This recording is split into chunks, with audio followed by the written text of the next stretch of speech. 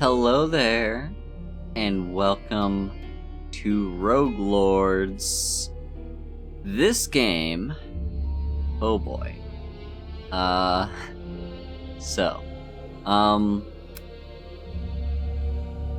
Okay, before I get into any of this, first off, hi, hello, it's been a while since I've done a Sunday stream. I think, I don't know, 1 week I wasn't feeling it. Last week was via Harmony, so I did karaoke and wore my voice out, so I didn't stream afterwards. And then I want to say the week before that, for some other reason, I didn't feel like streaming, so I didn't. Anyway, it's been a while since we've done a Sunday stream, and if you recall, my normal Sunday stream series is in fact Eastshade. I wanted to do Eastshade today, but there's a small technical issue that I have going on right now, which is I found out last night that my Xbox controller that I use to play most games, at all ever, has some drift. Now, it's not it shouldn't be too much of an issue in a game that has no combat, Eastshade. If you're not fighting to survive, then a little bit of drift is fine, except it does make menus very annoying to navigate. So I decided, before I get to troubleshooting that, let's just not do a stream that involves a game that I would prefer to use controller on. And there's not a whole lot of games like that. But Rogue Lords is one of them. Rogue Lords I'm perfectly happy to play with mouse and keyboard. It doesn't even really use keyboard. You can, if you want to, use a few shortcuts, but for the most part, it's just mouse. So yeah, maybe we'll do some Eastshade next week or something, I don't know. I'm hoping I can get this drift problem fixed. But yeah, in the meantime, let me show you off Rogue Lords. Also, another thing that I want to say is, I changed around my mic settings, added some new filters, changed some filters, removed some filters. So overall, my audio should sound fairly different from the last time I streamed. The last time I did a archived stream, because these changes were actually already in play during the Harmony. But yeah, point is, I might sound a little bit different, and that is why. If it's too hard to hear me, or if I'm not perfect or whatever, just let me know. There's only so much I can do to fix it, but it's still good to know. And yeah, I think my audio is about as good as it's going to get without me just getting a brand new mic, which I probably am due to do so, because I've just been using this USB mic for a while. So yeah, why Rogue Lords? Well, Rogue Lords is spectacular. I don't know the best adjective to use to describe this game. It's just really awesome. It's amazing. The way I would describe it, so I am a huge Slay the Spire fan. I love Slay the Spire. It is my favorite roguelike out there. There are no other games that scratch the same itch. Other games try and they do a you know, they're fine, but they're not Rogue Lord, or they're not Slay the Spire, you know. There's sometimes you just can't scratch the same itch with different games. I thought Peglin kind of had me there, but you know, it's a different scratch. Rogue Lords is the closest I've gotten to itching that scratch, which is fucking weird because this is not a deck building game. It is a roguelike game, as you can probably tell by the name. It's a roguelike.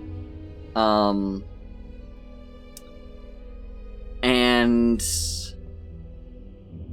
I would say it's probably a lot closer to Darkest Dungeon, which I'll admit is a game I've never played, but Darkest Dungeon is like a game where you play with a team of, like, I think it's three characters. Each character has like a different specialization and whatnot, and they can do like a different thing each turn. And it's kind of like D&D or other tabletop RPGs where every character like rolls initiative at the start of a fight, and that determines the order that people do things in. Rogue Lords is kind of like that, but a little bit different. It's almost like a Pokemon battle, when you think about it. Like, your team of 3 are your Pokemon, and you do all your things and on your turn, and then it goes over to the other player's turn. What's also really nice is, just like in Slay the Spire and I think Inscription, they all project you the enemy's next move. It's more like Slay the Spire than Inscription. Anyway, let's just hop into this and let me show you exactly what I'm talking about here.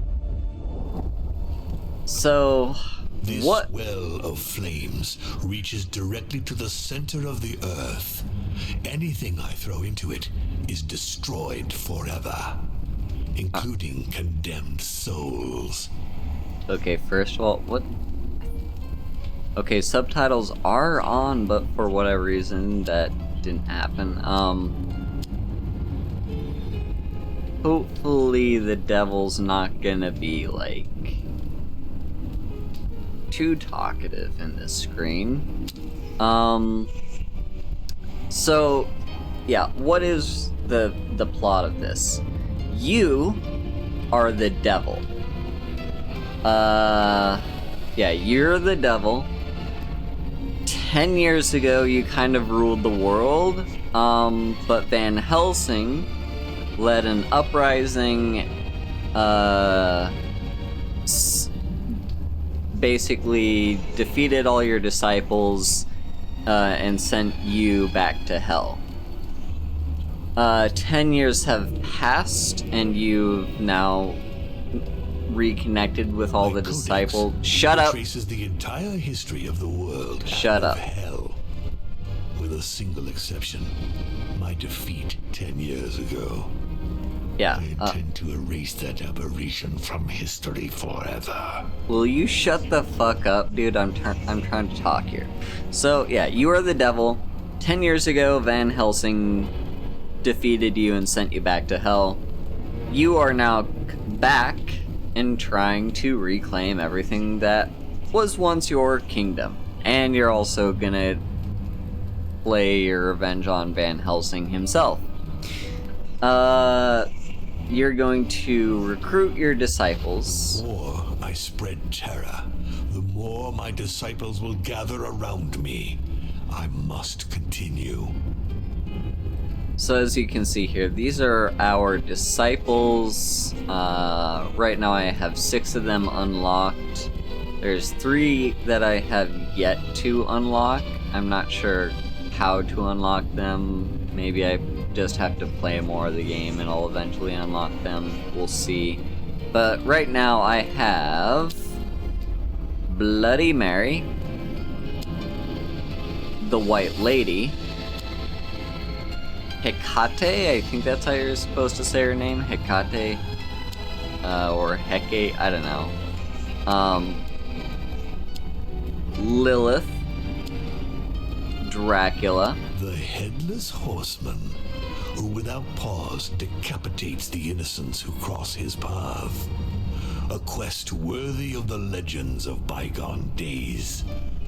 What he doesn't know, of course, is that his head is here with me in the heart of my realm. His epic is far from over. Alright, thank you for that, buddy. Yeah, and our Headless Horseman. Ah, Mary. She spent so much time gazing into her mirrors that she's lost touch with reality. She lives in her own world now, a world where murder is the most amusing game of all. Yeah, anyway, let's back out of here. So, on our quest to kill Van Helsing and take our revenge, we need to collect 6 artifacts. Right now, you can see I currently have 2. I've got Garion's Claw and the Hydra's Head.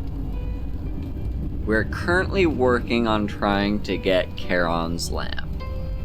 Charon, for those who don't know,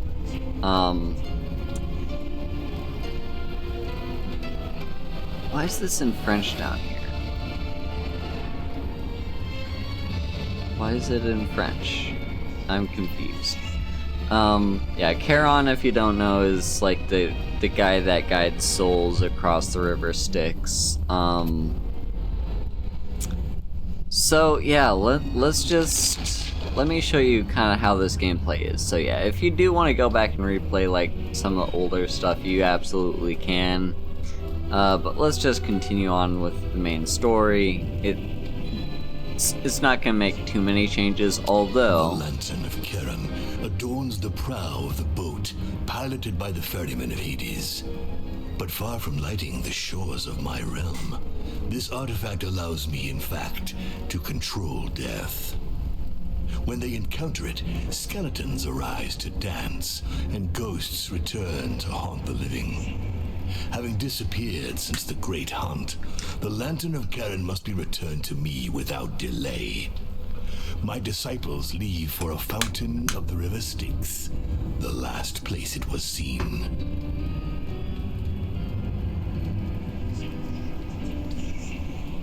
So yeah, that's a pretty solid rundown of what it is.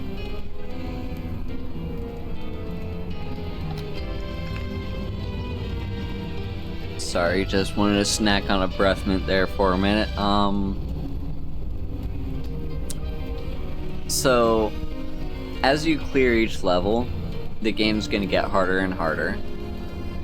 Which, you know, is kind of typical for these sorts of games. You know, if you're familiar with Slay the Spire, each time you manage to defeat the Act 3 boss, you unlock a higher ascension. And each ascension level makes the game progressively more and more difficult, which is to offset the fact that you are getting better and better at the game.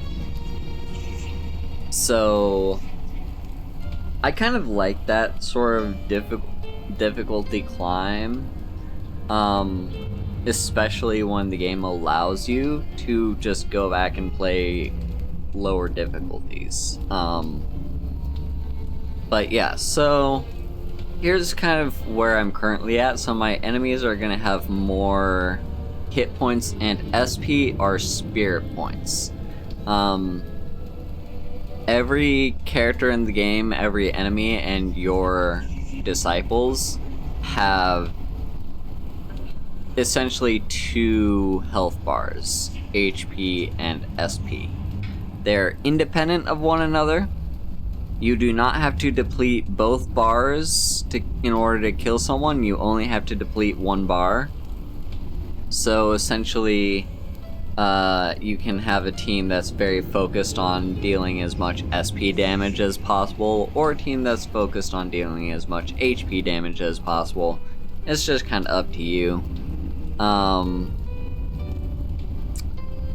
We're also getting one extra uprising in between zones. Uprisings are events where negative, like, things, what's the word I'm looking for? Like, negative effects, I guess? Negative effects are applied to each area you go to.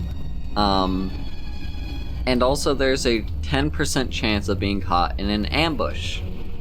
Ambushes are kind of annoying. Essentially, every time you walk a path between two areas, the game rolls a die in the background, and if it hits that 10%, you will be ambushed. So, and you can also change the difficulty settings here, which I like. You know, it's not that bad, you know, like, I'm happy with games that have difficulty settings. That being said, I just play in normal mode. I think this game kind of has a very nice difficulty level. You know, it's challenging, and there are times where I basically feel like I cannot get past a certain level or a certain enemy. And I think that's fine. Like, I say I don't like games that are overly challenging, like Dark Souls comes to mind, or any other Souls-like out there where they're basically like challenges, like the key. I normally say I don't like that, but I actually don't mind it as much when the game is turn-based. Also, it's a roguelike, so, you know, the entire idea is that you are going to, be taking, you know, you're gonna have to get good at the game before you can progress. So here we get to choose our disciples. We're only allowed to take 3 with us. I'll admit, I normally don't actually pick the disciples. I just let the game choose them at random. So I'm just gonna do that. Let's just set 3 random disciples and see what we get. Sometimes this does not work in our favor, because I mentioned how enemies have 2 health bars, HP and SP. I typically like to play where I focus on dealing as much SP as possible. I don't know why, it's just I like playing SP builds more than HP builds, although I did have a fairly good HP build the other day going on with Dracula and the Headless Horseman.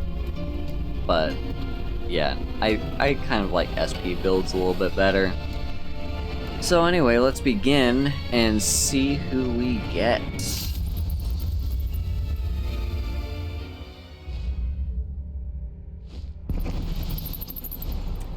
Okay, so let's open up our spellbook and see who we have. So we get Bloody Mary, Lilith, and the White Lady. Okay, this isn't a terrible team. We can work with this. So, let me walk you through kind of how this all works. So, on my team, everyone has HP and SP. So Lilith starts with 25 and 30, the White Lady starts with 20 and 30, and Bloody Mary is 20 and 20. They also have social stats. These are for events. The game does have kind of RPG elements to it, so like if you think of like D&D stats like wisdom, intelligence, strength, etc., these are like those equivalents, and you'll come across events that like are focused on a certain stat, and how high this number is kind of determines how likely your disciple is to pass the event. And on top of that, you can also pick up traits along the way. Right now, you start off with 0 traits for everyone. That's fine. You can also permanently boost your physical or spiritual damage. And everyone starts off with 3 skills and 1... Well, this also counts as a skill, but I like to think of it more of like a special ability. It's a way for them to recharge their skills, because once a skill has been used, it is now exhausted. You cannot use that skill again until it gets recharged. And the way to recharge is to use this big skill right here on the far left. So yeah, this is gonna be interesting, because the White Lady, there is no way for the White Lady to deal HP damage to your opponents. She is exclusively an SP damage character. There's one skill that she has that can kind of pseudo make it like she deals like she's dealing HP damage, which is a skill that swaps the target's HP and SP. But that's it. She is mostly a focus on dealing as much SP damage as you possibly can character. Bloody Mary, so she's got these skills that have, I can't remember what they're called, like abilities? I don't know. I'm gonna call them abilities. It's called Bloodthirsty, which means that you can only use this skill to target the character that has the least amount of HP. So yeah, she starts off with 2 skills that have that ability. Or maybe a better way to describe it would be a restriction, because these kind of restrict when you can use them, or sometimes they give you an added bonus if you use them at the right time. But yeah, right now she has no way to deal any SP damage. She starts off purely as an HP damage dealer. Mortals awaits my judgment. Shut up. Yeah, she starts off being an HP damage dealer, although she can unlock skills later in the game that help her deal SP damage. So we'll probably try and get those. And then we have Lilith. She is primarily an SP damage dealer. She starts off with Fire Trail, which inflicts SP damage. However, she also has, like, she can also be spec'd to attack both SP and HP at the same time. So that's kind of the team that we're working with. Let me also explain a little bit about, like, what each of these things mean. So if you're familiar with Magic the Gathering at all, you will be familiar with keywords.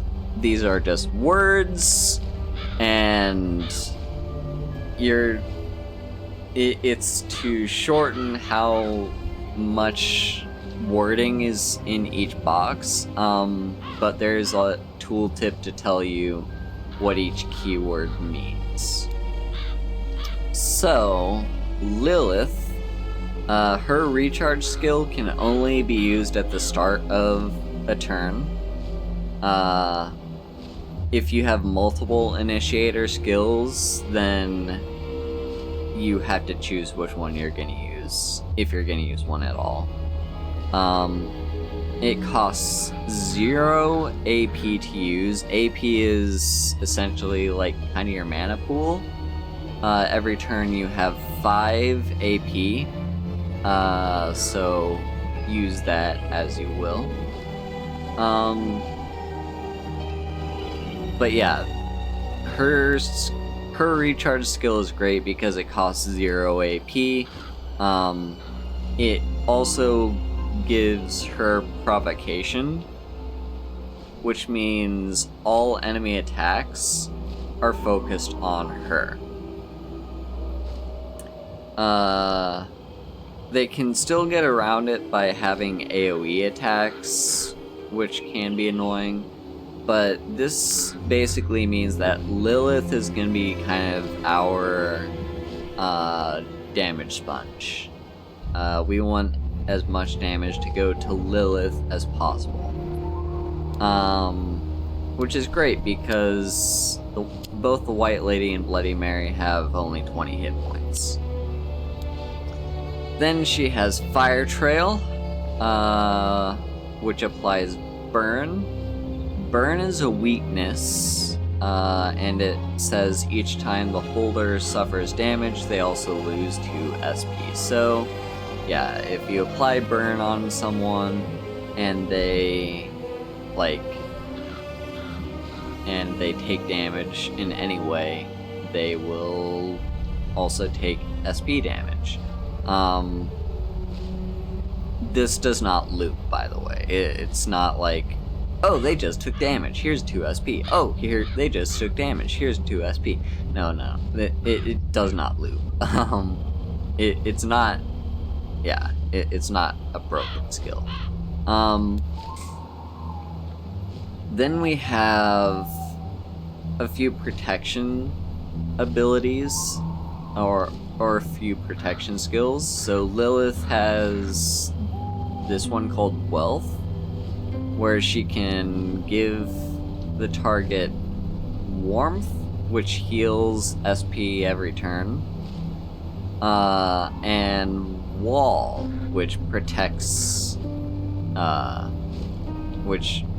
them, basically means they take half as much damage.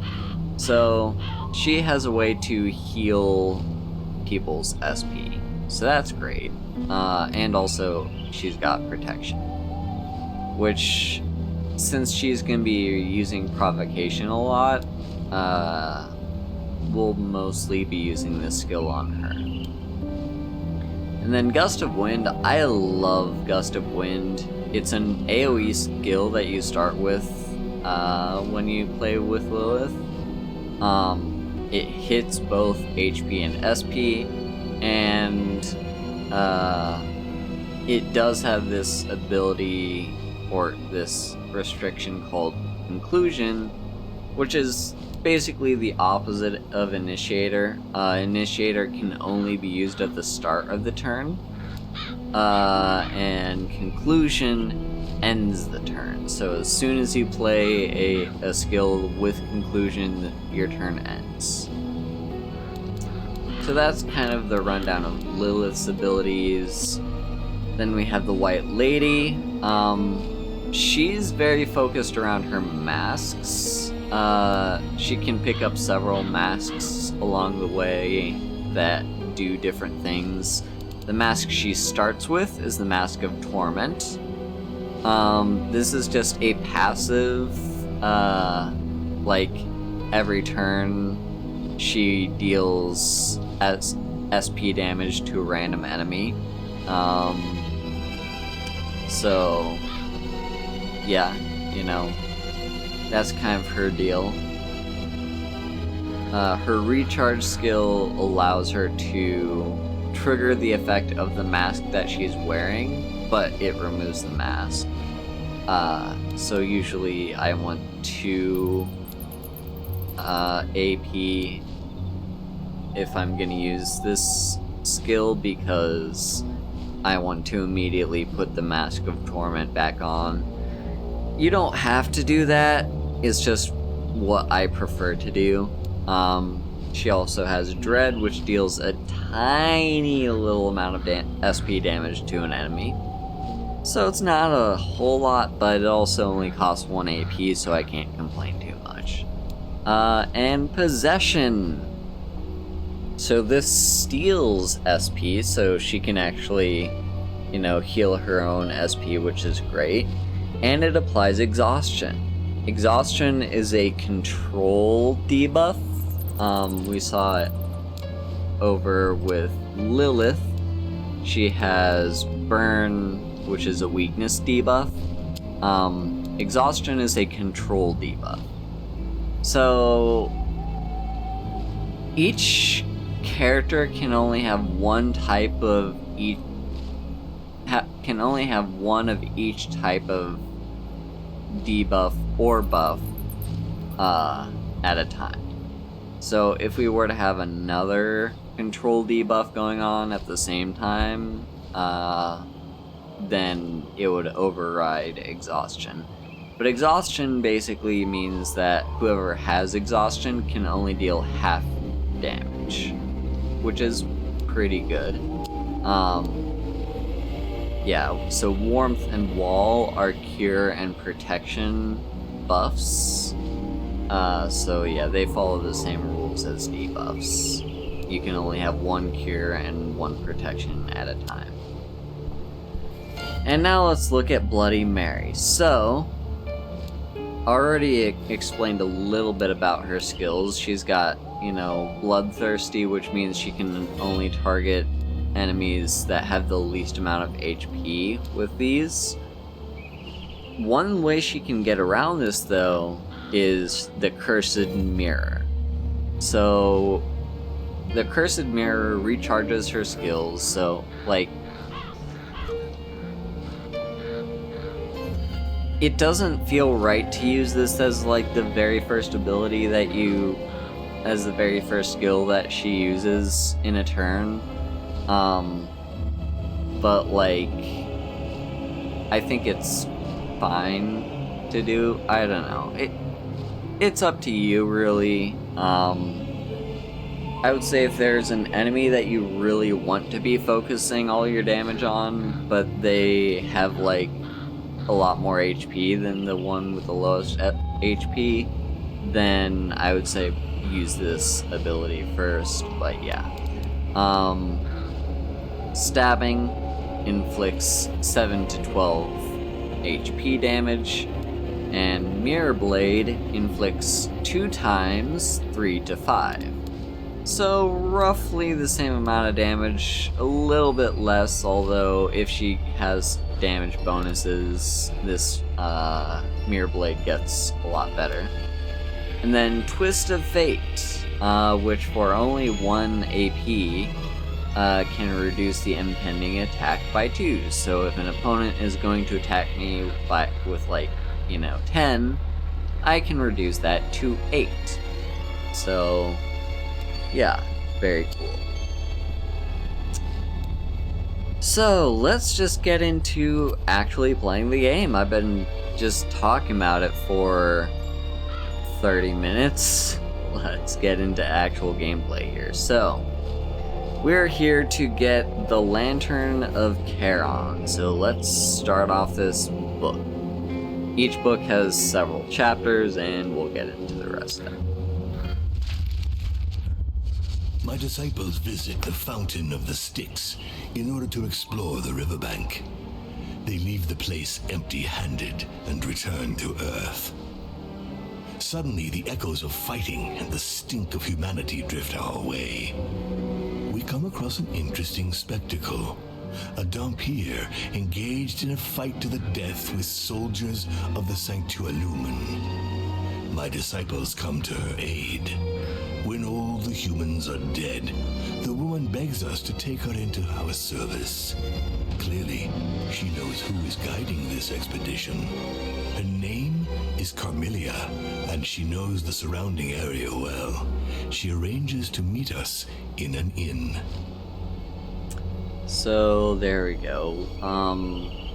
Yeah, a little bit of lore I forgot to mention. Basically, Van Helsing defeated us with the help of the Sanctualumen, or I think maybe they were his followers or something. And ever since we, the devil, have been sent back to hell, the Sanctualumen has kind of been the overlords controlling everything. So yeah. And Screams of terror.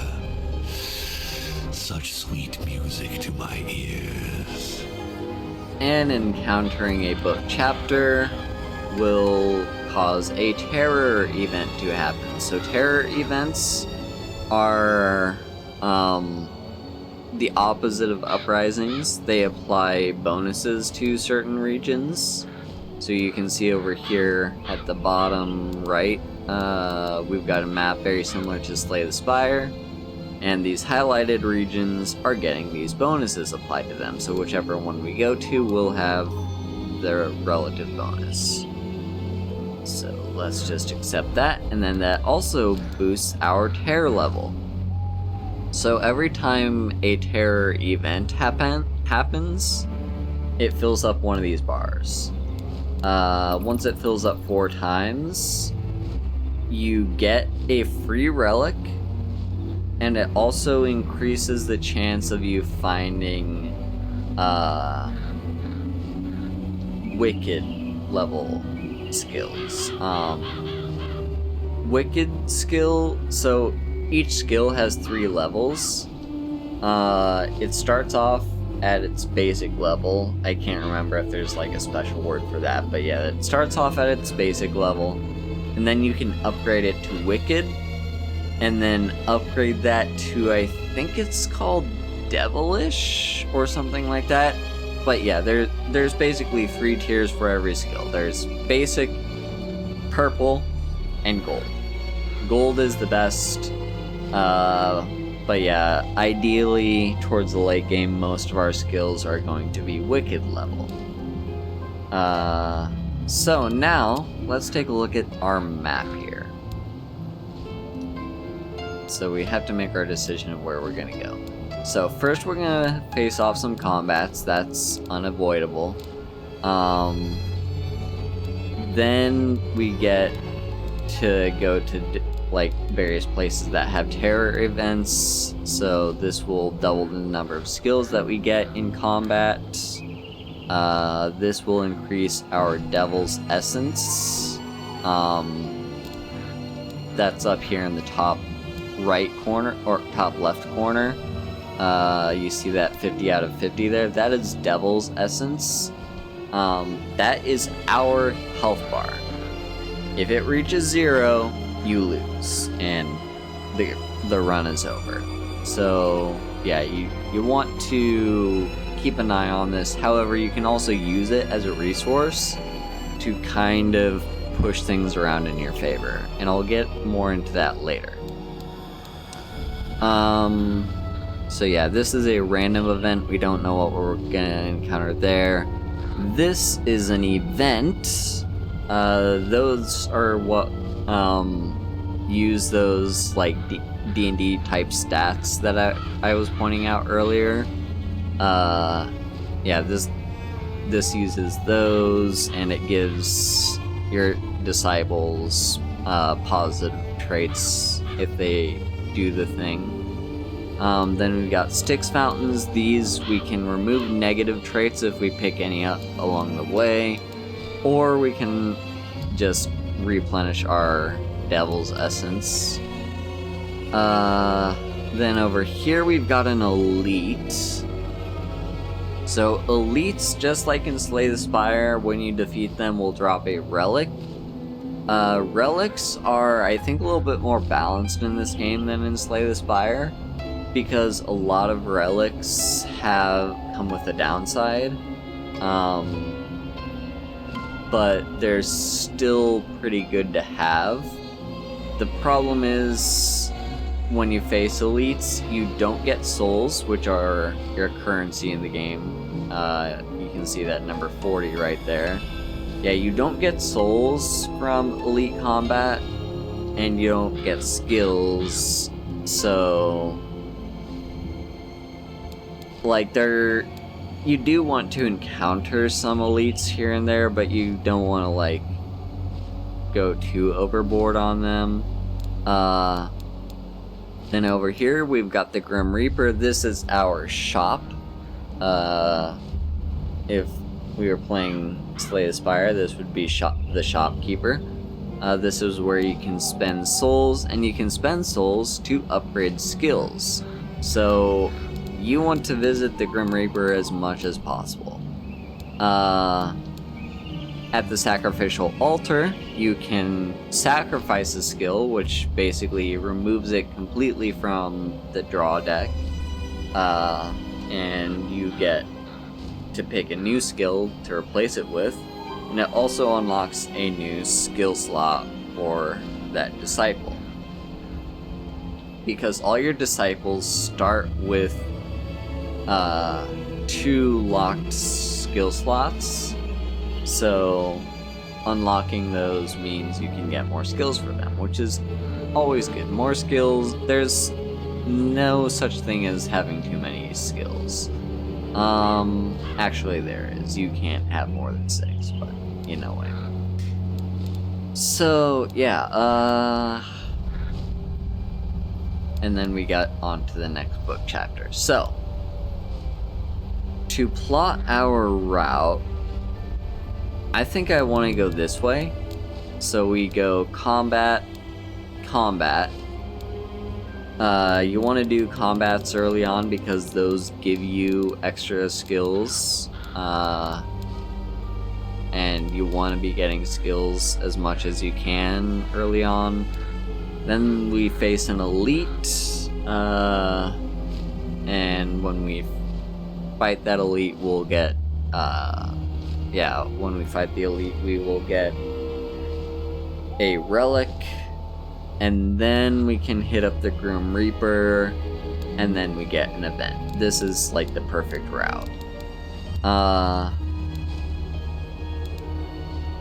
So yeah, let's just move on. Awaits my judgment. Just go up this middle one, and here the game's gonna roll the dice for that 10%. I don't think it rolls the dice for the very first account, for the very first region, but it starts doing so after that. So here we are into the next region, and we have a noisy tavern, which is going to be a combat.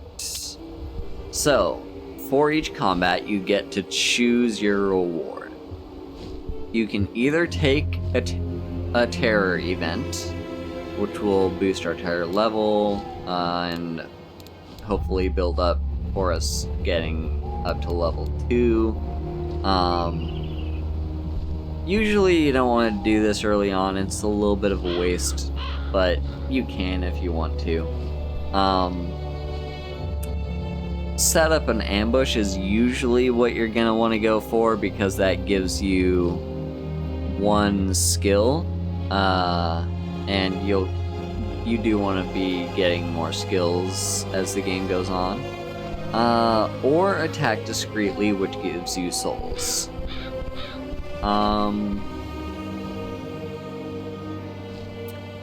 So here I have an interesting decision.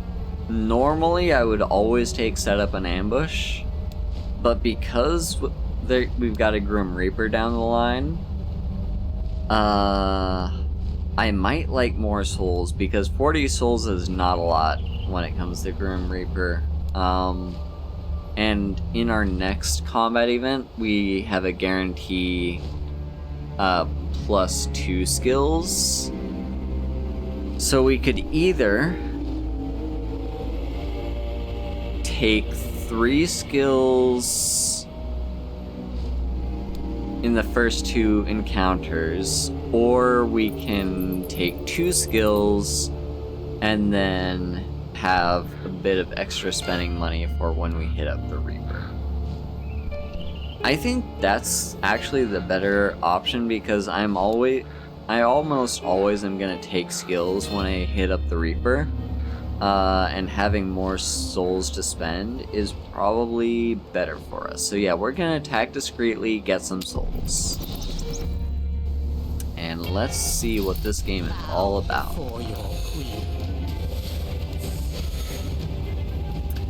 So yeah, here are our 3 attackers, here are our 3 disciples. You can see everyone has a health bar and various things going on. So, this medium over here starts with 1 turn of protection, Aegis, which reduces, it's a shield that protects her HP. There's a Hierophant who just has really low HP and SP. And an Overseer, who currently has Provocation for a single turn, so we can only target him. And he also has Rampart, which is a very annoying passive ability. And there is no way to interact with passive abilities, you just kind of have to play around them. But essentially, every time a status gets depleted, he starts regenerating health, so Overseers are annoying. Luckily, this is our first fight, which means all our enemies start with a permanent debuff of reducing their damage by 2. So you can see right off the bat, enemies are attacking Lilith for 9 SP, and attacking Bloody Mary for 6 HP. This we can deal with, it's not too big of a deal. This medium is also going to apply a weakness. We're not sure what that is, but she's going to do it against Lilith. So let's see, what should we do? What game are we playing? So we can't use the Cursed Mirror on any of these other enemies. Unfortunately, we can only use the Cursed Mirror on the enemy that has Provocation. I have to get my hands dirty again. I'd say the first move we should always do is use Torment. So now she has the Mask of Torment, so at the end of each turn she'll be dealing SP damage. It's to a random enemy, but that does also get her on protection, so that's good. Or Provocation, I mean. Now we have 4 AP to deal with. Let's see.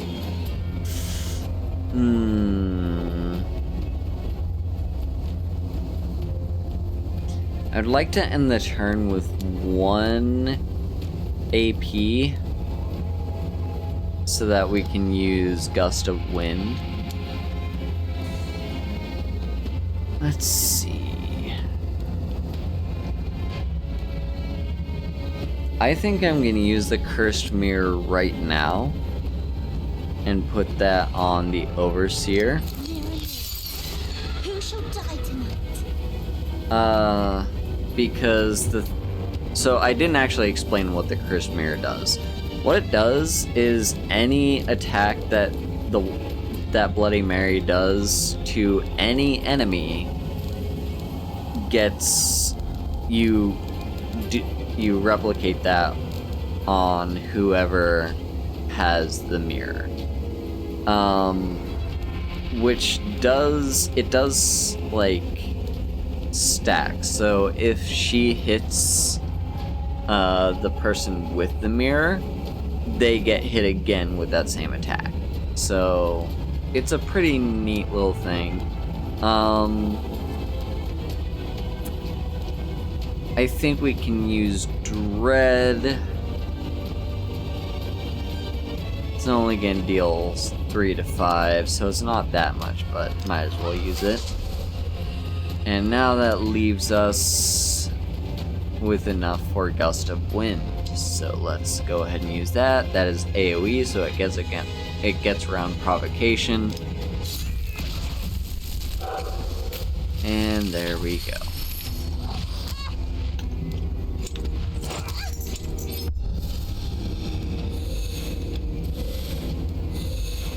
Okay, so new turn has started. Looks like the Hierophant is gonna do 10 AoE damage to us. So I think we need to kill the Overseer because I don't want that regeneration to be activating at all. I am going to start off with Lilith's Demon's Mark because it's free. It can only be used at the start of the turn. It recharges our Gust of Wind, so we can use it again this turn.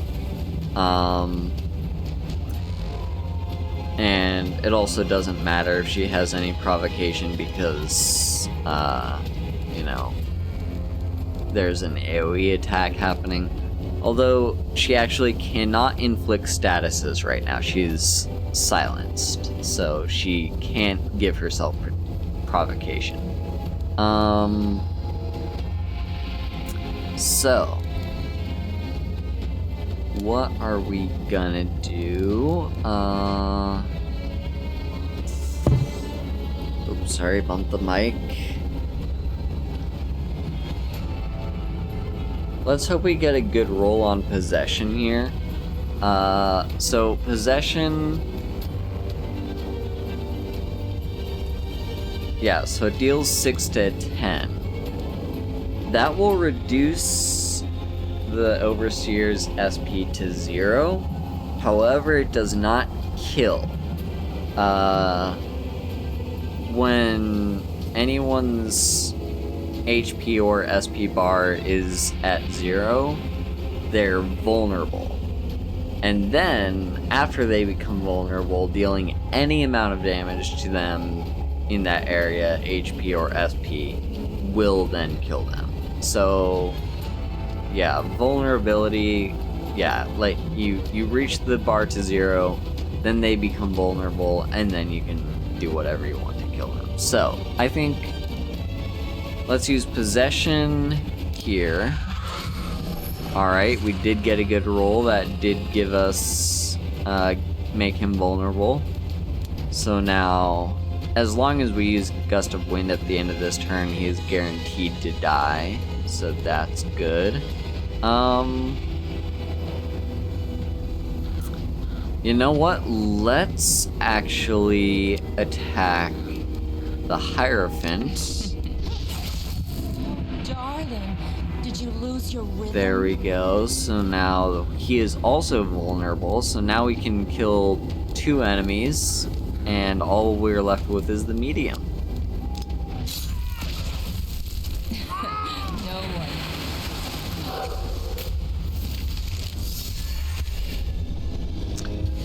Okay, so the medium gave herself Aegis, which we don't really care because we're not targeting her HP as much as we are her SP.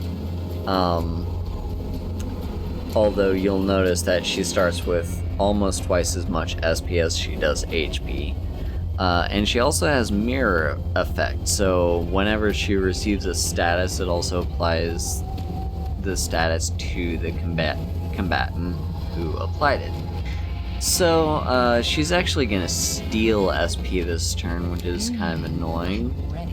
Let's start with Demon's Mark. Ah, such pleasure. And then, what are we gonna do? Lilith is still silenced. What game are we playing?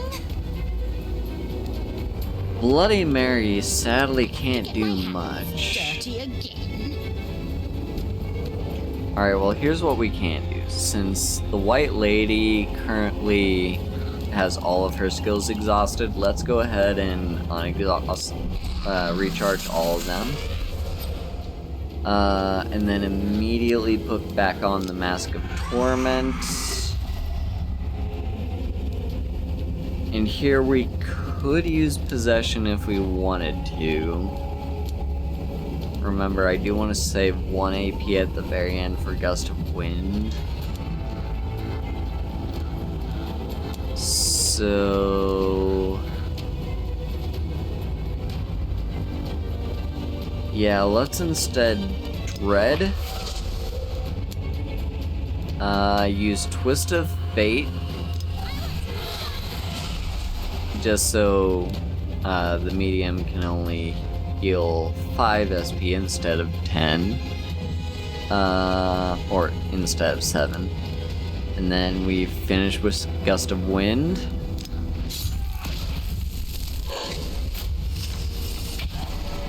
Alright, things are looking good. I have to get my hands dirty We again. should be able to win this turn if things go our way. Such pleasure. Let's see here. Let's go Fire Trail. And then Possession. Now you see what happens to those who resist me. And there we go. Finally, fresh souls to torment.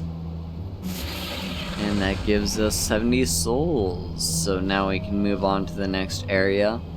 If we wanted to, we could actually use Devil Mode, which spends... it's essentially you spend your Devil's Essence to change, like, fate, essentially. You change something. So if I did not like this route, I could spend Devil's Essence. Let's change it. I could spend some Devil's Essence to, like, move to different zones if I wanted to. But I'm perfectly happy going on to the next combat, because like I said, we want to pick up skills early on. Hopefully we don't run into an ambush. Looks like we're good. Isolated camp. We'll teach its occupants to be afraid of the dark. Okay, we got really lucky here. So, each area has a guaranteed encounter. So, this was combat. But there's also a chance that we will have an optional encounter as well. In this case, the optional encounter is also a combat. And because this region is under the effect double the number of skills to be won, we can pick up 4 skills here by doing both these combats and setting up an ambush. So, yeah, it doesn't actually matter which order you do these in. If you do the main event first, the optional event will still be there. You just cannot progress unless you do the main event. But I like to do the optional one first, so let's do that and set up an ambush. You can see right there, we're gonna get 2 skills for doing this. Don't be scared. I'm not going to preach. Or maybe I will. Okay, so right off the bat we have 14 AoE SP. We could actually reduce that with Twist of Fate if we wanted to. I have to get my hands dirty again. Well, as usual, first thing we wanted to do is Mask of Torment. And then, what do we want to do?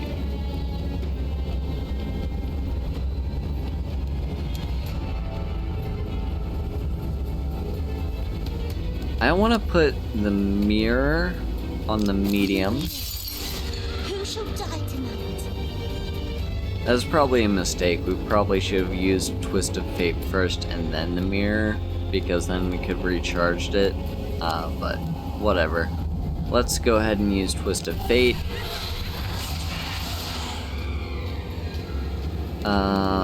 you see that status got applied to both enemies because one of them had the mirror.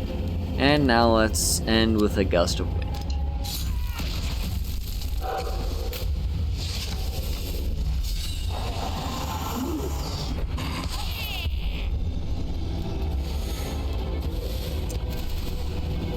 Okay, so we can see here, when this symbol appears, this means that your disciple is going to become vulnerable, and then if they take damage after they're vulnerable, this symbol will appear, and that damage gets applied to you, your diabolic essence. So luckily, we can redirect this damage onto Lilith, so she takes the damage instead. Oh, such pleasure. And because she has a lot more SP than Bloody Mary, she will be fine. Bloody Mary gets zombie. That was a status that was applied to her. That just basically reverses healing, which I would love to apply to the Hierophant right now. Unfortunately, we don't have a way to apply zombie.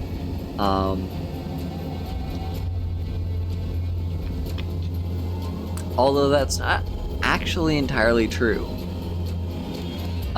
We do have one way, which is if we use Devil Mode. My image. You can use Devil Mode in combat. So you can move around statuses to various enemies. You see, that would cost me 5. Yeah, that would cost me 5 Devil's Essence to move that. And we can also change around health bars, so I am irresistible. like you can see lowering that actually, Reality is but a toy to me. you know, slowly goes up and down. We can also heal our own disciples the same way. Reality is but a toy to me. So yeah, there's a few things you can do. I'm not too worried about that for now, so I'm just gonna cancel. Let's not waste our diabolic essence early on. We're gonna need that later. So what shall we do?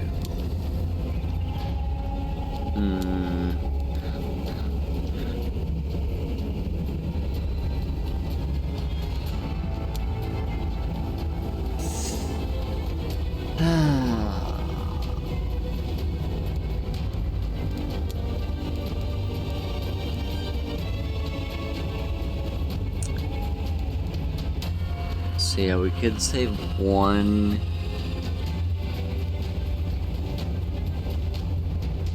Save 1 AP for Gust of Wind.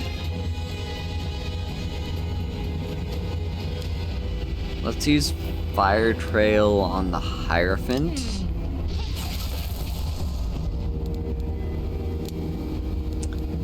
And then do a Mirror Blade.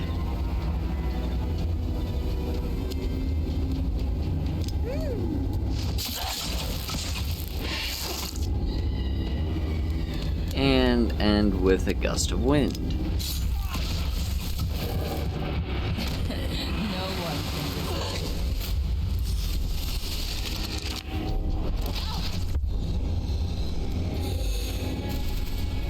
Also, if you're wondering why that Hierophant died that turn instead of just going vulnerable, it's because of burn.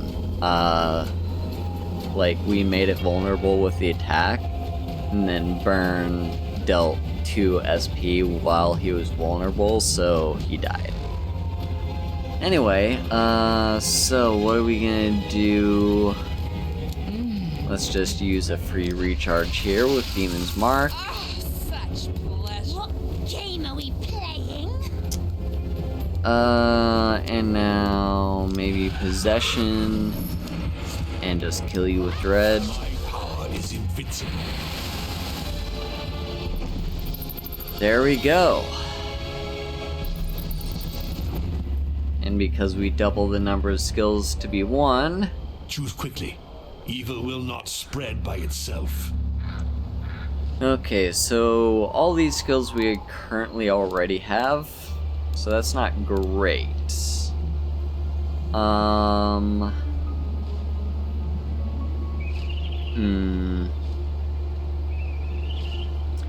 Although there is like one benefit to getting the skills that you already have, which is if you get a triplicate, they upgrade to the next level. So that's nice at least.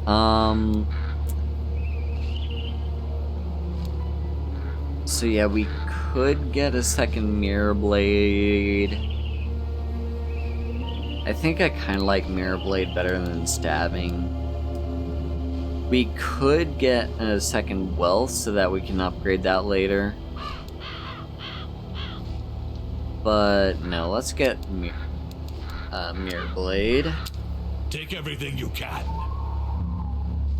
And now... Alright, here we go. So we could get Nightmare as a skill for the White Lady. That seems pretty decent. The fact that it reduces the impending attack by 8. It does cost 3 AP, so that's a little expensive. Or we can get Relentless. I think we want Relentless because that is actually like a way for Bloody Mary to start dealing SP damage, and that's kind of the direction I want to take us. So yeah, let's take Relentless. That will be her last skill. She cannot take another skill now. Or if she does, it would replace one of the ones that she currently has, which isn't great. But anyway, that was only an optional event. Now on to the main event, the makeshift camp. Same deal, we're gonna set up an ambush. Fresh meat.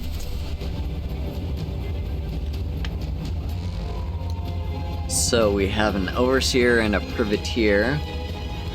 The Overseer currently has Provocation.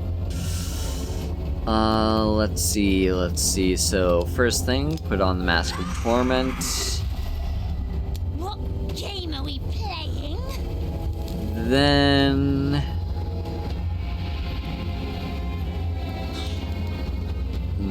To get my hands dirty again. let's Dread. Relentless. And Gust of Wind. You may also notice, I want to point this out here, the amount of damage that Lilith deals kind of goes up and down a little bit. That's because she has a passive skill, or a passive ability, that I didn't mention before. It's called Mistress of Suffering. So anytime an enemy suffers damage, Lilith gets bonus damage until the next time she inflicts damage. So yeah, essentially, yeah, if you want to make her deal as much damage as possible, you need to deal a bunch of damage with your other disciples. So let's go ahead and Gust of Wind.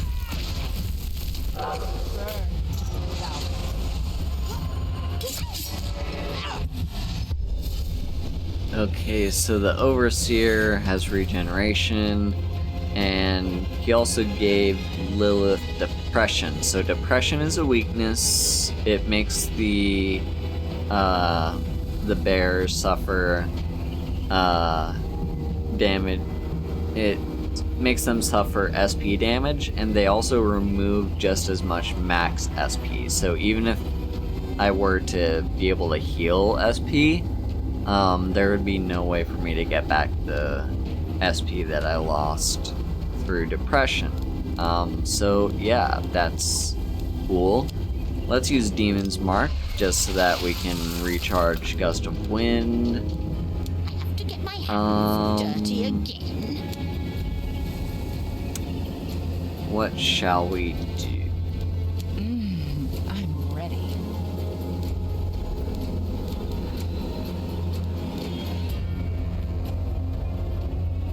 So we could fire. Let's see.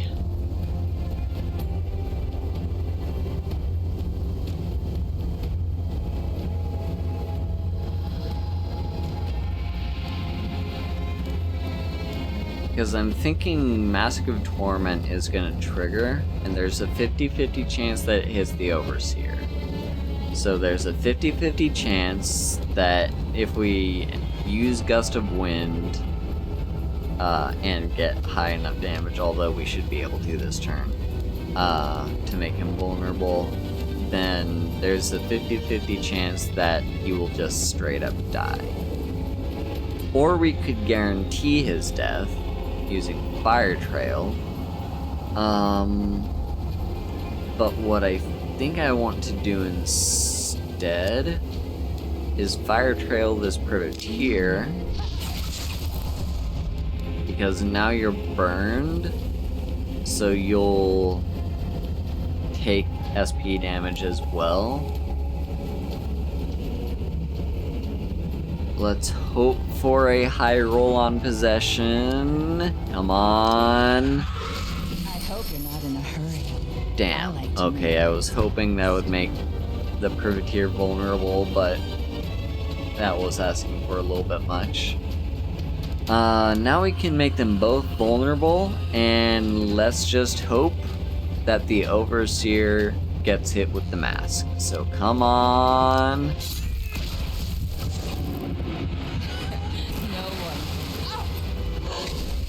Oh wait, no, never mind. Because I forgot Burn was already in effect. So yeah, there we go. Double the number of Simple skills. mortal trinkets. You'd better find a use for them. Okay, so here we get we could get another Mask of Torment, which these don't stack. Having multiple copies of the mask skills are kind of pointless unless you're building towards an upgrade. Succubus's Favor is actually really good. It's some really decent protection.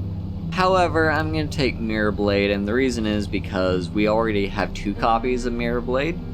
So the third copy it's indicating right here is going to upgrade it, so it becomes Wicked.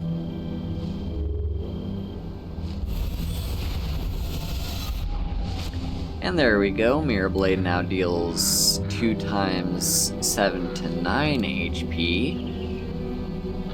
So I love upgrading skills because you get the skill itself to be better, but then immediately after, With that, the you get to humans will choose. finally submit to my yoke. You get to choose another skill that is also Wicked. So Shards of Psyche is really decent. It can apply clumsiness, which is nice.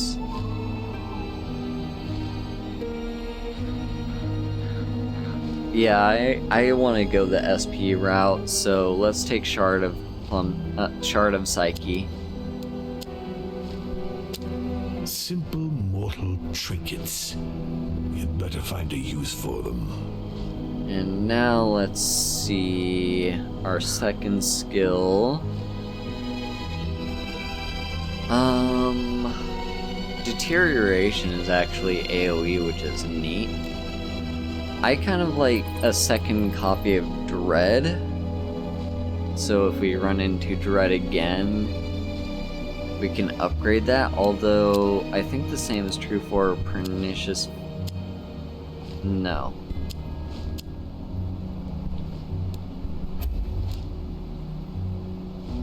No, apparently not. Yeah, let's take Dread. I like upgrading skills. Alright, let's move on to the next area.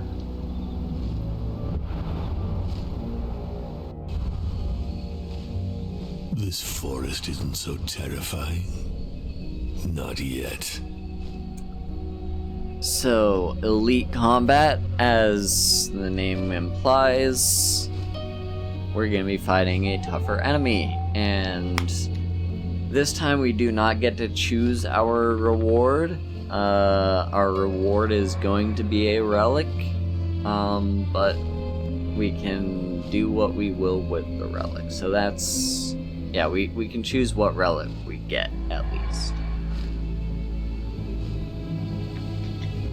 So, let's begin our first elite combat. Fresh meat. Okay, so here's our elite right here, the bounty hunter. So first things first, Mask of Torment. Oh yeah, and during elite combat, sometimes there are certain effects in place. So right now, Hunt is occurring, which says each time a disciple uses a skill, it's locked for 2 turns. So even if you refresh the skill, you can't use it until it's unlocked. And then also each time a disciple recharges, +1 damage to enemies. So the enemies will get stronger and stronger the more times we recharge. So that's fun. Let's see.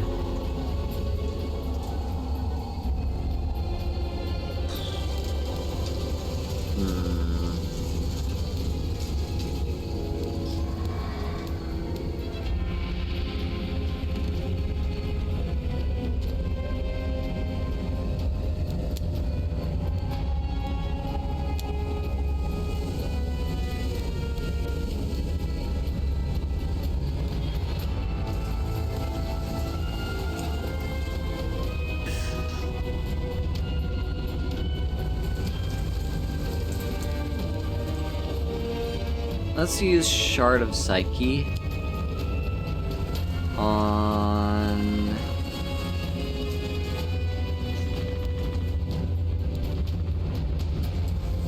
I'm gonna go for the Bounty Hunter. Looks like we got lucky there and got to deal twice as much damage, and now we have the issue Dirty again. of, again, we want to save 1 last AP at the end, so let's use a Dread and just focus everything we can on the Bounty Hunter. And AoE.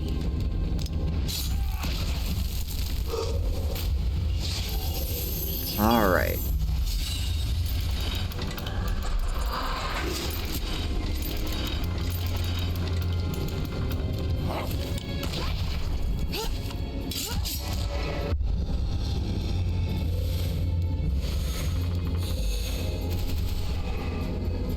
Okay, so what just happened there is the Diva used a skill that applied a random maneuver to everyone. So Lilith has provocation now. Bloody Mary has dexterity, so she can actually target enemies that have provocation, which is nice. And the White Lady has Wandering Spirit, meaning she cannot receive any status. Meanwhile, the Privateer also has Provocation, the Bounty Hunter has Dexterity, and the Diva has Split Spirit, so any HP loss suffered and inflicted is instead AP, or is instead SP. So, yeah,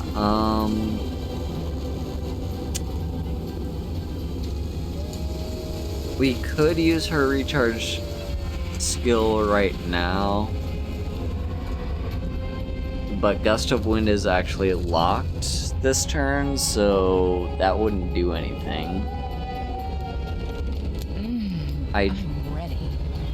think I want a fire trail.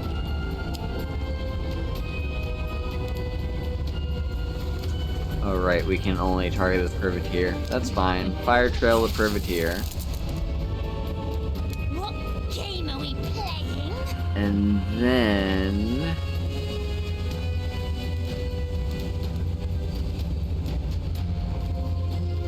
hopefully Relentless makes the privateer vulnerable.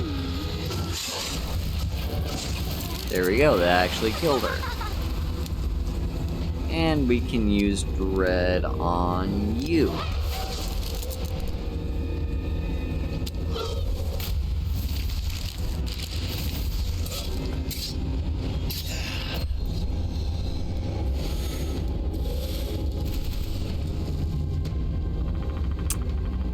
Okay, so...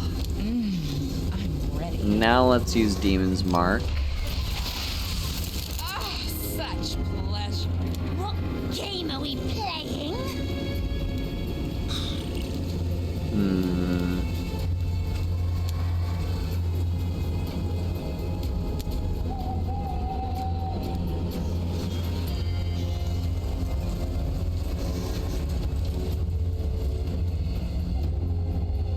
Let's see.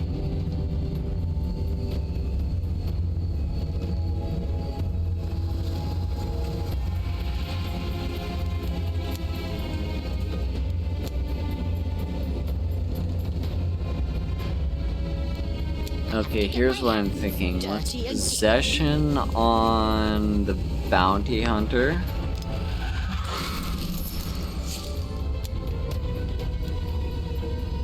And then...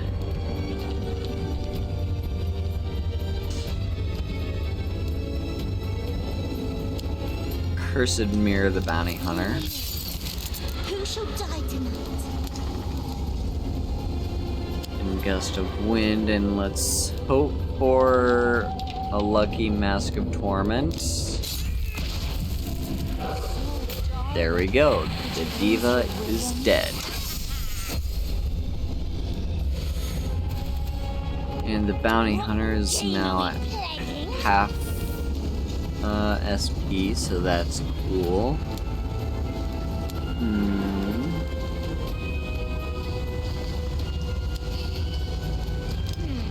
Fire trail so that we can apply some burn.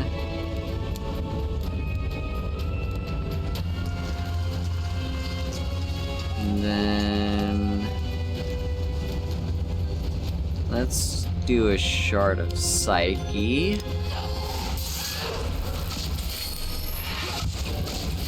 Boom! Another conquest. To think that such a powerful relic was hidden in this rat hole. So now we get to choose our relics. So let's see. Predator's Instincts is interesting. I do like it. It's not perfect.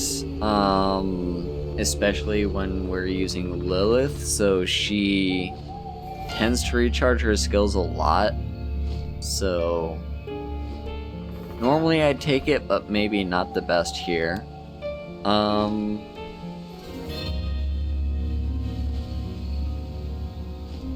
Mask of Thorns is interesting.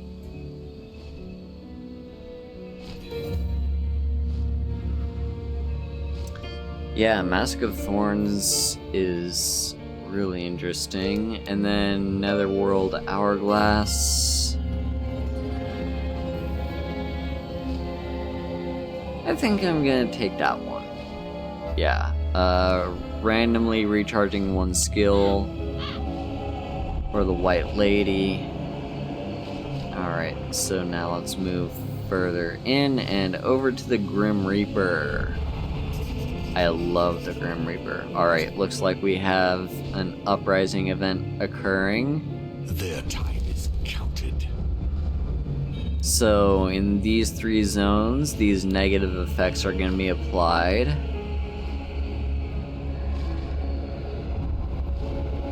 I hate fields. I'd love to see them burn. Alright, and here we are at the Grim Reaper. A conductor of souls. All those innocent souls I harvested will finally be of use. So, yeah, this is why I took that second copy of Dread, so we can upgrade it pretty much immediately. So Dread can get better. Now it deals 8 to 12. And we get a Choose quickly. free... Evil will not spread by itself. Yeah, we get a free second Wicked skill. So, what do we have? Corrupted Nobility is nice. Yeah, you can't use it.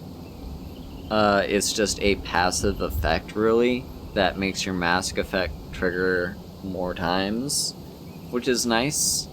Mass Awakening I have never taken, so I can't really say if it's good or not.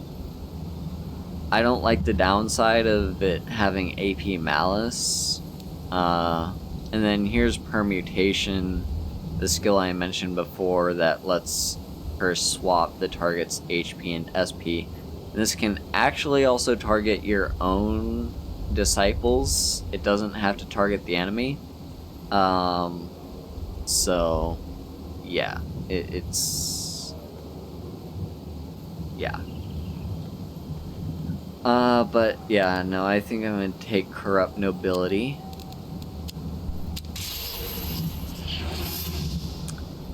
And now what I'm gonna do...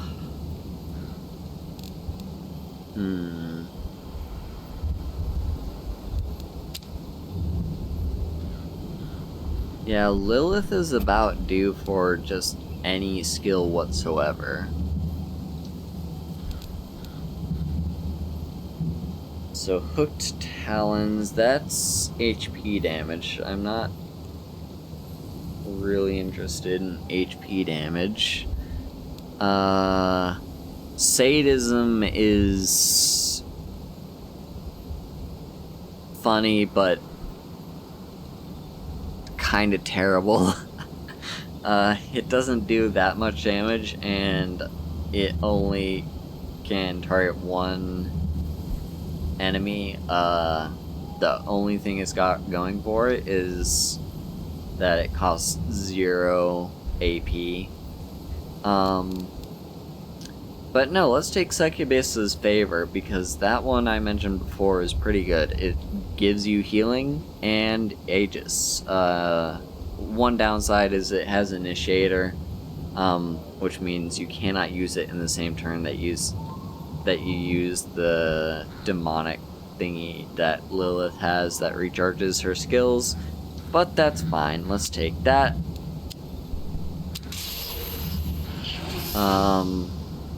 I could have also gone for a Relic if I wanted to, but I usually don't.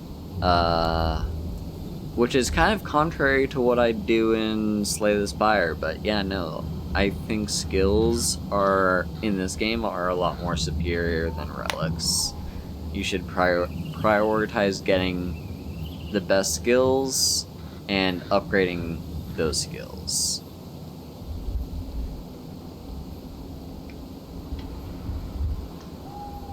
Anyway, you will notice that I saved 20 souls, and that's for this, skill enhancement.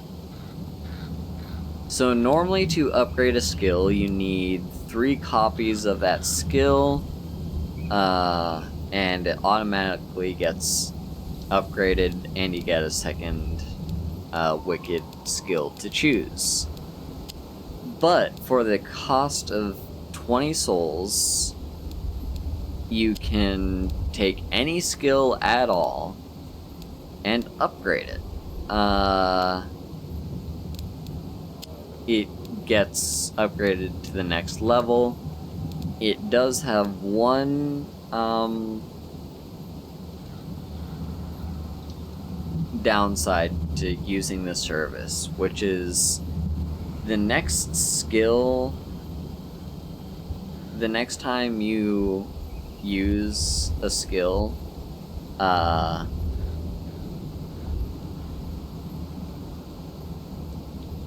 or no, let me restart what I'm saying. Yeah, the downside to doing this is that skill is stored with the Grim Reaper, so you do not have access to that skill until the next time you run into the Grim Reaper. There's an artifact or a relic that can work around that, and that's one of the best relics in the game, in my opinion, for that reason.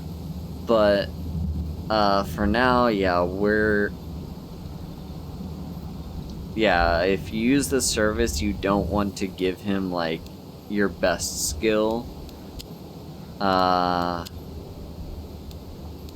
or a skill you rely on too much. But you know what? I think we can give him Relentless because we already have Shard of Psyche, so yeah, let's upgrade Relentless. So now the next time we meet the Grim Reaper, we will get that upgrade. And hopefully we can get another 20 souls before then. So, one moment, I need to check something real quick.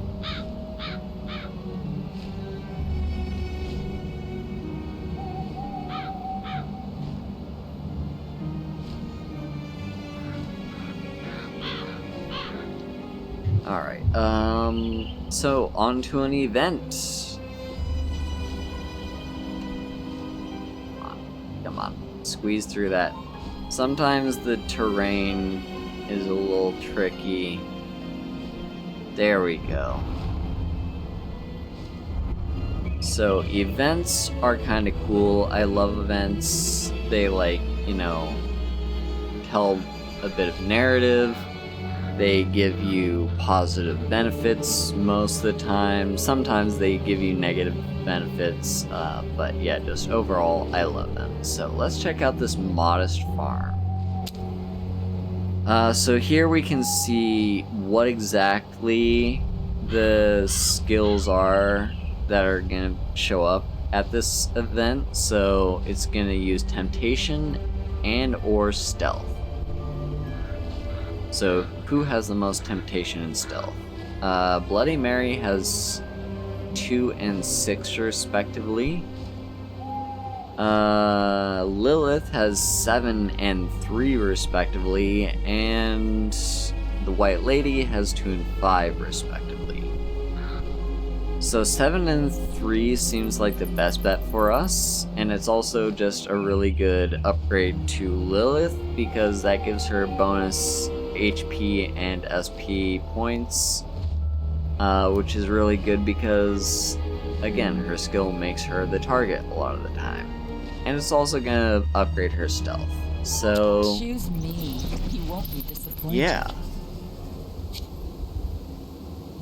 So your disciples approach a convoy supervised by the Sanctua Lumen. Eavesdropping on the guards' conversations, you learn that they're conveying a dangerous prisoner in their cart. He's accused of spreading the White Plague that's ravaging the New World. The Inquisitors will judge him as soon as the convoy arrives in Mennington. So yeah, there's a plague in the world right now called the White Plague. It leaves the bodies very pale and, like all the blood that has been drained from their body or whatever.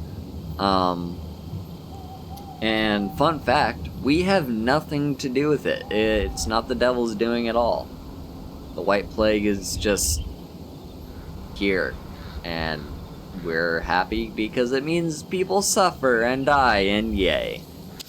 Alright, so, yeah, you can't let them get away with this. You need this prisoner in your ranks.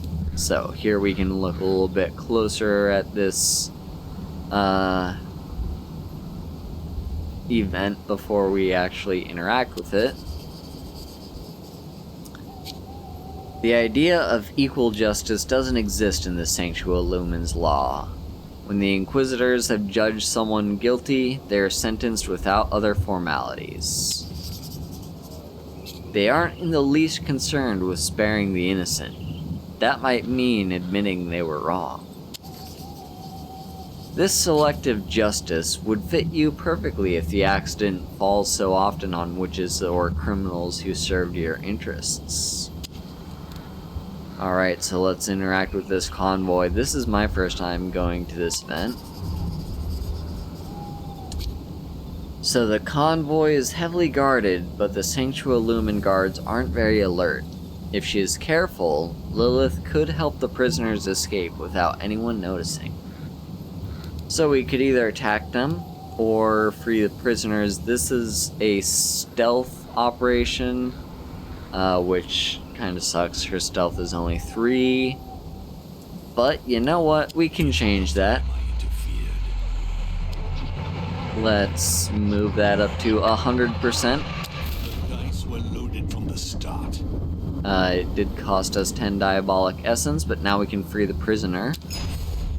Normally I face much harder challenges. Lilith numbs the senses of the convoy guards.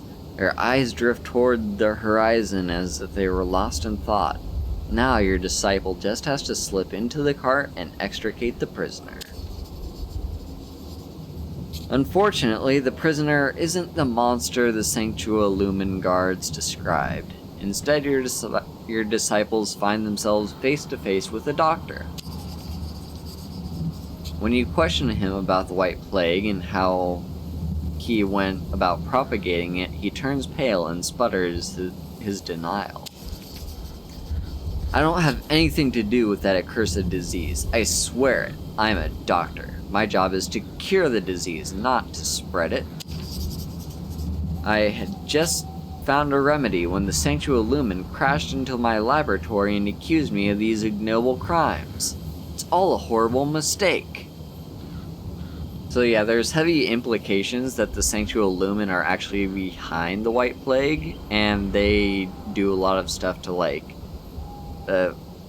propagate it and make it worse. Too bad that he sounds sincere, but he seems to know a lot about the disease. This is the perfect occasion to learn more about it. So, we could learn some things, or do some things, or we could just kill him. Yeah, I kind of want to know more about the White Plague though, so let's question him. It's a very recent epidemic. Over the last few months, the number of victims has exploded, but we don't understand how it spread so fast. It's contagious, but not enough to decimate the entire country. The most fascinating part is the bodies it leaves behind. They become very pale, but don't decompose. There are rumors that it's the works of vampires, but personally, I don't believe that for a second. So that's all we know from that. Now, let's see.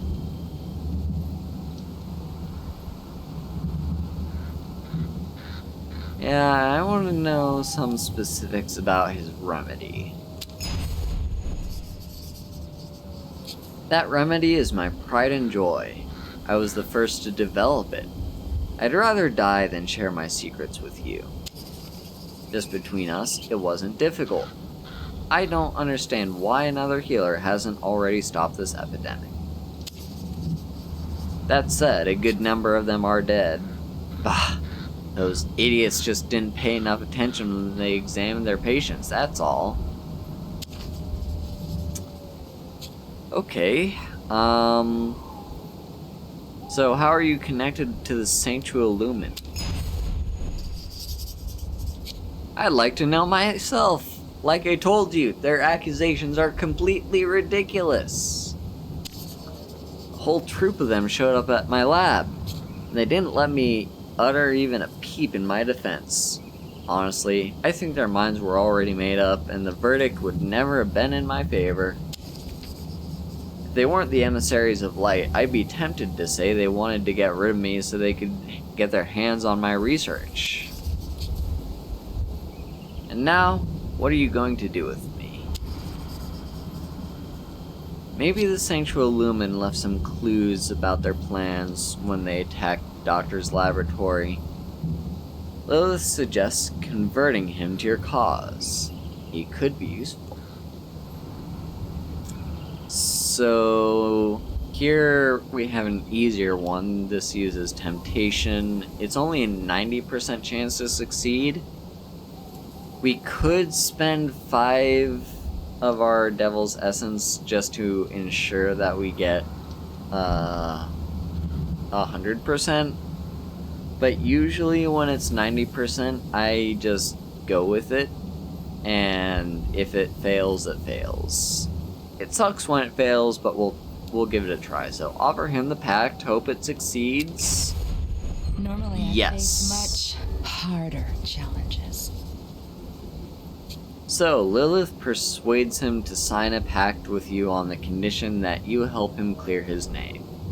He tells you where to find his lab and suggests you meet him there. That's all you could ask for.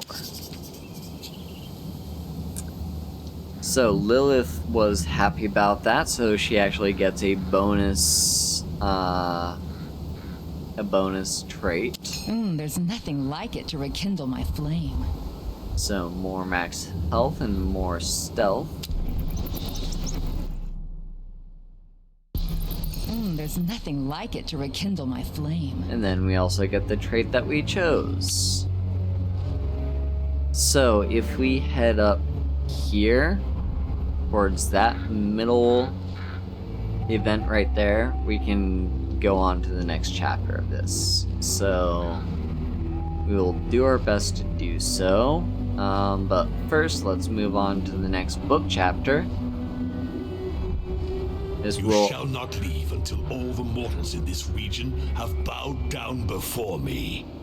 This will also give us another terror event.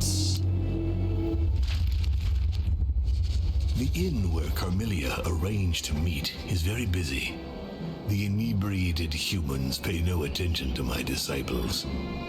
She explains that in the region, numerous persons are rising from the dead, which has caused the Sanctua Lumen to increase its presence. My disciples, like me, think that these undead might be due to the power of the Lantern of Charon. Carmelia knows no more than that because, being half mortal, she can neither speak to the dead nor hear them. Through my disciples, I promise eternity to her if she leads us to these undead. Carmelia agrees and arranges to meet at Lake Calamia.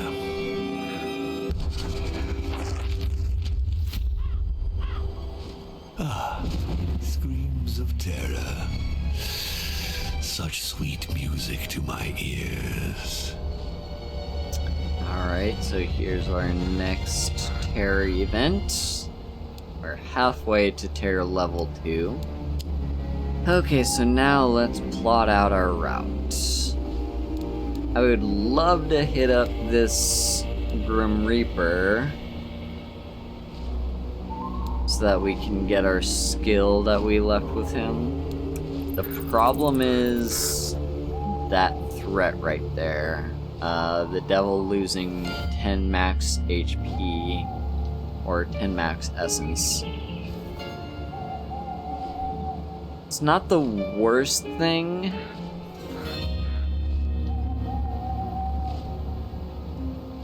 And we also do get a free trait for going there.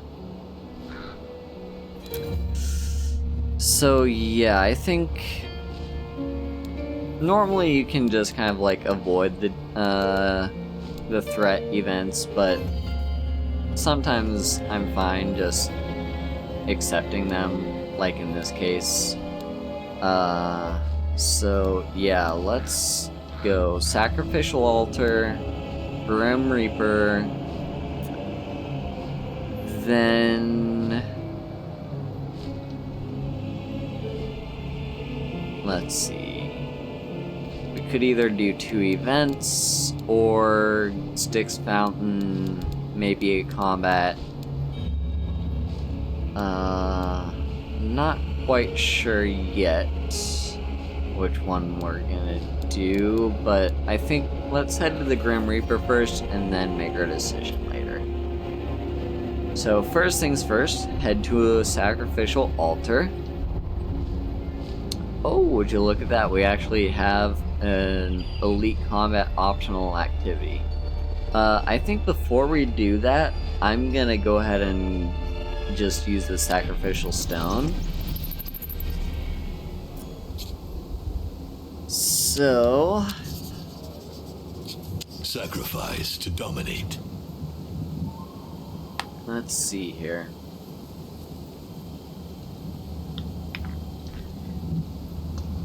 So yeah, basically we're choosing a skill that we will no longer see at all for the entire rest of the run. But it increases the maximum number of skills that the character can hold, and we get a free skill of an equivalent rarity to replace it with. So, probably the best thing to do would be to get rid of one of Bloody Mary's skills, because if we are focusing mostly on SP damage, yeah, getting rid of either stabbing or mirror blade would be good. I'm tempted to get rid of stabbing because that one is only like the lowest tier of evolution. But if we get rid of mirror blade, we get a wicked skill.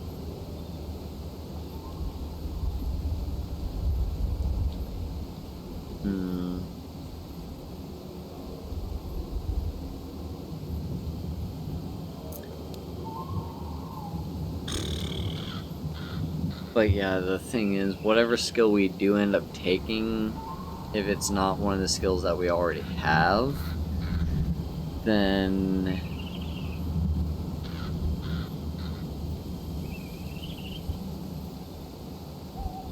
yeah, no, let's upgrade, or let's get rid of Mirror Blade, get a free, Wicked skill.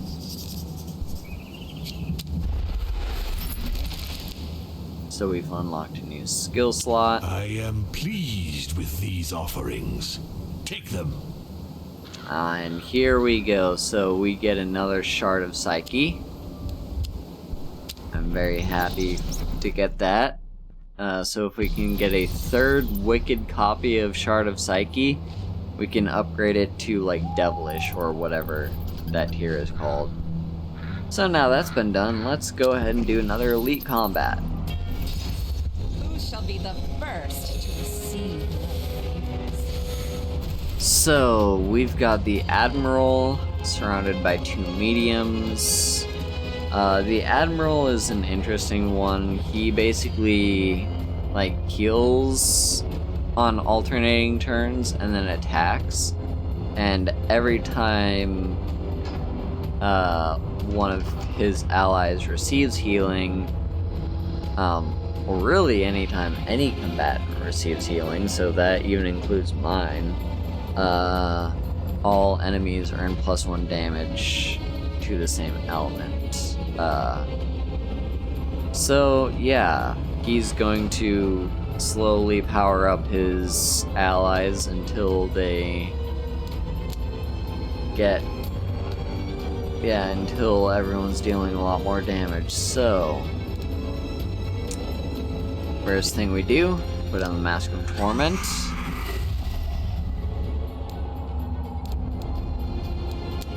And now what?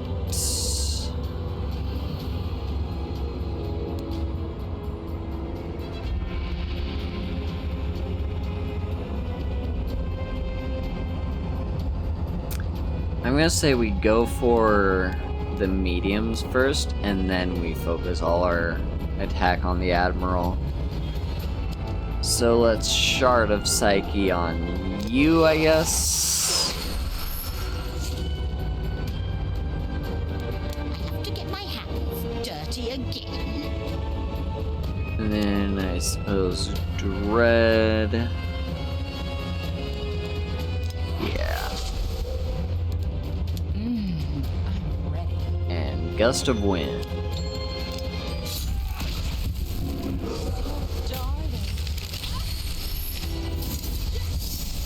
Okay, so we got unlucky with that Mask of Torment.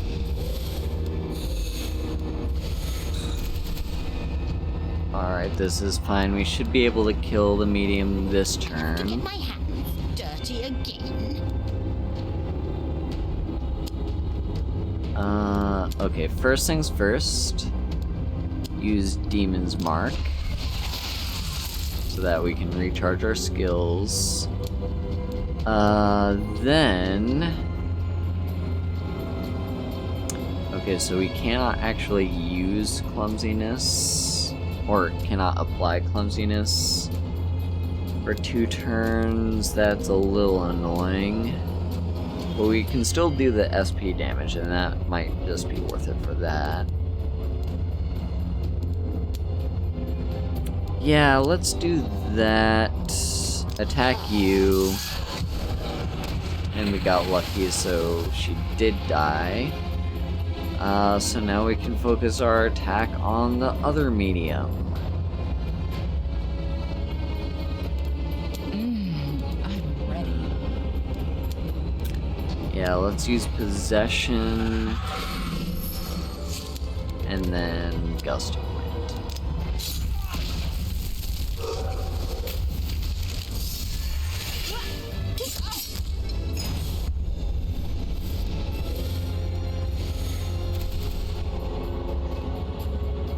Alright, now the Admiral's healing this turn. Playing? Let's put Cursed Mirror on the Admiral. Who shall die tonight? And that also recharges our skills. And now...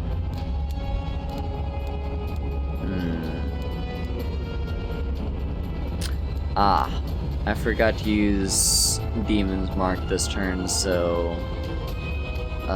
sadly, no Gust of Wind this turn. But that's fine. Get lucky. Yes, awesome. Now we can Dread to ensure that you die.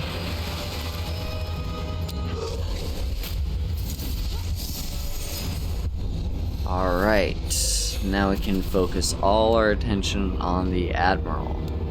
I'm ready. So, let's Demon's Mark.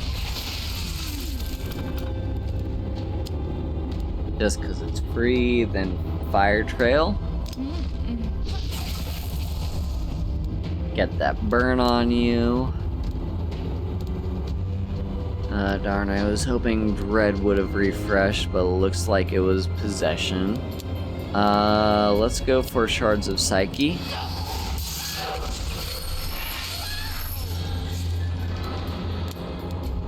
And Gust of Wind.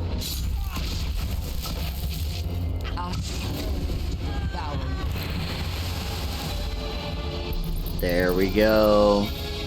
Combat cleared. To think that such a powerful relic was hidden in this rat hole. Okay, so we have some good choices here. So Succubus's necklace is interesting. I've never actually used it before. But it essentially gives Lilith the ability to heal herself a little bit more regularly. But I like Pocket Mirror because it just comes with a free use of the mirror on a random enemy. But also Infernal Privilege is good because it doubles the levels of the masks. And yeah. Ooh, this is a tough one, actually. I think Infernal Privilege is probably the better option. Because, yeah, she is dealing a lot of good passive damage with her Mask of Torment. So, yeah, doubling that damage. Let's take that. Alright. So, into the Grim Reaper region, we do lose 10 max essence, but we also get a free There's trade. nothing like it to rekindle my flame. Bonus max HP and +1 physical damage. Nice. But minus 10 essence. That's fine. Alright. Now let's talk to the Grim Reaper.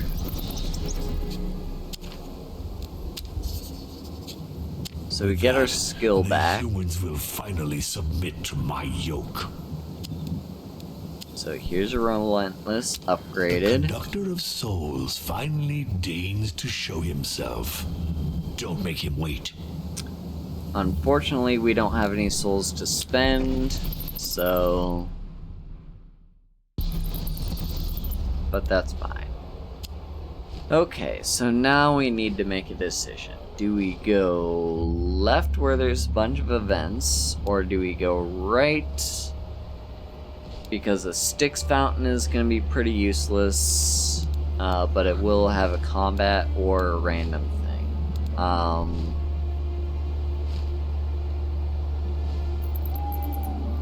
I'm going to go for a bunch of events, I think. Events are fun, and they do stuff. And, oh look, a sacrificial altar, nice. Okay. This sacrifice will make one of you more powerful, but who will I choose? So we could do it on Bloody Mary. Finally get rid of stabbing. But I don't know. Like, I usually like to spread it out a little bit, so my different disciples all get a chance. The problem is, I kind of like all the skills that the White Lady has at the moment. Like, maybe I'd be willing to get rid of Possession in exchange for something else.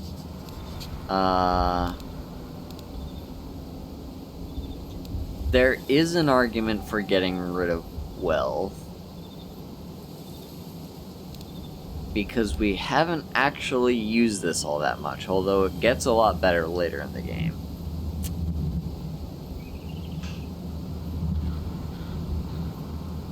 But no, I think we gotta get rid of Wealth. We just have not used it at all.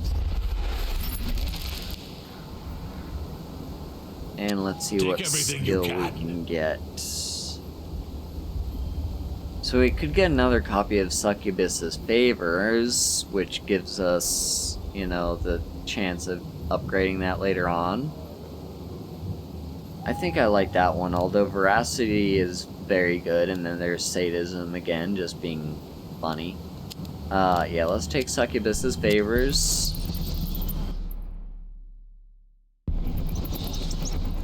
And let's move on to this event, Bexley. Oh, right, I completely forgot.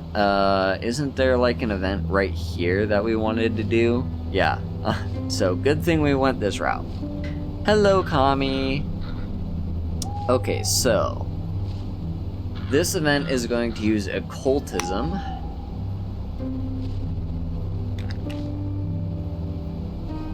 So who on our team has the highest Occultism? So 2, 2, and 4.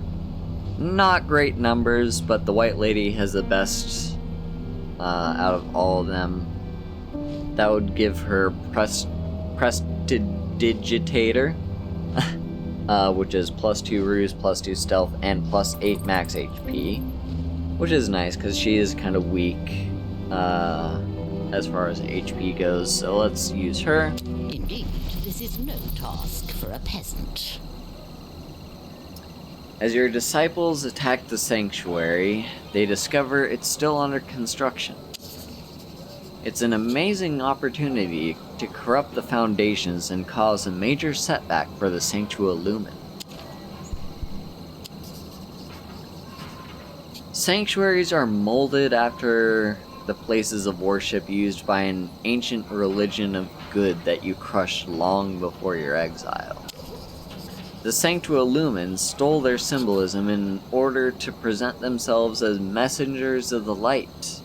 They boast that this makes them capable of squaring off against the demonic hordes. You're going to have to show them just how wrong they are.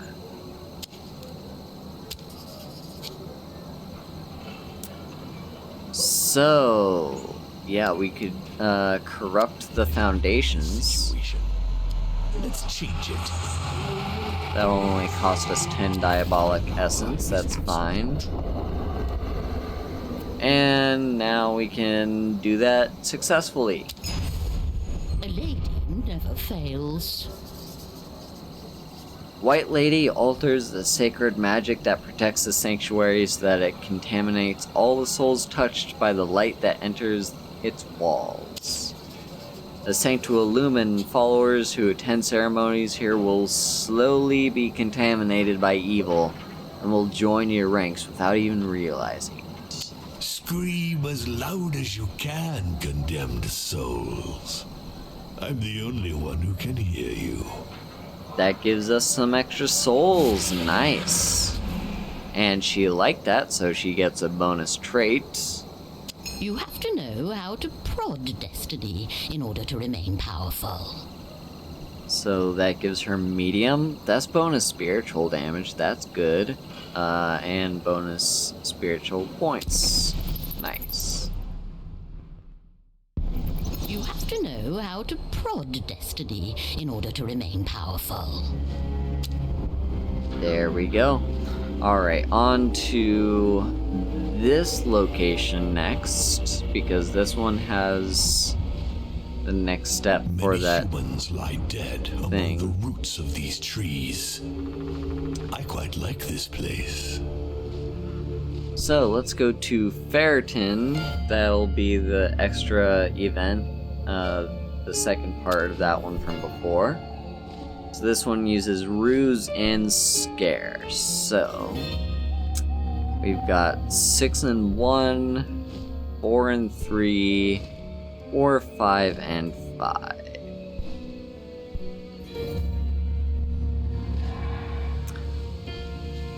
I think I want White Lady to do this one because 5 and 5 is a nice balance. So, yeah.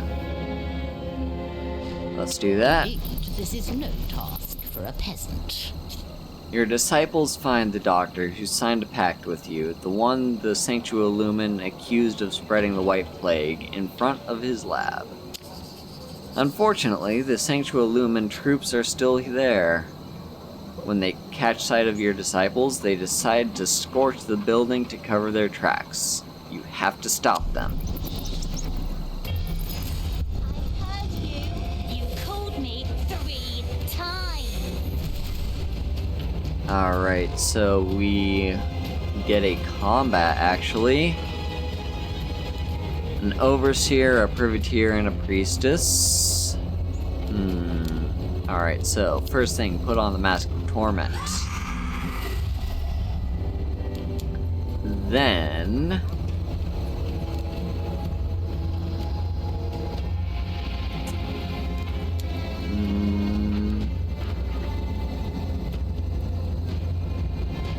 What game are we playing? Then Shard of Psyche, come on. Oh, that was a good one. I have to get my hands dirty. We can pretty much guarantee your death. There we go. No one.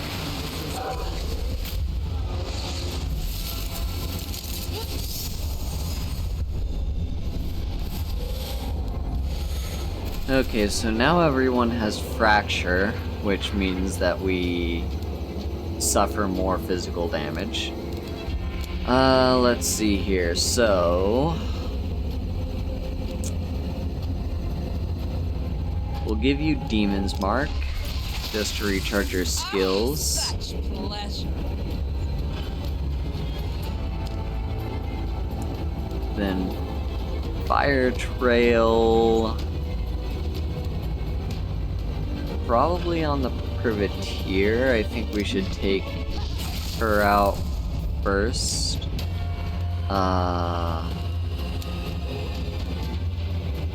Then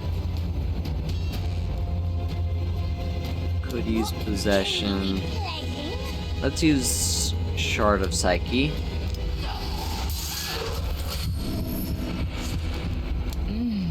There we go, and Gust of Wind.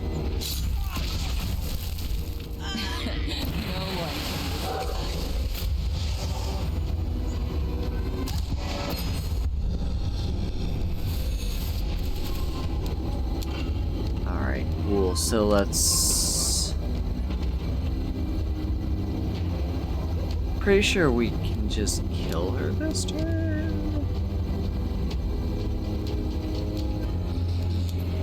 Maybe. We might be able to kill her this turn. So, Demon's Mark. Fire Trail. Relentless. There we go. Before my power is a good mortal.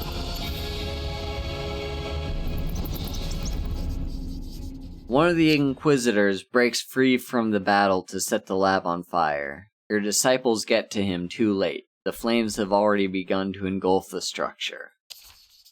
You have to be quick. If you want to get anything out of the lab, you'll have to brave the fire. But maybe the Inquisitor has the answers to your questions if you can make him talk. If you can only make him talk. Alright, so inside, the flames have already begun to attack the furniture. They don't have the destructive power of hellfire, but they're enough to harm your disciples if they aren't careful. Okay, so... let's see, yeah, making the Inquisitor talk will be very hard. Let's get down to business. I'm gonna go for the 70% instead of the 60% because the 60% will only put us up to 90. Is in the details. And I would rather a 100% guarantee, so let's help the doctor search his lab. My power is absolute. A lady never fails. What the hell? Look at the state of my lab. My notebooks are torn apart. My notes ripped to shreds. I'll have to start over. I suspect that the Sanctuolumen is at the origin of the White Plague. If not, why would they go to such lengths to destroy my remedy and accuse me of a crime I didn't commit?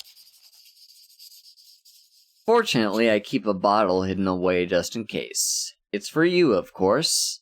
I can even improve upon it if you'd like. I'll do anything to get my revenge on those brutes.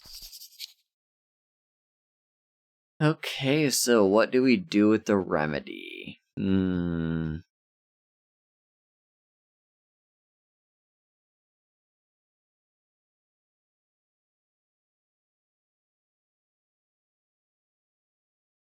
We could regenerate our own powers, which would probably not be a bad idea. Yeah, let's do that. You give him the recipe for a potion that can regenerate your health. If you're going to foil the Sanctuolumen's plans, you'll need all your energy. Now the mortals can do nothing to stop. You have to know how to prod destiny in order to remain powerful. There we go, and looks like, yeah, that's gonna be our next step is just ahead of us. Alright, and then the modest farm. Let's see what we have here. So stealth and ruse. 6 and 1, 8 and 3, 7 and 5.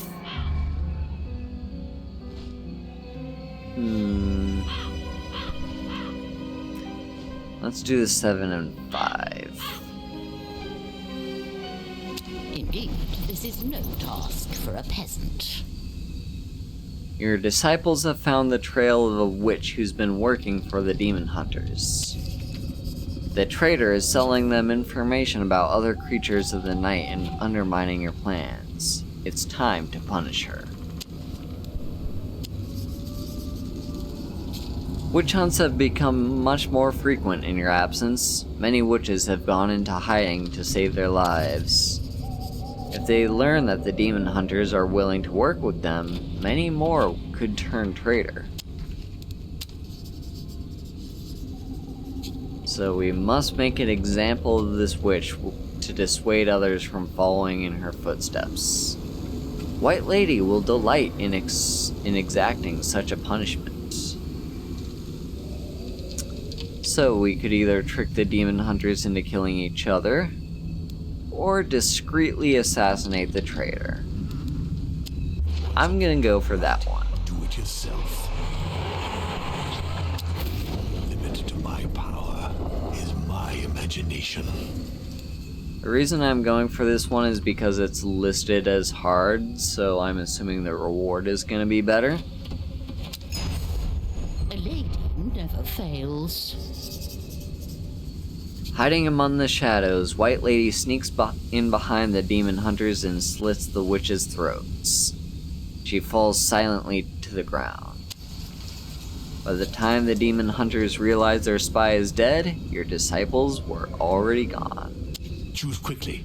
Evil will not spread by itself. Oh, and we get a free wicked skill for the White Lady. Okay, let's take a look at her skill book real quick. That could inform what we take. Looks like we don't have any copies of anything.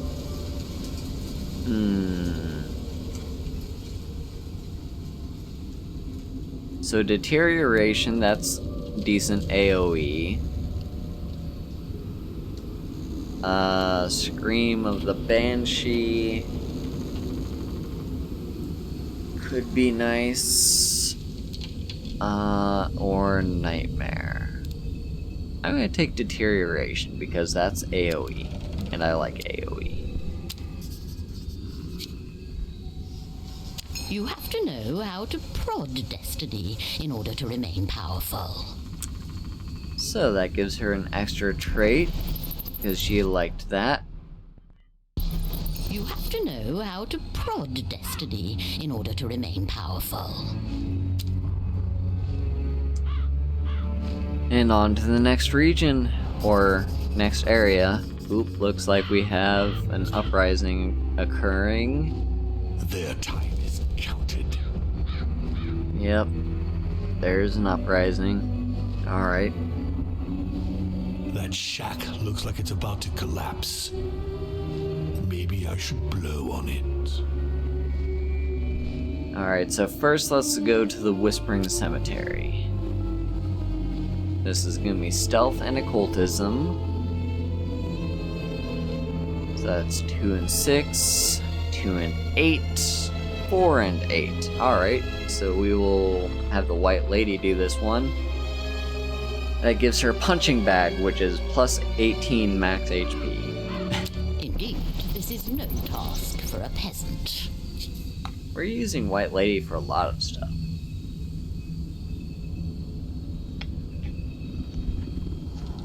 So your disciples arrive at Whispering Cemetery, where the order to kill the doctor was issued. But it's very well guarded. There are patrols everywhere.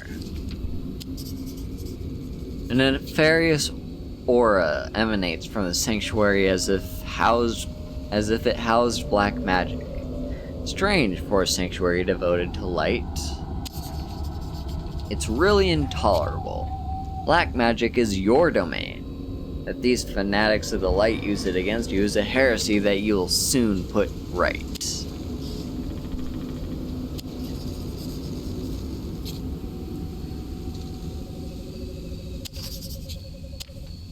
Alright, so let's go ahead and interact with this. She steadies her weapon, ready to slit the throat of these Sanctualumen fanatics. Yeah, let's try to slip past the guards. We're only 5 demonic essence. A lady never fails.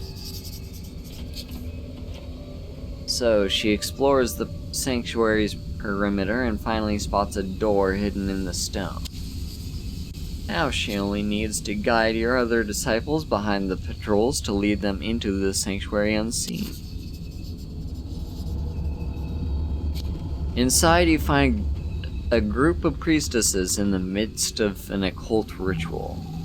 As you listen to their incantations, you understand that they're attempting to trigger a new outbreak of white plague in the region.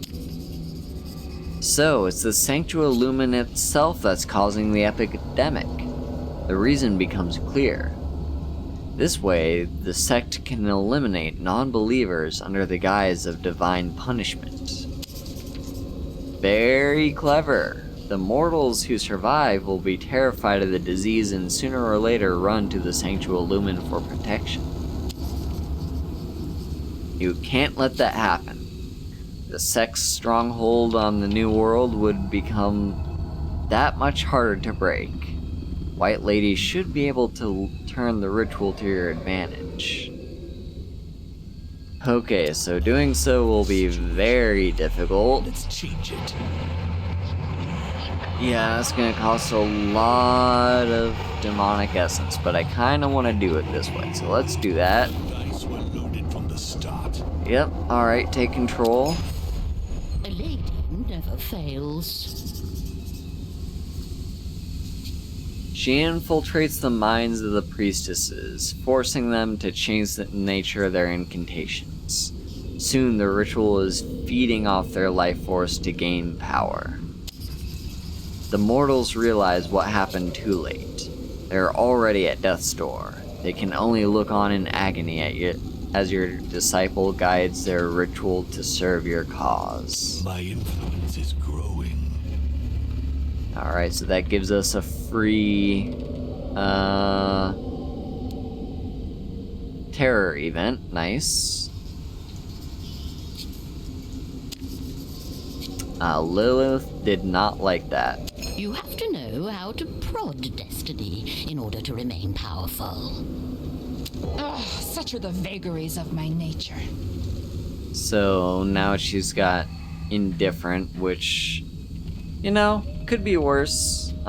This only affects one of her traits. It doesn't affect any of, like, her max HP or anything like that, so I'm fine with that. So the ritual of the White Plague is in White Lady's hands. What should she do? Let's see. Make it uncontrollable, absorb the power, or transfer its power to you. Huh.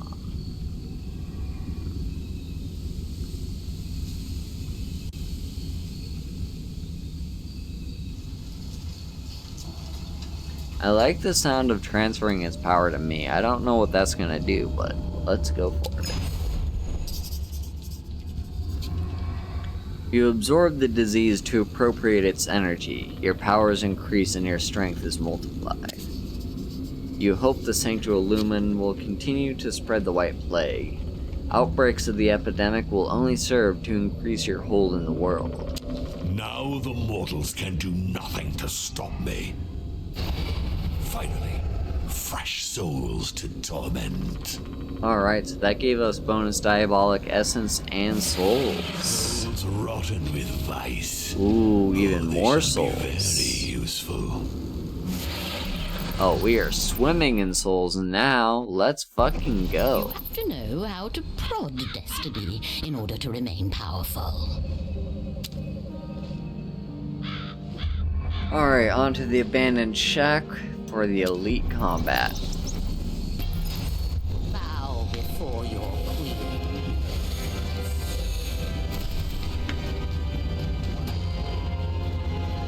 So we have a Sinistra, a Hierophant, and the elite is a tortured soul. Alright, well, first things first, let's put on some Torment.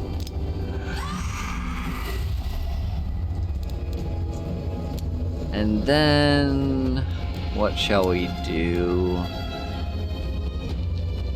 I'm thinking Deterioration, just because... Game are we playing? yeah, we're taking a lot of damage, so AoE to reduce that, that seems like a good idea. And now we only have 1 AP to spend if we want. Wait, why did that?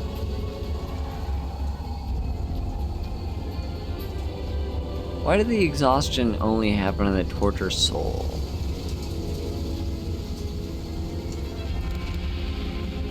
I don't know. It affects all enemies. I have no idea why Deterioration only made him exhausted. That's weird.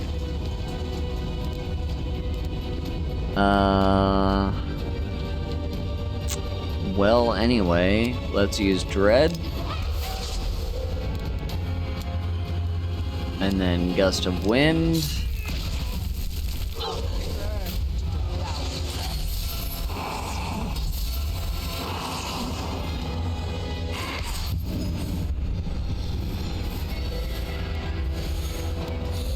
Okay, so Bloody Mary is now vulnerable.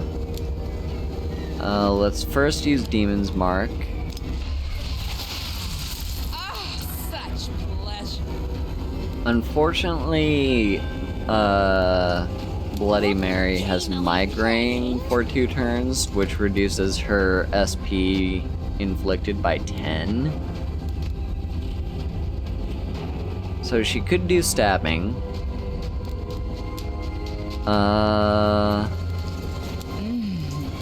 ready. I would like to do some burn. Let's put some burn on you, I think. Then... let's put the Cursed Mirror on someone. Probably the Tortured Soul. And now we can Gust of Wind. One mouth.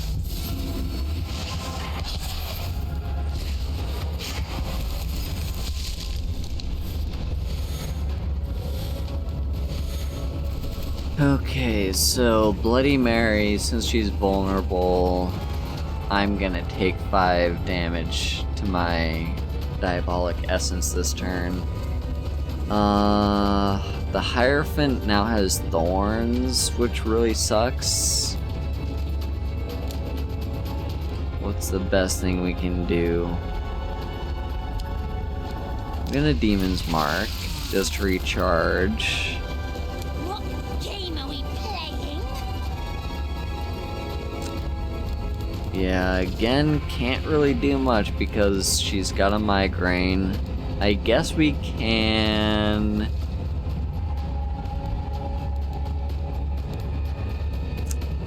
we can Twist of Fate, Dirty again. or we can Deterioration.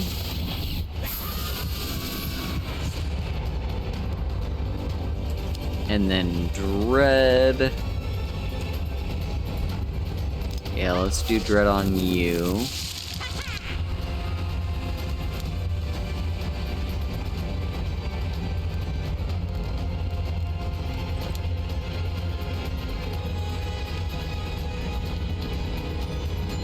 Now, other than Intermission, there's really nothing that only costs 1 energy, so I guess we're gonna waste an energy this turn. But I would rather... why did they not die?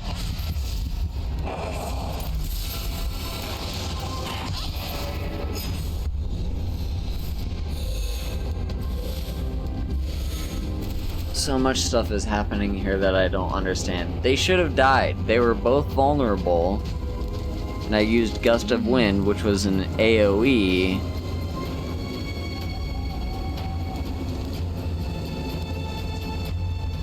no fucking clue why that just happened. They should have died.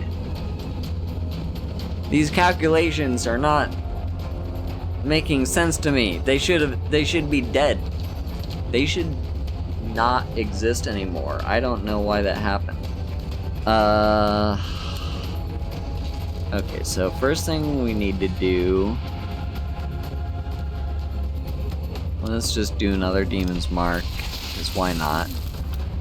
What game are we playing?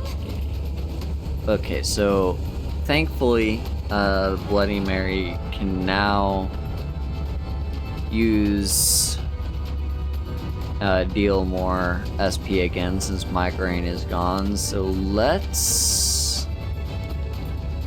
Well, I guess we can't do anything because the Tortured Soul has Provocation.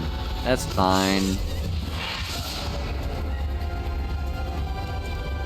Get my hands dirty again. I guess Shards of Psyche.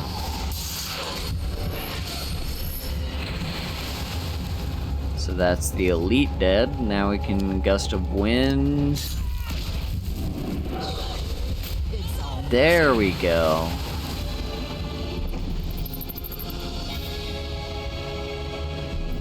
Yeah, no idea what happened that one my turn, disciples. but whatever. Okay, so here's an interesting one. Ration coupon. If we hit up a bunch of Styx fountains, we can get a bunch of souls. Devil's Blood gives +2 for all our for everyone's social characteristics. But the Cursed Apple, I love the Cursed Apple. It basically designates a single one of your disciples as your general event, like, handler. And you get bonus stuff for passing social tests. And luckily the Cursed Apple is attaching itself to the White Lady, which her stats are decent enough that we've been using her for pretty much every single social event anyway. So yeah, let's give her the Cursed Apple. You have to know how to prod destiny in order to remain powerful. There we go, and now we move into, come on, into the next book chapter. What a charming valley. My disciples will have to fix that.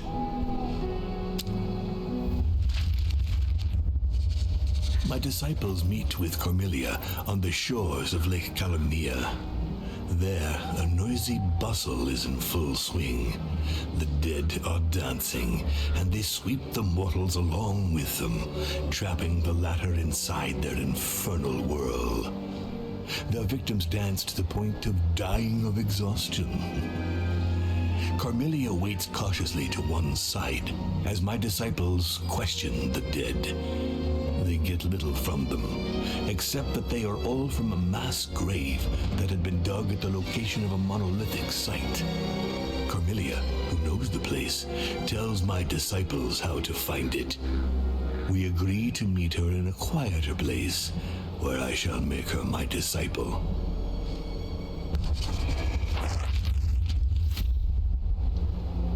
I defile, I corrupt, I pervert. Alright, so just for getting to the next book chapter, we get another terror event, and that will be our 4th terror event, which means we gain a level of terror. We're up to level These 2. relics will only make our conquest more bloody. Perfect. So we get a free we get a free relic of our choice. And then also there's now a 25% chance that any skill that we find is going to be wicked. So that's cool. Yeah, so we've got a few things. We could take Plague Carrier. When an enemy dies, it applies its weaknesses and controls to the other enemies. That's neat. Although I have taken it a lot in the past, and I don't think it does too much for us. Scapegoat is kind of nice. So when you're about to suffer damage, that would deal the final blow to the devil, he becomes invulnerable until the start of the next turn. So it's kind of like a freebie. It's like Lizard Tail, if you're familiar with that in Slay the Spire. It's kind of like that. Or we could take Succubus Necklace. I'm gonna take Scapegoat. That will keep us safe for the time being. And now we can plot out our next route, but before we do that, I need to take a break and use the bathroom, so I will be right back. Run a little bit of an ad, and hope to see you all when I get back.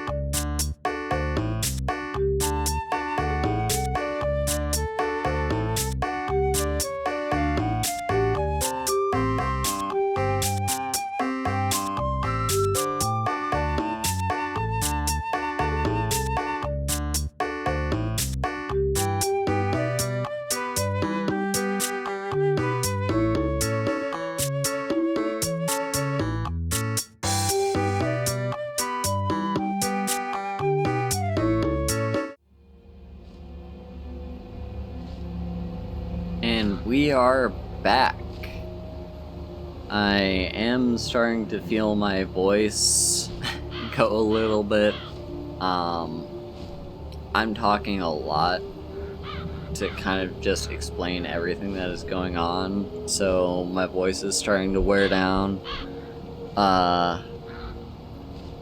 This run is taking significantly longer than I'm used to. Normally my runs take maybe like 2 to 3 hours, and we're not even halfway there yet.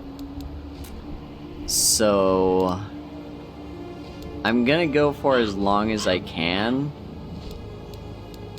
but I may have to stop at some point just to save my voice. But for now, let's continue. Once again, I'd love to get Grim Reaper, however, I'm only seeing one guaranteed Grim Reaper before book chapter. Now, it's possible that in one of these locations we could find a free, random Grim Reaper. That would be wonderful, but yeah, doesn't seem to be the case for now. So, looking at this, I think we can swing by this elite combat.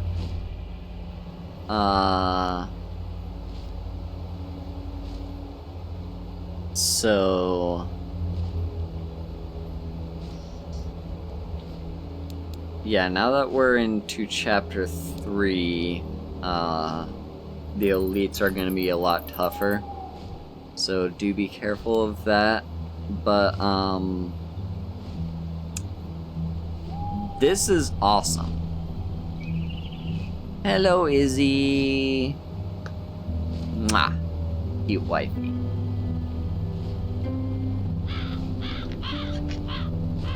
Yeah, having no essences consumed. I love you too. No essences consumed for the first use of Devil's Power in an elite combat.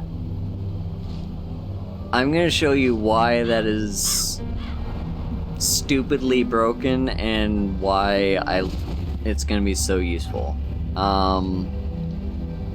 So let's start this elite combat into this hovel. Don't be scared. I'm not going to eat you. Or maybe I will. Beauty. Okay, so first let's just do our usual stuff. Put on the Mask of Torment. Yeah, right now we've got Hunt going on, so skills that we use get locked, and each time a disciple recharges, +1 damage to all enemies. That is a little annoying. Game are we playing? But yeah, no, what we're gonna do...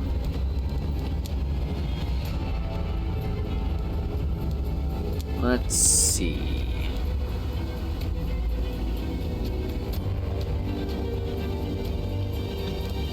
I guess before we do anything else, we need to do one of two things.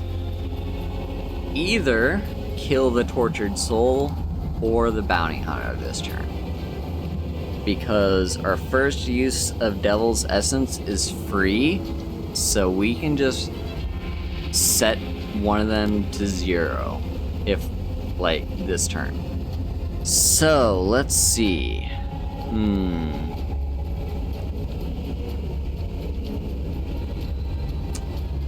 Shall we do?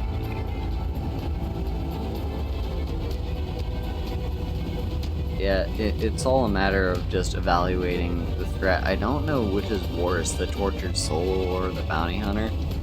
I'm gonna say the bounty hunter. So let's just go ahead World in my image. and set your life to 0. And that's gonna cost me 0 Devil's Essence. Limit to my power. provocation.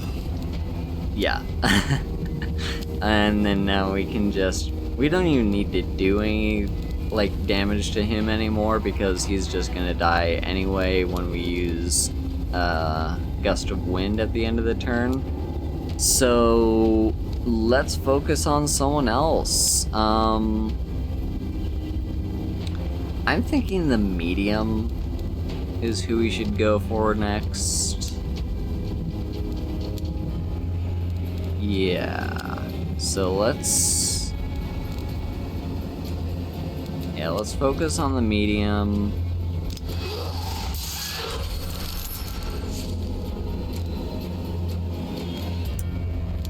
And then Dread.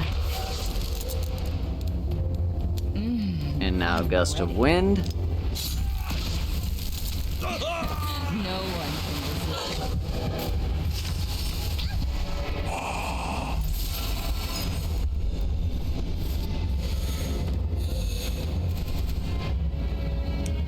Okay, so I'm ready. we could Demon's Mark, but it wouldn't really matter too much because we're not going to be able to use Gust of Wind this turn anyway.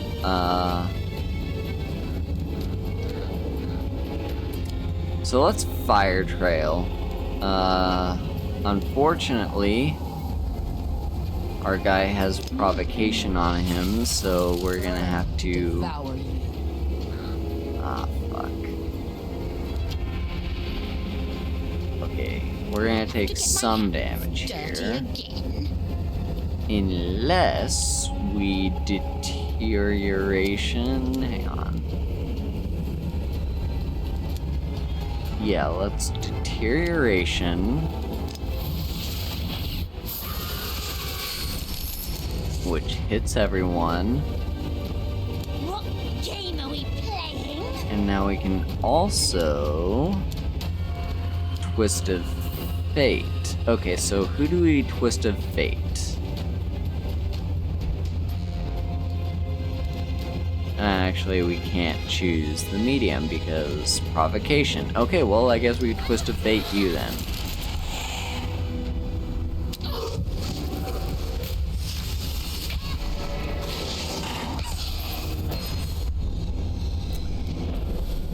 Alright. Now, let's Demon's Mark. Just so we can get back Gust of Wind. Now, let's see here.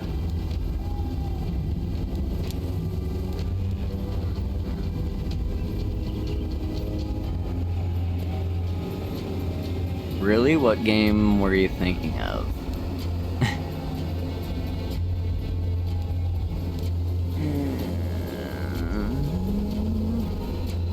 I guess we'll go with To Relentless? get my hands dirty again.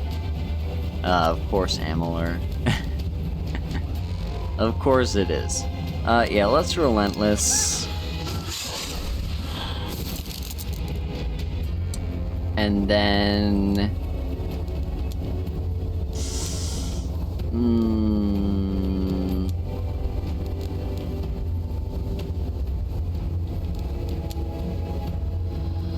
What game are we playing? You know what? Put the Cursed Mirror on you. Who shall die tonight? And then... Dread. I see.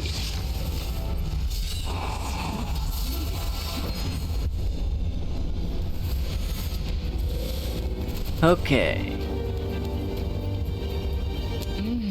I'm ready. So...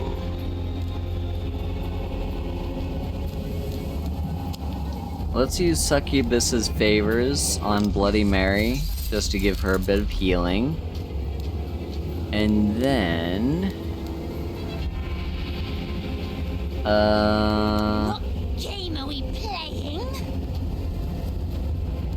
I have to get my hands dirty again.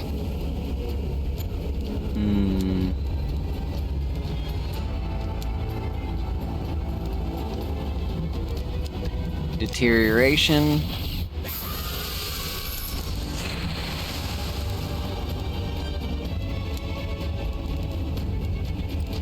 And we could gust of wind, but I want to use my full capacity of being able to deal damage this turn, so let's Shard of Psyche instead.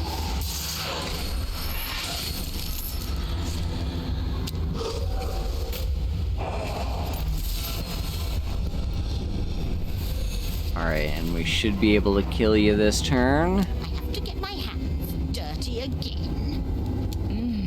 I'm ready.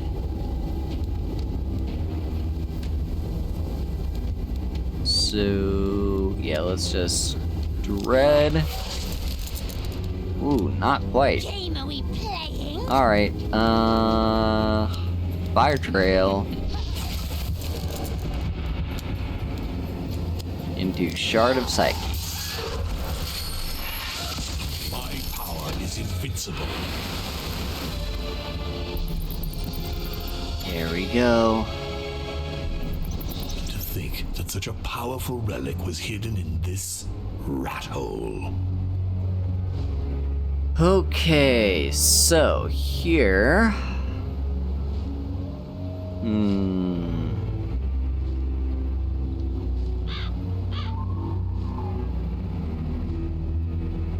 This is interesting. So, Demon's Tooth earn 1 AP bonus each time you lose Diabolic Essence.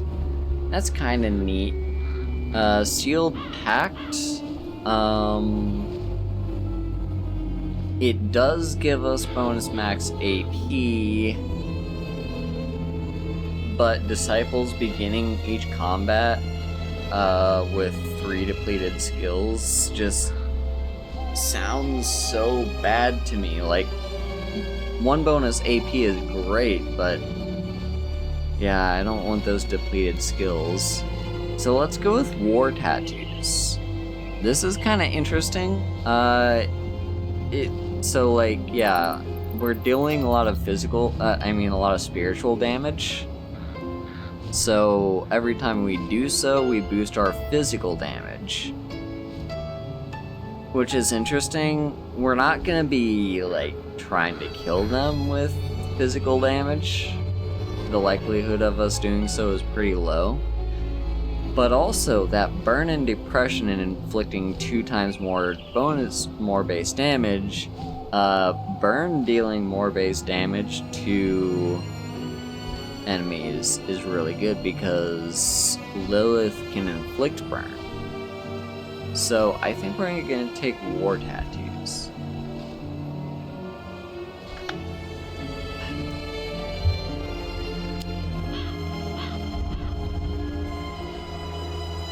And now we progress. We have an option here. I think this is just the better option to take. Unless, yeah, both of them have the same effect going on. Yeah, let's go down this route because that one at least gives us more options further in. Ooh, a sacrificial stone, yes. Okay, I was kind of hoping for one of you. Sacrifice to dominate. So yeah, the White Lady currently has pretty much maxed out. Yeah, she's got all her skill slots full, so let's get rid of Possession and replace it with, come on, Simple mortal trinkets. Okay, yeah, I'll You'd take better that. find a use for them. Torment is, yeah, a second copy of Torment, just so that we can hopefully get a third copy and upgrade it. That'd be great. And into the Squalid Tavern, which is just a combat. The number of souls that we get is doubled. However, there will be 2 waves of enemies. You see right there on the side? 1, 1, 2. Yeah. 2 means there will be 2 waves of enemies. Which isn't so bad. I think we can deal with it. So let's just do that. Let's get more souls. Fresh meat. Okay, so we're gonna take a lot of pain here at the start. I'm ready. Put on the Mask of Torment.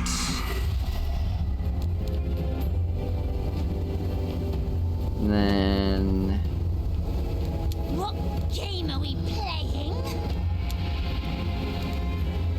Deterioration.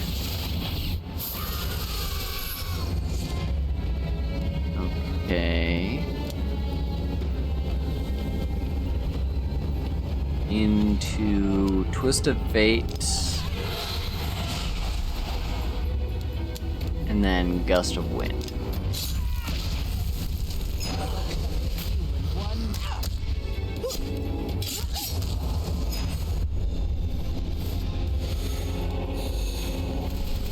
Okay. I'm ready.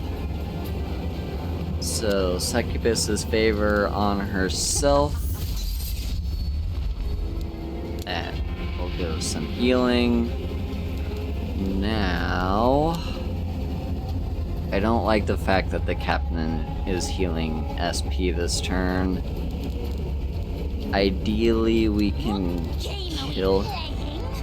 or like, yeah, ideally we can kill the martyr. I have to get my hands dirty again. Yeah, let's Shards of Psyche on the martyr. Perfect, there we go. Oh yeah, Bloody Mary is currently bleeding. So whenever she uses a skill, she suffers HP if she deals damage. So yeah, that kind of sucks.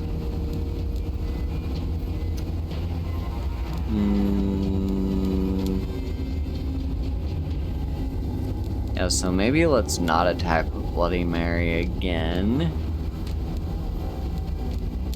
And instead... yeah, why not? Let's Deterioration.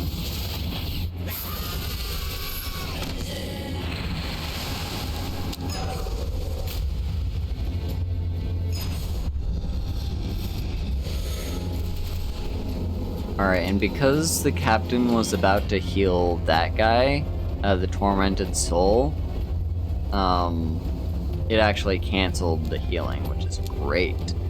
Okay, so, Demon's Mark. Ah, such pleasure. Then we can Fire Trail.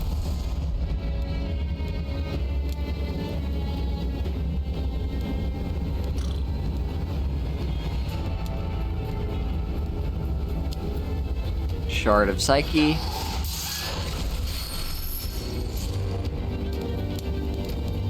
And Gust of Wind. It's almost. Okay, that was just the first wave. Now we have a second wave. We've got a Vigilante and an Inquisitor.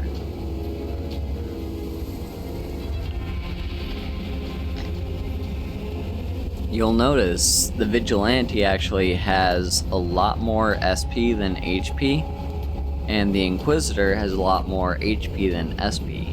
So, yeah, just in case you're keeping track of that. Okay, so let's use Succubus's favor. And then...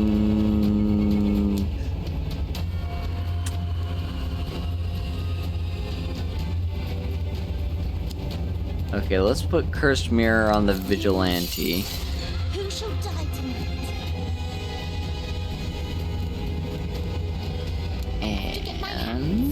dirty again. I guess Shard of Psyche.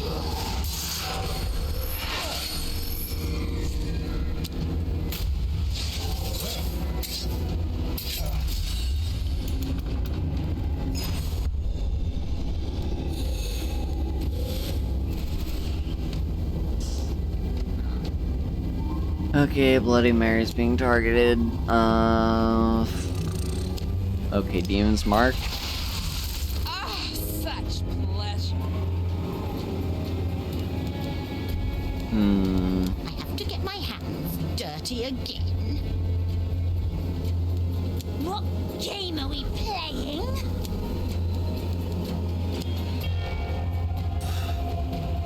Yeah, Fire Trail.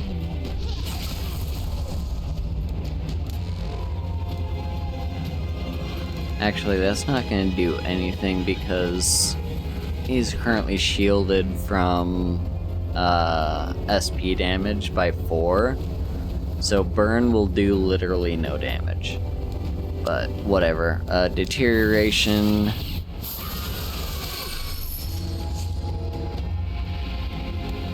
And then Gust of Wind.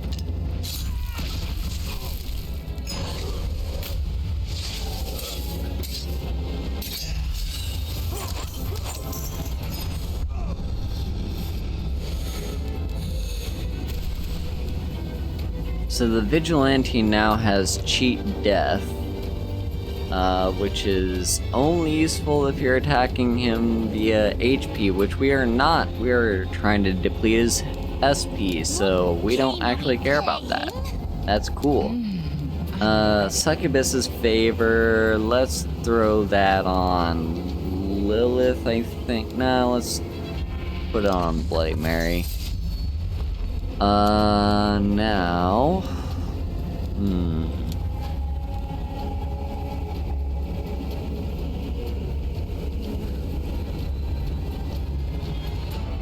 Yeah, Shard of Psyche. Come on. Oh yeah, there we go. He's dead. I have to get my hands dirty again.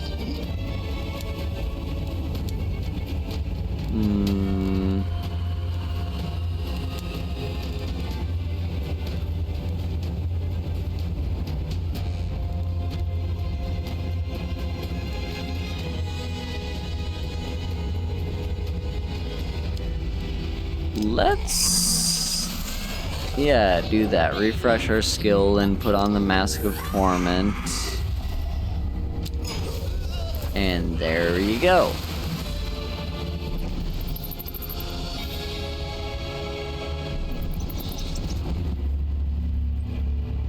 Scream as loud as you can. Give us a bunch of souls, and now we have 2 options. So, we could go for a Styx Fountain. Right now we're pretty much full on our Devil's Essence, and we only have 1 negative trait for one of our disciples, and it's not even that bad of a one. So I'm thinking let's instead go for this event. I hear the murmurs of the trees. They're fed up with humans. Let us answer their prayers. Alright, into Fairton. And remember who currently has... yeah, it is, in fact, the White Lady that has the Cursed Apple, so let's have her do this one.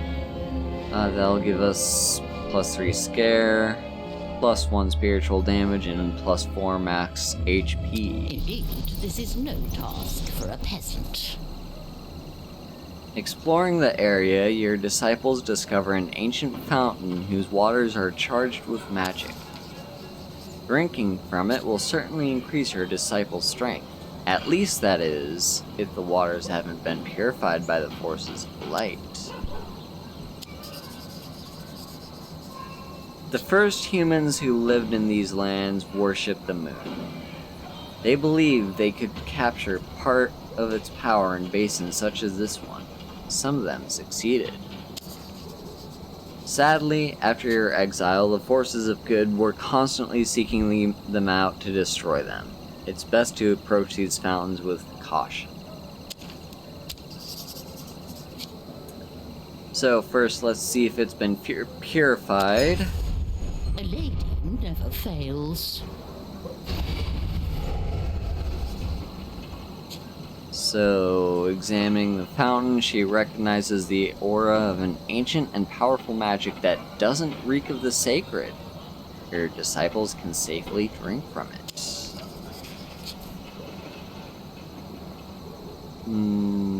We could study the ancient magic. I shall reforge the world in my image. That only leaves us with a 10% chance of failure. The dice were loaded from the start. Let's go for it. Come on. A lady Yes. never fails. So she realizes that its powers come from the moon.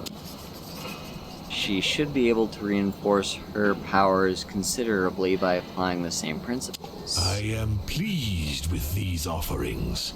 Take Aw, them. hell yeah. Okay, so, let's see. You know, having permutation isn't bad.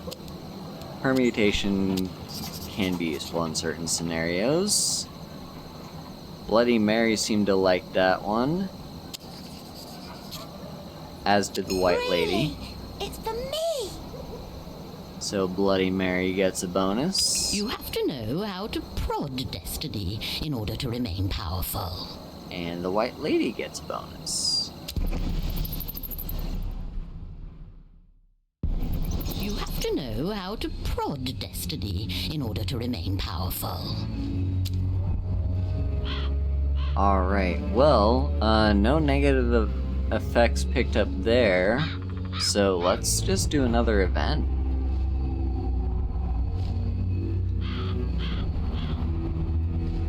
And this actually comes with an extra event, the Tortured Tree. We're gonna have our usual person do this one, so this will give her +1 ruse, +1 physical and spiritual damage. Indeed, this is no task for a peasant. A murder of crows attracts your attention. As you get close, the birds fly away to reveal the half-devoured body of a man. The world has been getting kinder since your forced exile, and the corpses of travelers aren't as numerous on the roads as they once were. Fortunately, you've returned and things can start to get back to normal. So let's first identify it. A lady never fails. He was a Sanctua Lumen fanatic. His belongings have surely been purified and are of no interest to you. Okay, so, yeah, let's destroy the corpse and all its possessions.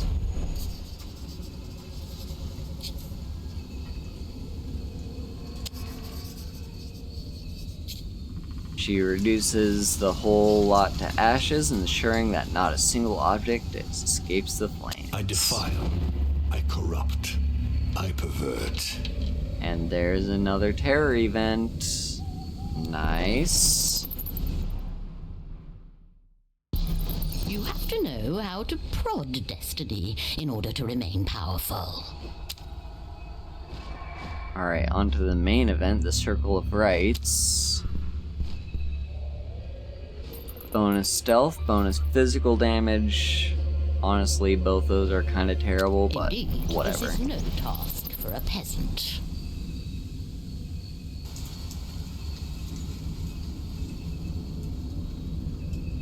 Exploring the area, your disciples discover an ancient fountain whose waters are charged with magic. Drinking from it will certainly increase your disciples' strength. That is, at least if they haven't been purified by the forces of light. Okay, so we just did this one. So yeah, let's just see if they've been purified. A lady never fails.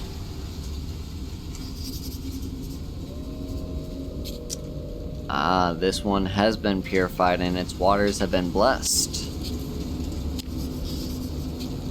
Really? It's for me? We get 2 bonus You have thingies. to know how to prod destiny in order to remain powerful.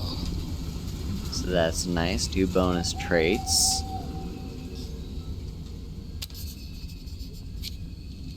So let's go ahead and curse it. Business. The only limit to my power is my imagination.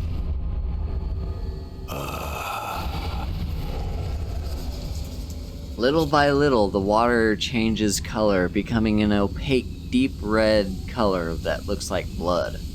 The fountain shouldn't pose a problem for your disciple anymore. She bends down to drink some of the liquid. A wave of power flows through her, reinforcing her demonic connection to you. Regrettably, the fountain's magic is used up, and after only a few swallows. That's too bad, but at least if your disciples can't use it anymore, no one else can either. Take everything you can. And there we go. Mask of Torment can be upgraded.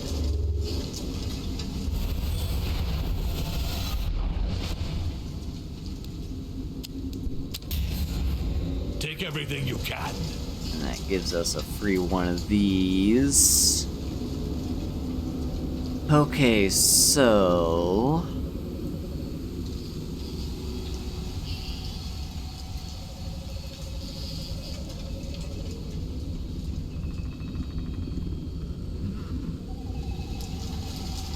yeah, these are some interesting options. We've seen Nightmare before. That one does cost 3 AP to use, so it's a little bit expensive. Ghostly Regrets is very nice. It removes controls, so if our enemies put negative statuses on us, we can get rid of them. And for each removed status, apply 1 Presence of Minds that boosts our SP damage. So yeah, that's pretty nice, but I prefer Spectral Blast. So the reason for this is not every status is going to be a control. In fact, very rarely it's going to be a control that gets applied to your disciples. Also, this affects all combatants, not just you. It affects everyone. You do have to be careful, so if you did inflict a negative status on them, then that status will go away. But yeah, it deducts one charge from all statuses, and if a status is removed, the Mask of Torment gets stronger. So yeah, we'll take that. You have to know how to prod destiny in order to remain powerful.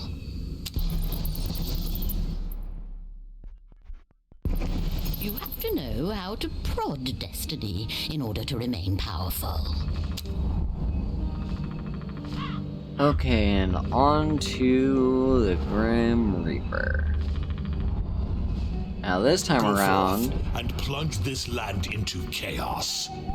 we have a lot more souls to work with. So, let's see what we can do. Conductor of souls. All those innocent souls I harvested will finally be of use. Alright, so we can upgrade Succubus's favors, which I love to see, so let's do that.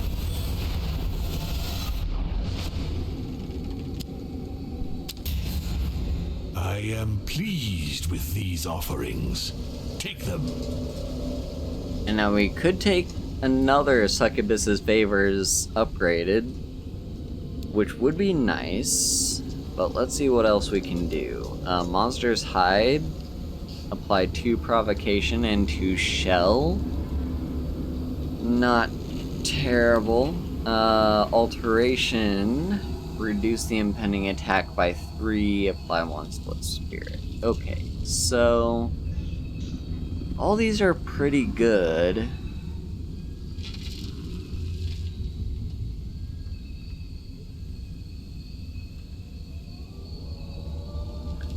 Honestly, I like the sound of one more Succubus's Favors, just because in case we can find a 3rd copy, we can make that skill demonic, and that would be awesome. So let's do it for that.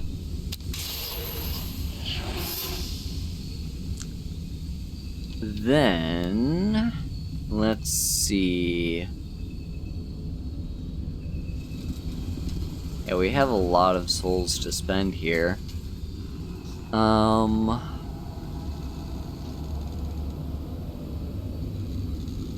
We could get the Receptacle Torments, or the Necronomicon, which, for Bloody Mary, at the beginning of each turn, reduce the AP cost of one of her skills to 0, which is great because a lot of her skills cost 2, so just making them free, hell yeah, let's do that. And we've still got plenty of souls to spare, so let's also get the Receptacle. And now we just do this. Okay, so we're gonna do this for one of White Lady's skills because they're the ones that we can't get multiple copies of anymore since she's got a locked slot and she's full. So what is... we have to decide what's the most important thing for us to upgrade that is not, like, we're not gonna miss too much.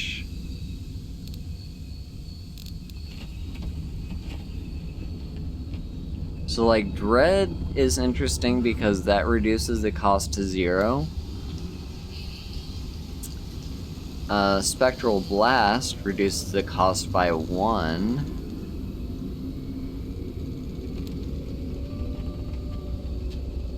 Corrupt Nobility. It has been really good for us.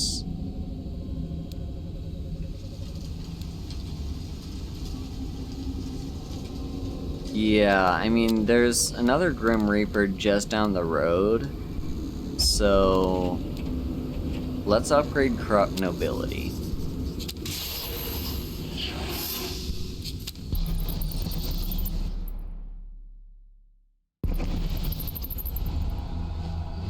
And now we can move on to the next book chapter as well. But there's an uprising. The curse will pay for that. And of course it gets applied to the fucking Grim Reaper. Oh well. Can't be helped. Alright, so let's do this book chapter. My disciples had agreed to meet up with Carmelia in an abandoned hut. There, she must renounce her soul and enter my service in exchange for great powers and eternal life. However, it is a band of heavily armed demon hunters who arrive at the meeting place and attack my disciples. They mock their naivete and claim that the Lantern of Karen will soon be in their possession. Are they telling the truth? Has the Dampir chosen the camp of the humans? So fragile and restricted by their annoying morality? I have trouble believing it. My disciples rid themselves of this small fry and leave for the mass grave in order to clarify this affair. Okay, so things are getting a little interesting. Things may not be as they seem with our little informant here.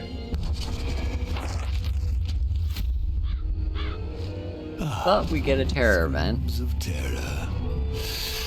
Such sweet music to my ears. So that's good. Alright, so what shall we do? We could go this way. Get more skills and such.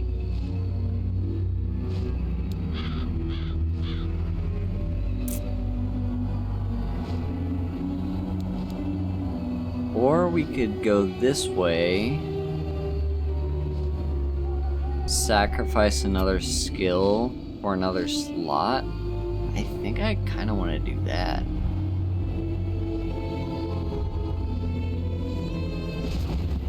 And we get bonus essence. Souls rotten. And bonus souls. Alright, so Sacrifice to let's dominate. do a sacrifice. What skill are we gonna sacrifice here? I'm thinking... let's get rid of stabbing. We're literally never using this. I am pleased with these offerings. Take them. I love 7 Years Bad Luck. That's such a good skill. It's AoE, and it applies depression. It's so good. I love 7 Years of Bad Luck. It may be my favorite skill in the game. I'm not quite sure. So now what?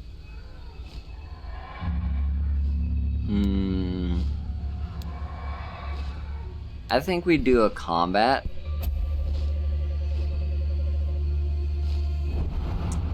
Yeah, let's do a combat. Ooh. The humans in these lands will learn what despair is. That actually gives us a sacrificial stone. When I give, I get. Okay, so one of these two ladies should get it. Either Lilith or the White Lady.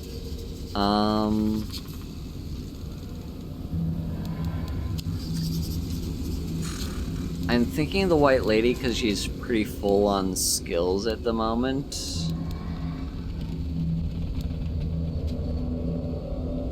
And I think it's gotta be permutation. We really don't use that skill all that much.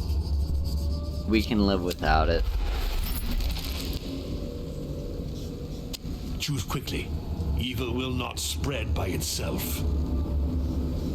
Okay, so... yeah, I mean, if we take Dread, that just gives us the opportunity. If we find a wicked copy of Dread, we can upgrade it. And that would be freaking awesome. Alright, let's go Old Trunk. Okay.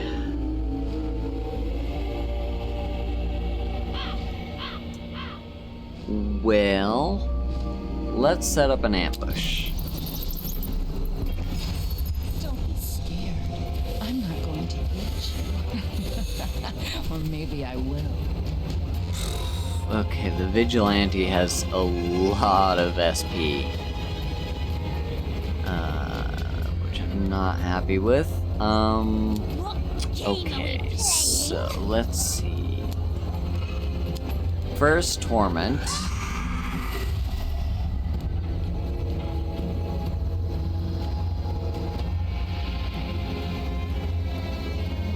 I guess we could do Deterioration. Yeah, let's do that.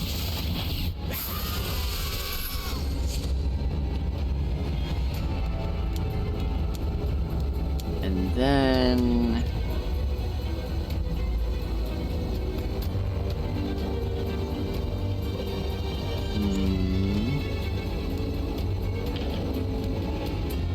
could do a Twist of Fate. To get my hands Or dirty again. Dread.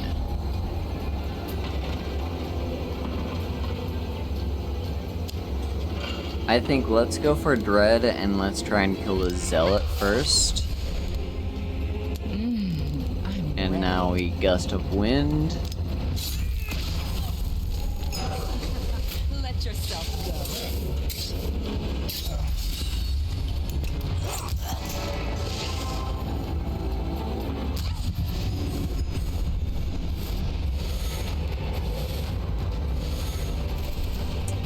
Alright, Bloody Mary is vulnerable, that's fine. Let's Demon's Mark, just because we can. Such pleasure. What game are we playing?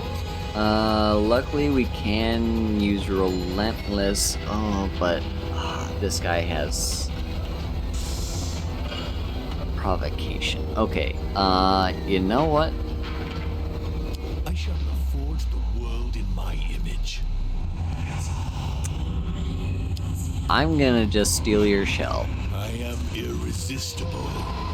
Because fuck you.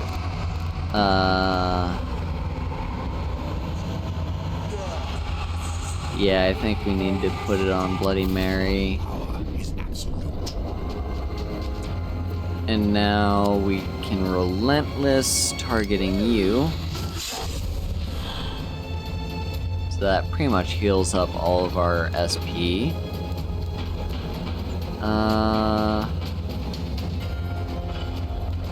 Oh, that was free, I guess. This is also free, Shard of Psyche.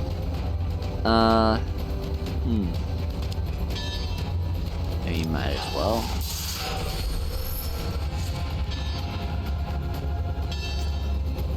And then... You know what, let's Curse Mirror. Who shall die tonight?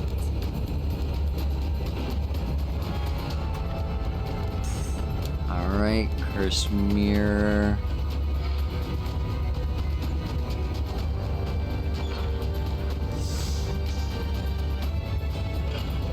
Spectral Blast. So what's the downside of us removing using Spectral Blast? We lose the shell and we lose Provocation. I don't really care about losing Provocation. The shell kind of sucks, but I think it's fine. Let's do that. Remove everyone's stuff. That'll increase the level of our Mask of Torment. And now we can Gust of Wind to end the turn. Let yourself go.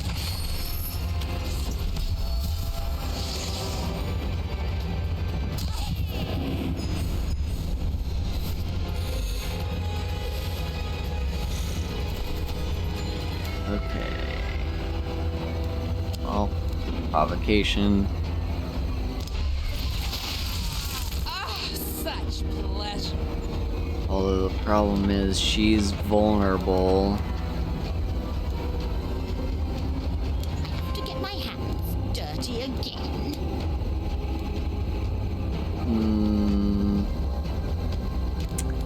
Okay, so we should be able to kill the Zealot this turn if we're lucky. Oh yeah, I forgot, we've got 7 years bad luck.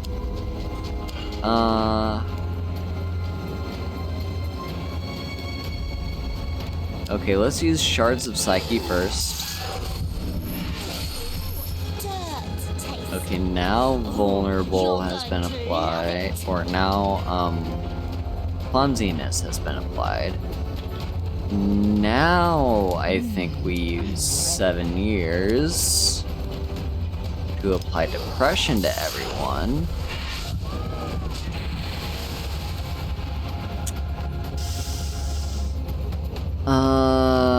There's not a whole lot we can do to protect Lilith here. I don't like this situation. Let's change it. I guess we can give her a little bit of health. My power is absolute. because assuming I did this right, yeah, her having any bonus health basically means that we don't take any damage. So, gust of wind. No one can resist.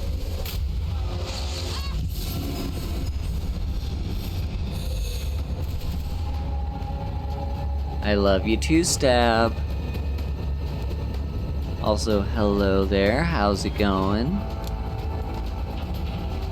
Okay, let's see here.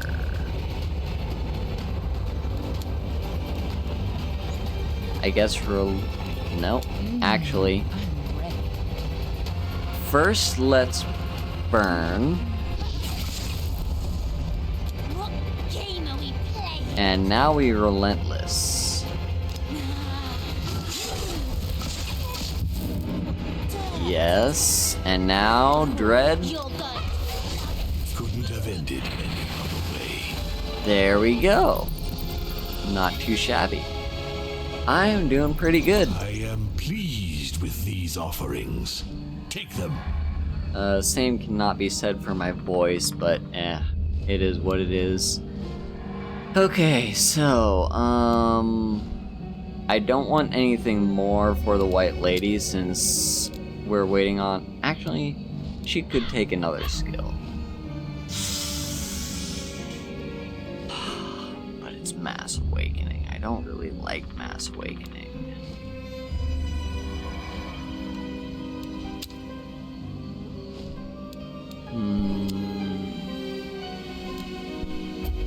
I guess Bloody Waltz. The problem is, it's HP, and we don't really care about HP.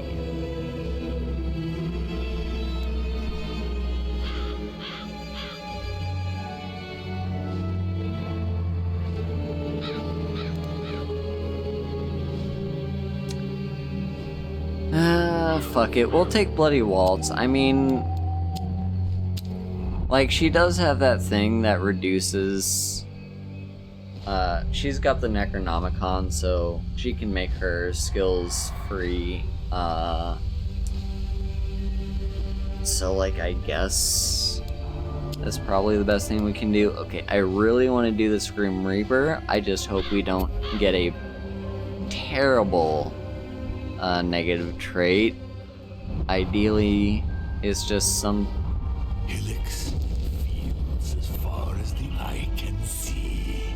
This scene lacks chaos. Okay, -1 stealth for the White Lady. Could be worse, but also not what I want. Whatever. Let's go talk to the Grim Reaper. With that, Get our the upgraded humans corrupt will finally nobility.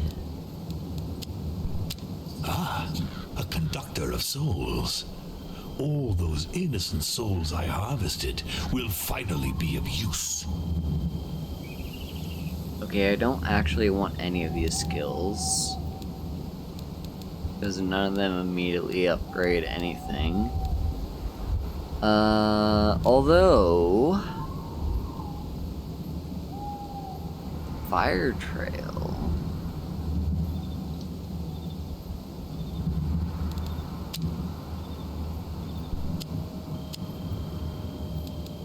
Yeah, we could get Fire Trail.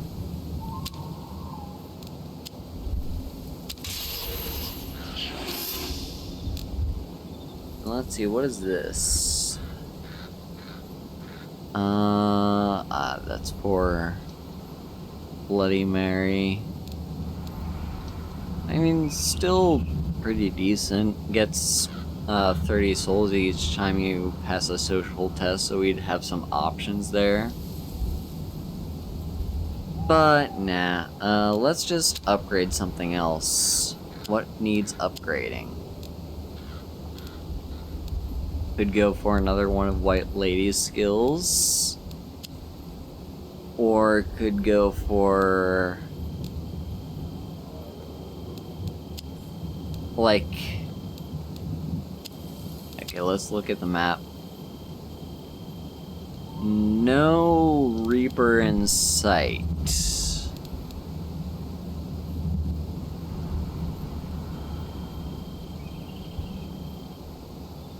I'm gonna do Gust of Wind. I think, like, I don't like not having it for a long time, but I have yet to see it show up in any significant way that can let us upgrade it.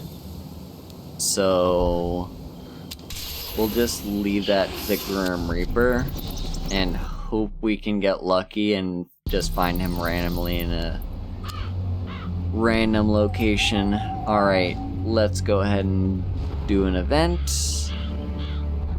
I remember these stones. They were erected in my honor in time immemorial. Into the Circle of Rites. And of course we're gonna have the White Lady do this.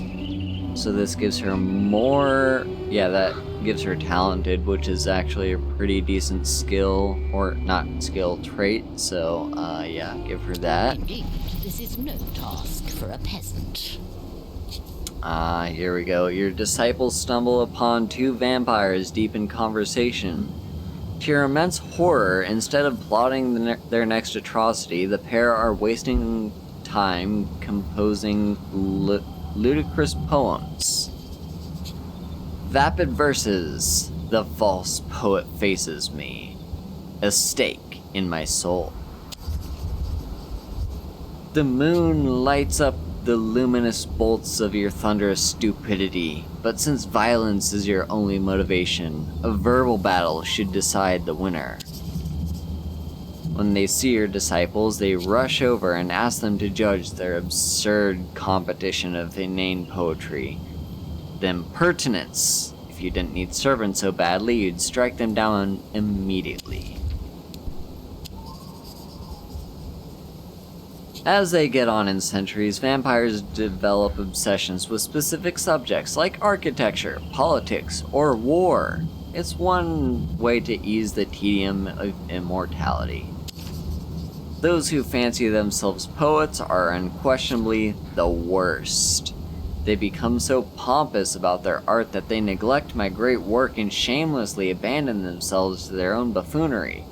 They give creatures of the night a bad name.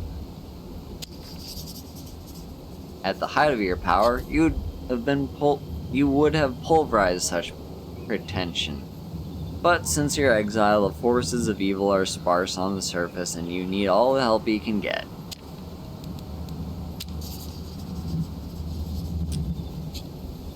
Alright, so we could humiliate them with her own poetic composition. So, yeah, let's do that. Humiliate them. Lady never fails. She composes a biting sonnet that prostrates the pair of verbose imbeciles while crushing bursts. The vampires are shamed and bow below their master. I can't write anymore. My rhymes have abandoned me. My mind is foggy, befuddled by the magnificence of your liturgy. The master has spoken, cloven fangs, impaled pride, night of wretchedness. You're right, old friend.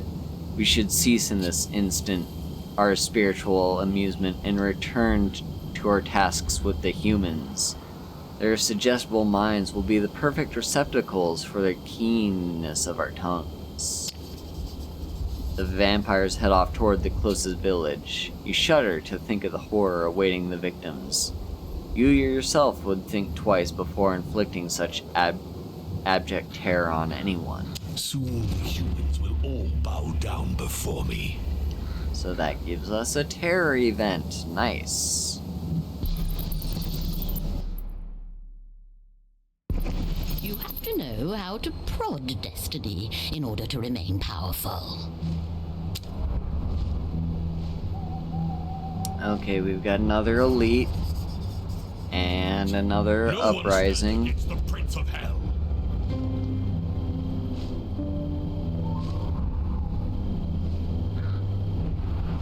Alright, so let's do this elite combat. None must escape.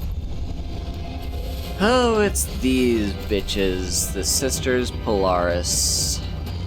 So, I don't fully 100% understand how these ladies work, but, like,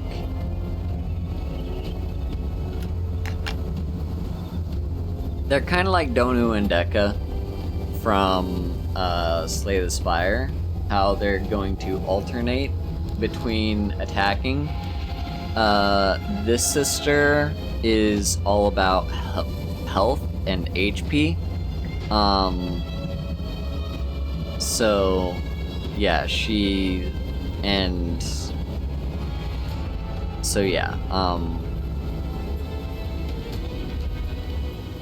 suffering. So yeah, she's got a lot of extra HP, and she's also good at dealing HP damage. This sister is all about SP and is going to do SP damage. They're going to alternate between who's dealing damage each turn, and the other one is going to apply either a buff or a debuff. So yeah, that's what we're working with here.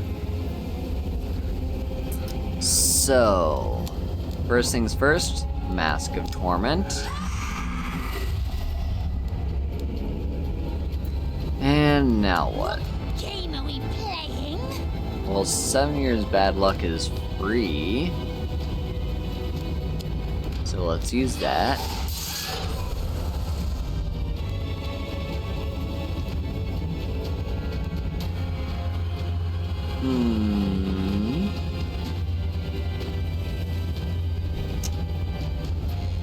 Then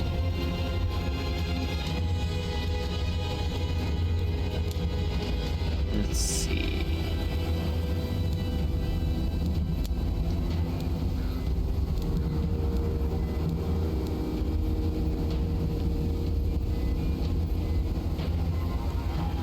I'd like to put a cursed mirror on you. So let's do that. And then... oh right, we don't have her AoE anymore. That's currently sitting with the Reaper. So in that case,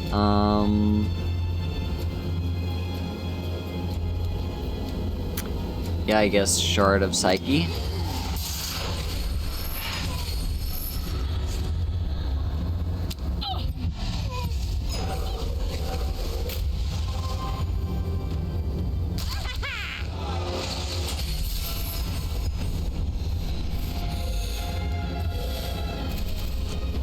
There we go, and now it's her turn.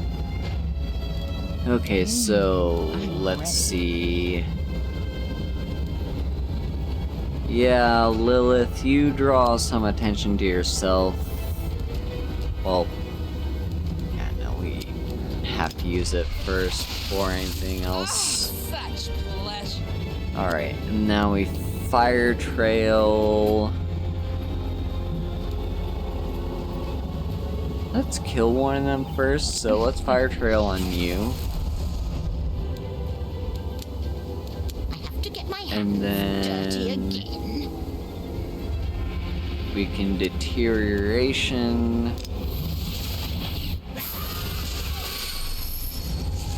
What game are we playing? Shard of Psyche is free.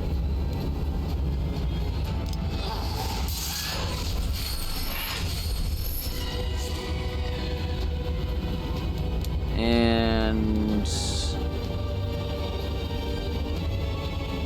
let's just use some good old bread.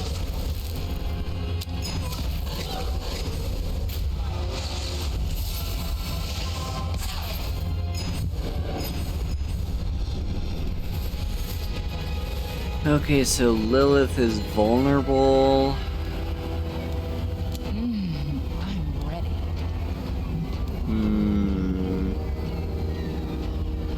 Don't like that.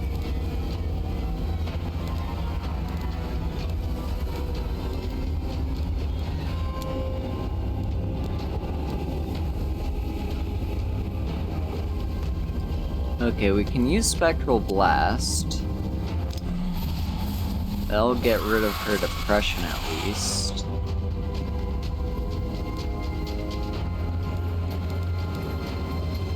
Then... What game are we playing?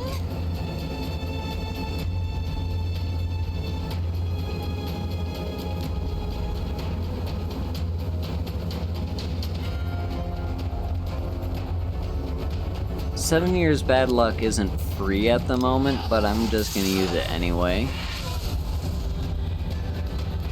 have to get my hands dirty again.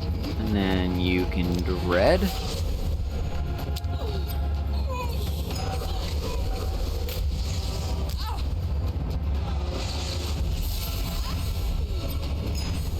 Alright, Lilith is just super vulnerable.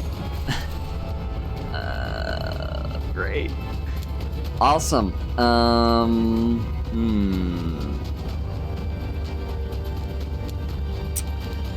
So, let's see. Yeah, cannot use Deterioration because that's exhausted.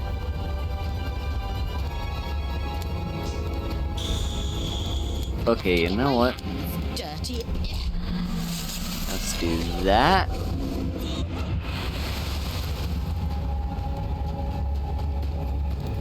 And then...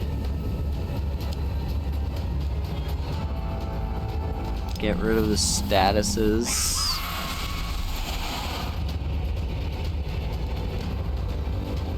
And...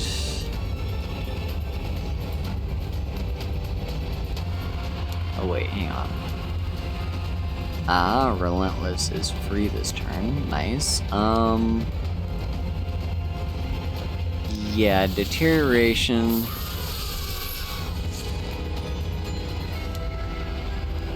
And then Relentless.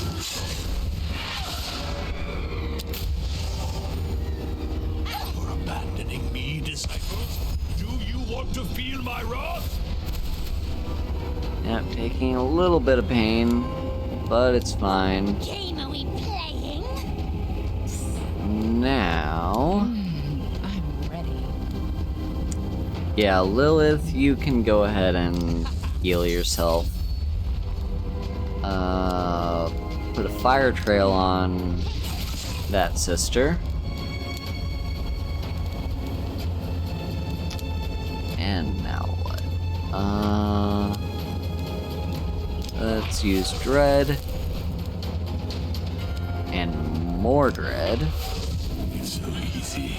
It's almost boring. There we go. A fragment of power for my disciples. Okay, so Styx Fountains gives us more souls, or more healing, or the next 3 elites that you defeat hand over 1 extra relic when they die. I'm gonna take that one. And let's move on to the next chapter. Now we've got an uprising event. No one stands against the Prince of Hell. Cool.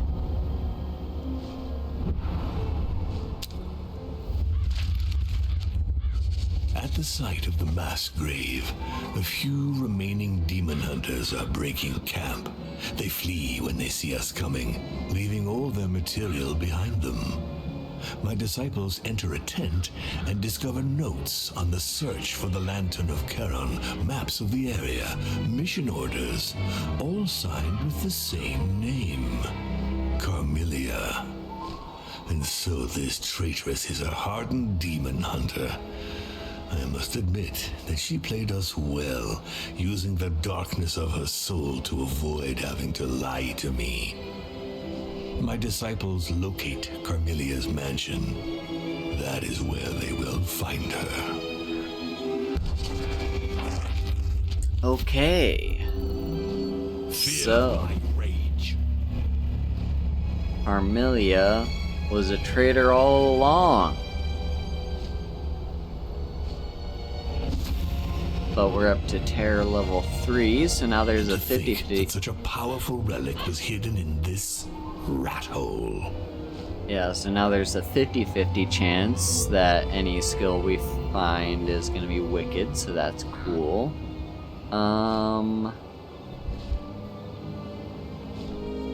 Okay, so... Elixir of Energy is interesting. The first 2 recharges are free. Pain Catcher. Each time a disciple makes a combatant vulnerable, their skills are recharged. Or Black Widow's Ring. Lilith, her recharge can now target any disciple. I think that's the most important one.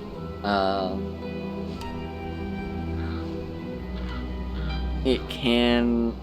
We'll probably still mostly use it to target herself, but just because her healing ability, just because her recharge ability is free, I think it's probably the best thing for us to take. Okay, so we've got various dark events. I would love to go down this path right here. Hope for a Grim Reaper here. Definitely get a Grim Reaper here. However, we have 2 threats, so let's see if they're worth risking. This threat deactivates all our relics until we leave the zone, which honestly, I don't care. That's fine.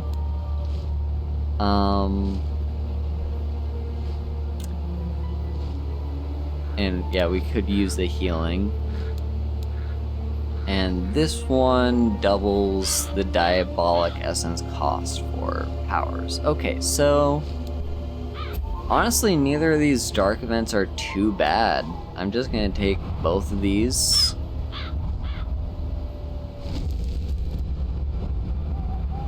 So Diabolic Essence is doubled, or the cost of Diabolic Essence is doubled, but because this is just a Styx fountain, it's not gonna matter too much. There's nothing like the vile waters of the Styx to invigorate me. Yeah, let's remove all negative traits. There we go.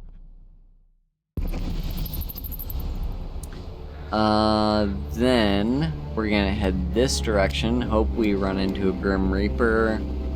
That will also give us a free trait.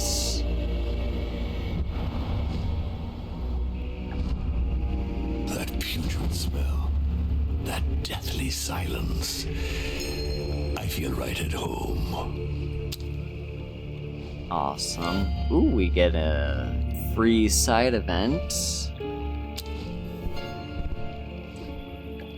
So we're going to, of course, have the White Lady do this one. Indeed, this is no task for a peasant. A throng of inquisitors and priestesses carrying sealed chests converge toward the venerable tree sanctuary. These strong boxes intrigue you. You feel magic pulsating inside. Unfortunately, their carriers deposit them in the depths of the sanctuary, which is heavily guarded. Sacred sanctuaries dedicated to good and purifying the world. Ha! Such a splendid illusion. Behind this facade, the Sanctualumen can carry out all the sordid projects at once without raising suspicion. Too bad they chose the wrong side. So, discreetly kill the guards. Let's do that. A lady never fails. So, she slinks through the shadows and eliminates the sanctuary guards one by one.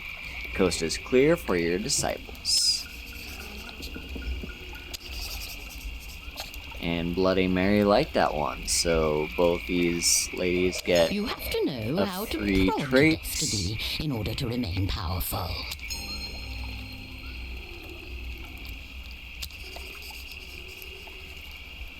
Inside, your disciples discover a strange crypt full of alchemical paraphernalia, traces of rituals and spellbooks.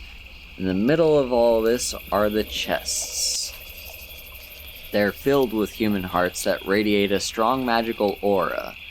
Upon closer examination, your disciples discovered that they were taken from the bodies of White Plague victims. This disease leaves the bodies completely unspoiled by decomposition. The Sanctualumum use their hearts to study the phenomenon and try to control it. Fortunately, they aren't anywhere near success. White Lady would like to get her hands on their research to corrupt it, but it might be better to just destroy it. Let's turn the research to our advantage. A lady never fails. By adapting the Sanctualumen's research, White Lady succeeds in creating a related substance that multiplies her strength. Simple mortal trinkets. Ooh. You better find a use for them. Okay, so we get a free skill for her.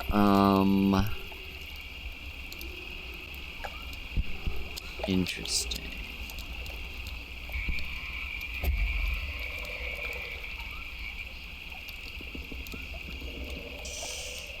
So, yeah, I think we take deterioration. Hopefully upgrade that. You have to know how to prod destiny in order to remain powerful.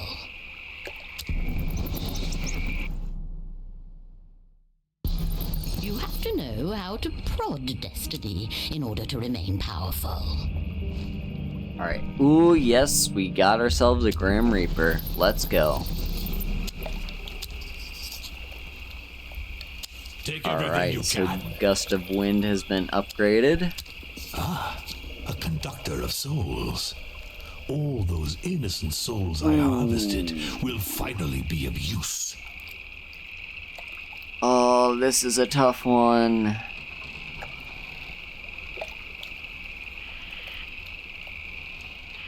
We only have enough souls to upgrade. So either we can upgrade Dread and get a free demonic skill, or we upgrade Fire Trail, get a free Wicked skill, and get to enhance one of our other skills.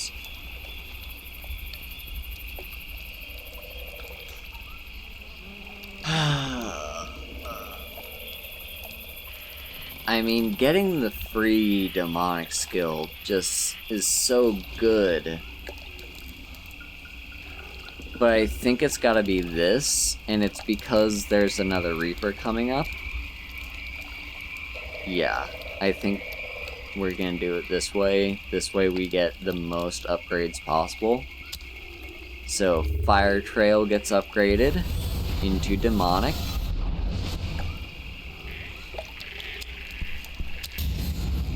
With that, the humans will finally submit to my yoke. And now let's see, so...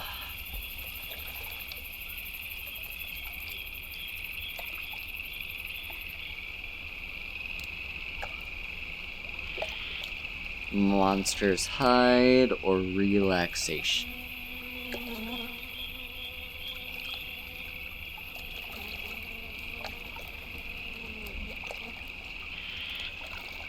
Let's take Monster's Hide.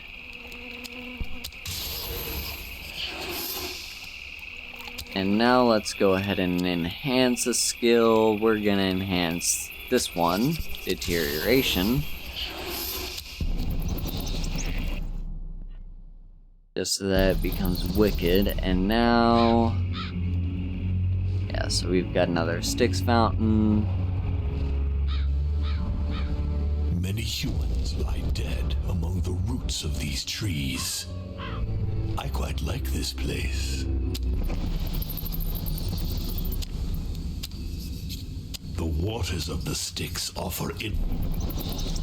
Yeah, not really anything to do there. It's basically just a free skip. Alright, we've got ourselves another uprising event. Awesome. I sense many souls here. I must have them all. So first give me Take my everything you upgraded can. deterioration. The conductor of souls finally deigns to show himself. Don't make him wait. Okay, so we can do another skill enhancement.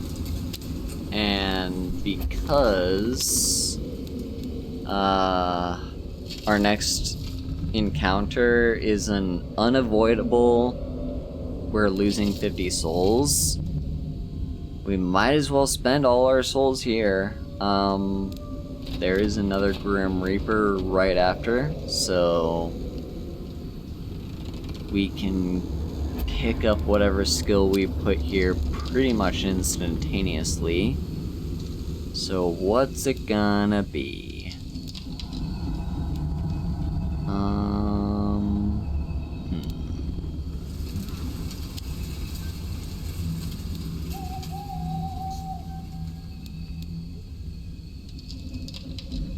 Could do Gust of Wind.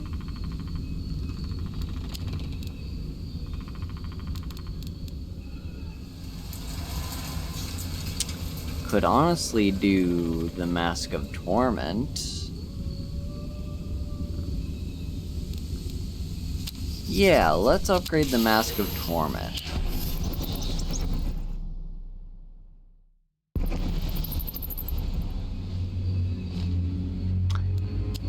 Right.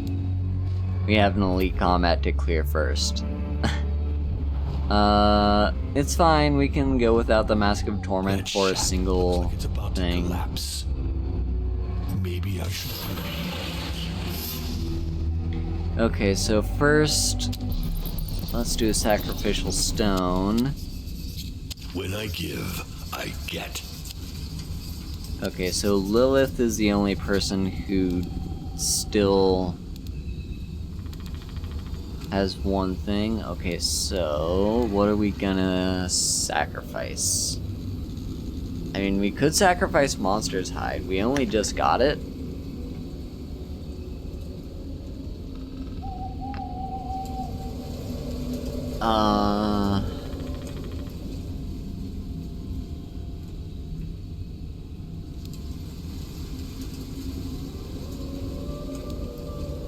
Yeah, let's sacrifice Monster's Hide.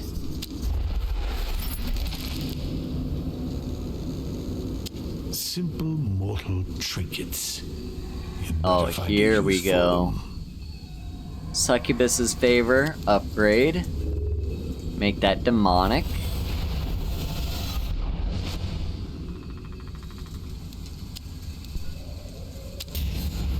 With that, Now- the humans will finally submit to my yoke.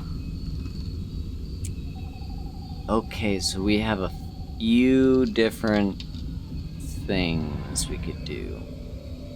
We could get just another Gust of Wind. Not bad. Could get Seduction. It's unique, so it can only be used once per combat.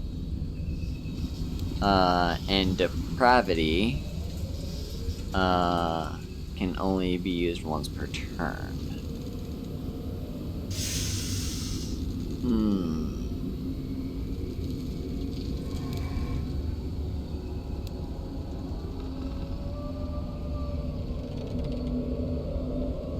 I think Seduction.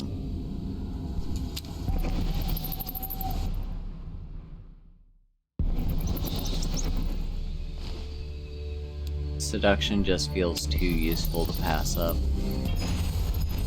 I heard you. You called me 3 times. Okay, so our adversary is the Mistress of Ceremonies. As long as another enemy is alive, -8 damage to her, and each time an enemy dies, apply 1 crowd to the Mistress. Crowd is basically,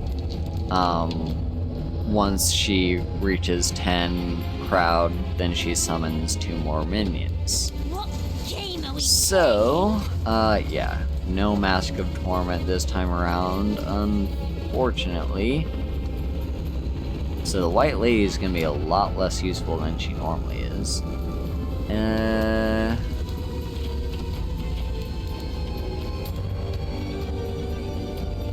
Let's start things off with the Fire Trail. I guess we go for the Duelist first.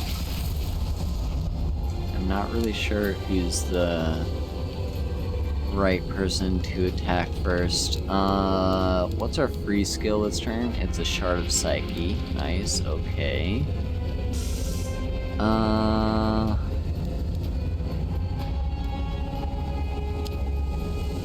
Alright, yeah, let's Shard of Psyche on this mercenary. Just to reduce his damage, and then we can place a Cursed Mirror. Let's place it on the Mistress of Ceremonies. Who shall die tonight? I'm ready. And Gust of Wind.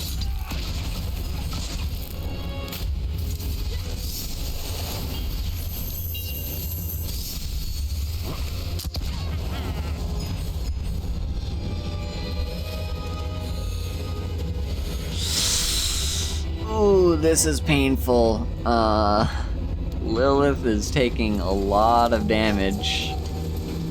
Don't like that. So luckily we can Succubus's favor. And then might just want to use Seduction like right now. Fine. What game are we playing? Okay. Now.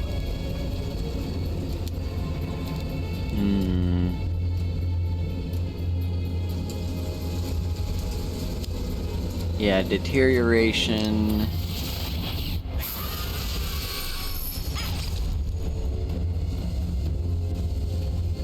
And Dread? No, Twist of Fate. Actually, Twist of Fate is free.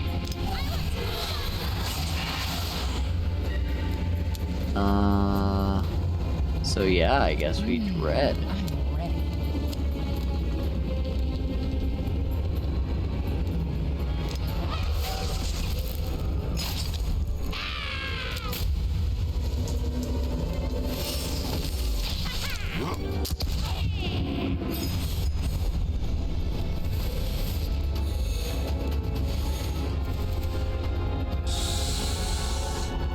Big ouch. Okay, this is painful. Such pleasure.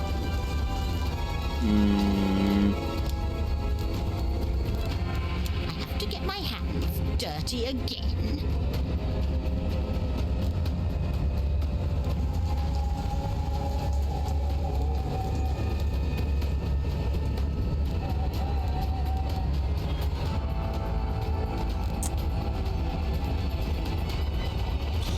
I could Spectral Blast, but that would get rid of Aegis, but it would also get rid of Sharpening.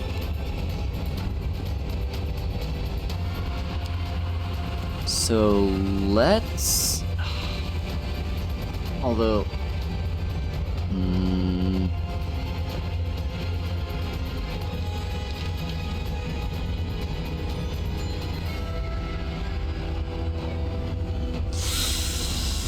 I don't know. This is a tough scenario.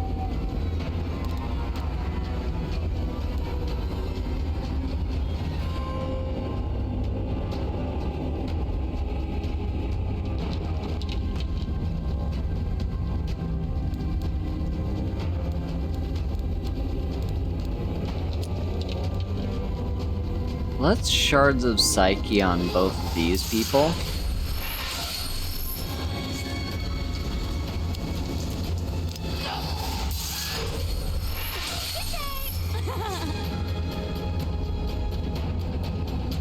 Just basically completely reducing physical damage to 0.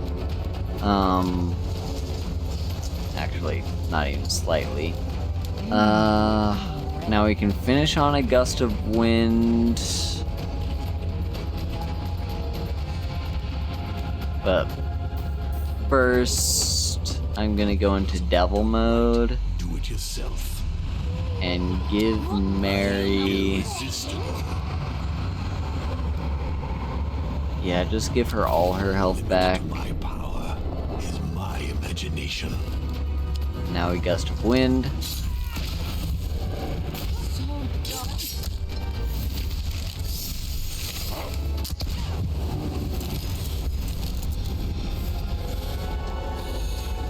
Okay, Lilith is almost dead. Oh, and Succubus's favor is locked. Cool. It's Demon.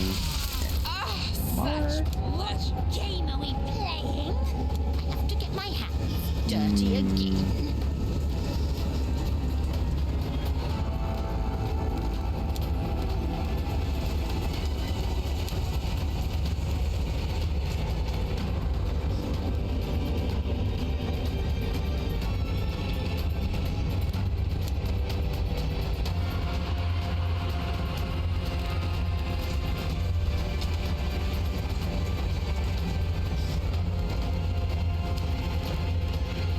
Yeah, alright, let's do this. So, 7 years bad luck.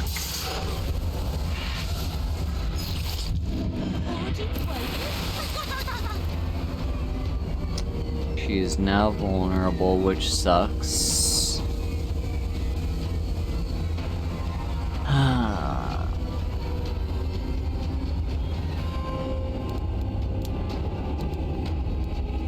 This might be the encounter where we lose.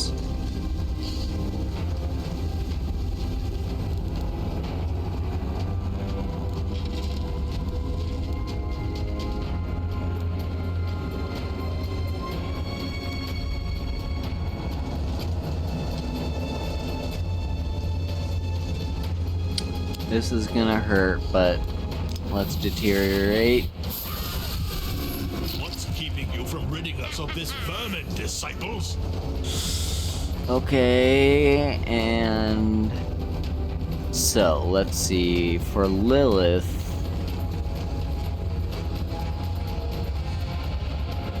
she's going to... Hang on. Actually, Cursed Mirror, just re-put it on her. And now reduce damage. Okay. That's a little better. Oh, yes. Awesome. Now, unfortunately, everyone is dying. Succubus's favor.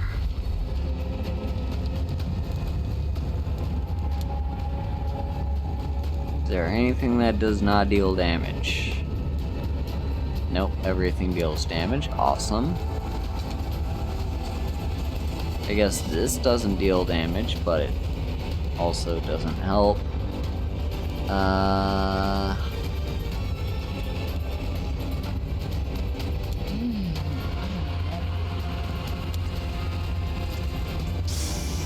What game are we playing?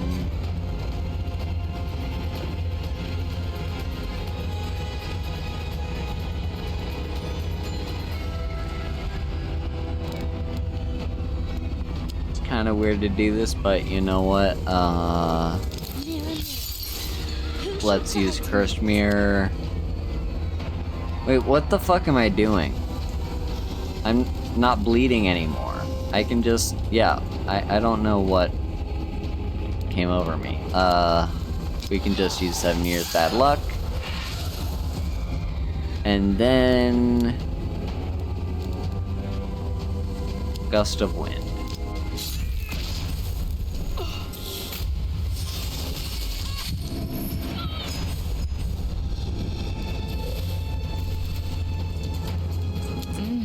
Alright, she's vulnerable.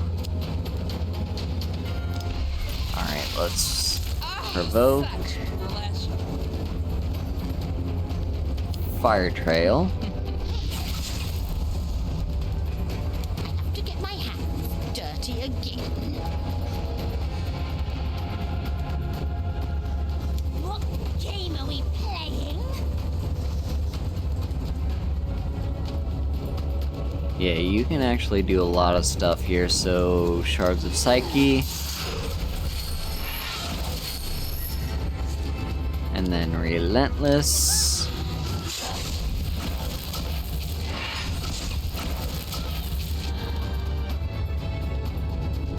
And then we could do Bloody Waltz.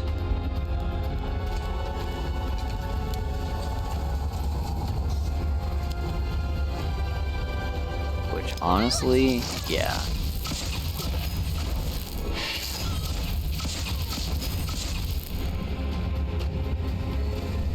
Okay. Cool.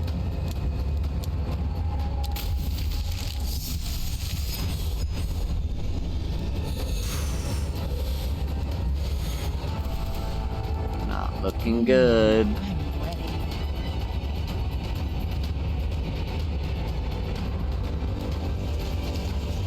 Well, Bloody Mary, we're gonna give you a bit of protection.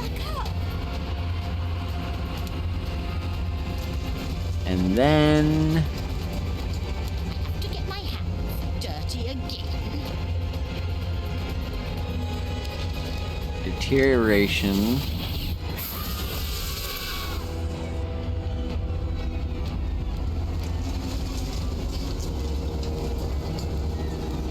Why did that not apply exhaustion?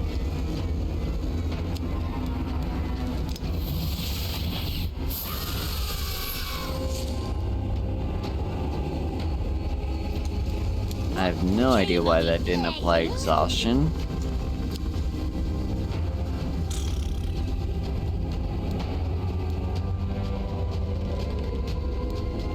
Hang on.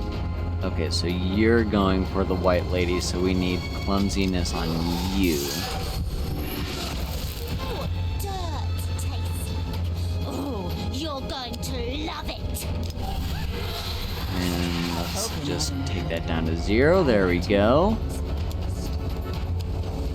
And gust of wind. No one can resist. Okay, things are looking better. I'm ready. I have to get my hands dirty again.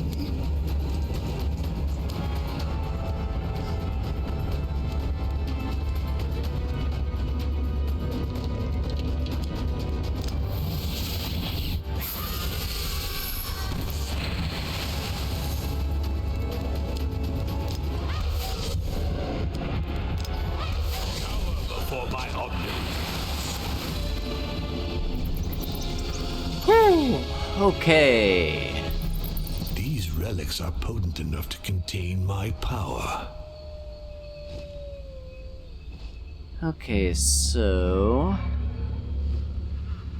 cursed steel armor could be nice. Thing is, I don't know if that applies to all enemies, or like all combatants, or if it only applies to my disciples. It's not very clear on that.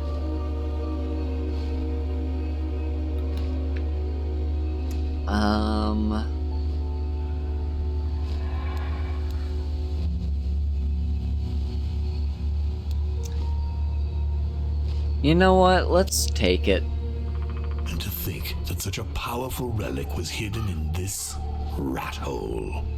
And then, yeah, we get another one. Let's take the Soul Stone. Sure, why not? When acquired, plus 20 current and max Diabolic Essence. Alright, on to the next chapter.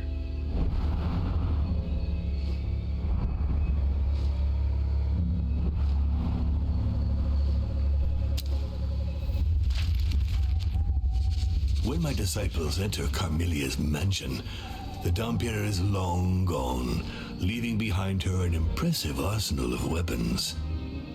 My disciples take the time to explore the place in order to better understand her motivations. They soon come across a huge portrait of Solomon Kane. I killed this hunter of monsters with my own hands during the Great Hunt. I realized that Carmelia wants to bring him back to life by using the Lantern of Charon. She has no chance of succeeding, but I must recover my artifact. I tell my disciples where Cain's tomb can be found. Okay, that is chapter 6. Fear my rage.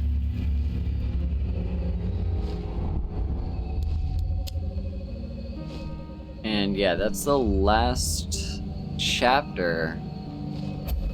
Or rather, we have this chapter to clear, and then we're good to go. So, let's see. What should we do?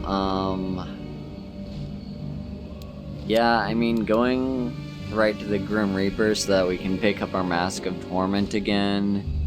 We don't have any souls, so we won't be able to do much else besides that, but I think that's the important thing to do, is just go ahead and do that. That also gives us more Diabolic Essence, which is nice. Alright, Reaper, give me back With that, my the Mask human- of Torment. The conductor of souls finally deigns to show himself. Don't make him wait. Okay, on to a combat. What a wretched pile of sticks. First, we have a worm-eaten shack. So let's go ahead and have the White Lady deal with this one. Indeed, this is no task for a peasant. A murder of crows attracts your attention. As you get close, the birds fly away to reveal the half-devoured body of a man. And yeah, I think we've already encountered this event so far today. Pretty same deal, just identify the body. A lady never fails. It's a demon hunter.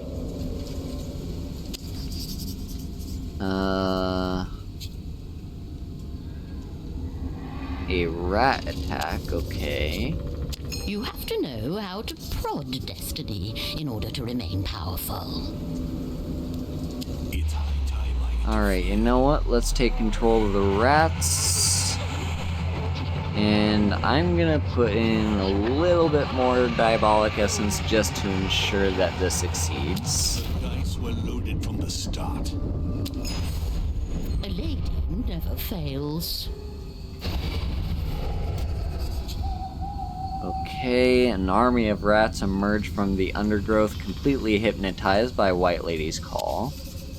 Mobile and silent, they await White Lady's orders like perfectly trained soldiers. Yeah, go track down more demon hunters. The rats haven't forgotten the taste of the first demon hunter. They enthusiastically begin their hunt, ready to sink their teeth into the new prey. The nightmare is only beginning. Alright, Bloody Mary liked that one. Really? It's for me? You have to know how to prod destiny in order to remain powerful. You have to know how to prod destiny in order to remain powerful. Okay, so...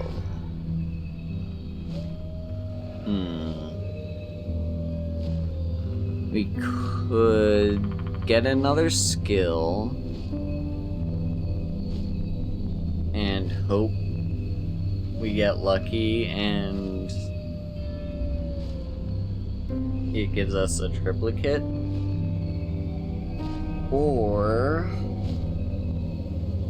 just getting more souls so that we can actually go to the Reaper.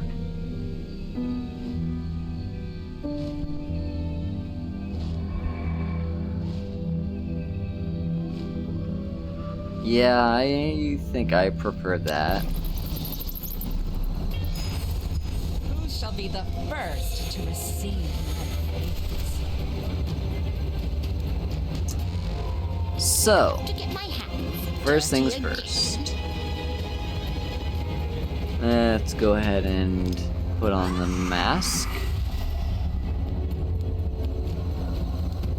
What And game are we then... playing?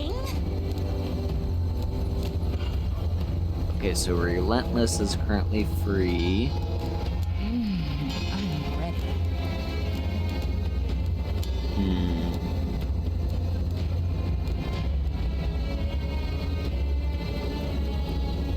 Let's deteriorate.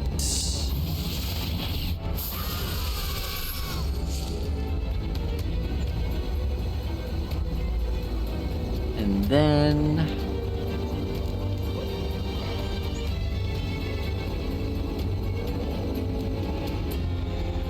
Dread. Let's go for the Vigilante. That one has the lowest SP.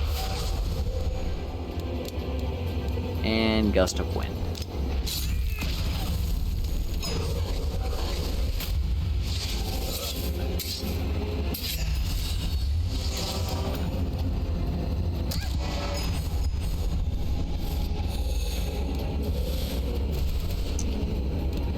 Okay. Now Succubus's favor on Bloody Mary so that she can get some healing. To get my hands dirty again. And yeah, okay, it does look like the Cursed Steel Armor applies to both enemies and yourself, so good to know. I'm ready. Let's see.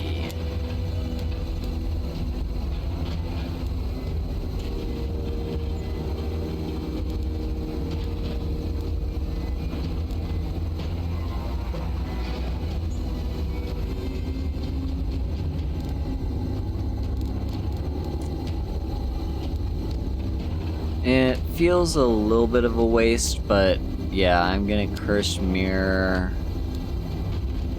on the Matriarch. Oh wait, no I can't. I have to do the Vigilante. Yeah, Curse Mirror, Who shall die tonight? and then start using all of these things. So, Relentless, actually no. That'd be a waste. It would deal 0 damage. 7 years bad luck, though.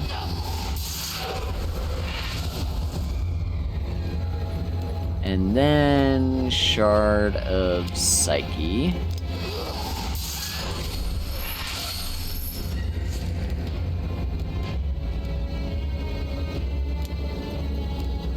And then Red.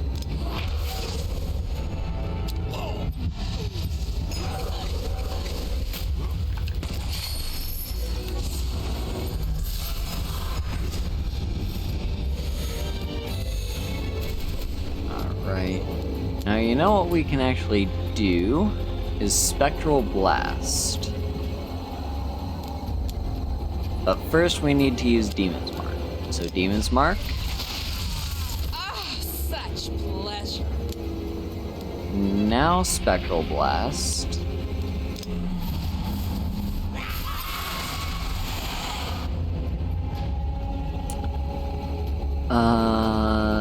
Now...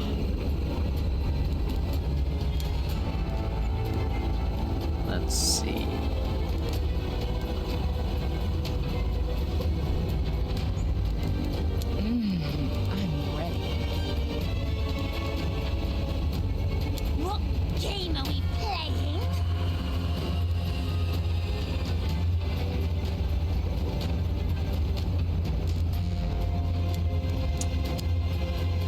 fire trail on you.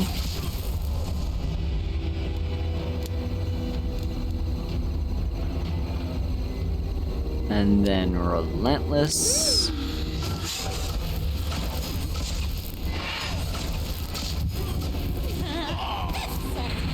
Hell yeah. And gust of wind.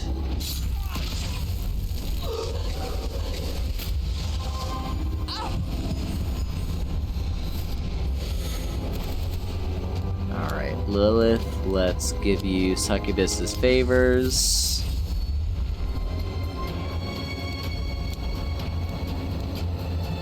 And now... What game are we playing? Okay, let's throw a Cursed Mirror on you. Who shall die tonight? And yeah, what is free? 7 years bad luck is free.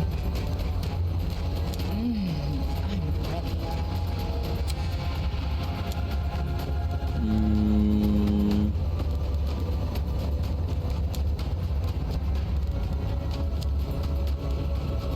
Yeah, let's 7 years bad luck.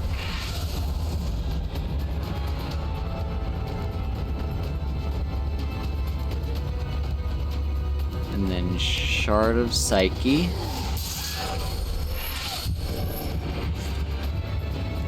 Ooh, yes. Okay, so you're dead.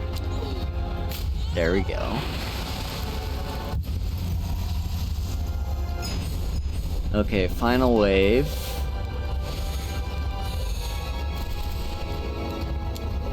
So first things first, just refresh.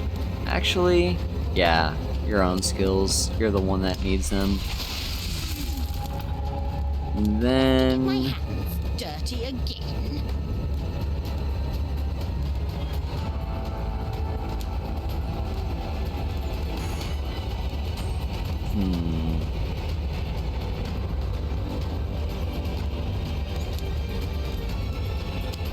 Yeah, deterioration.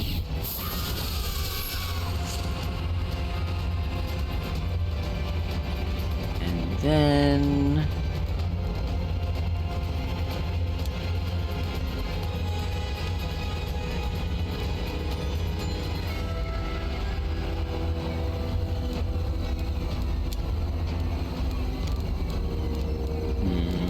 What game are we playing? I'm ready.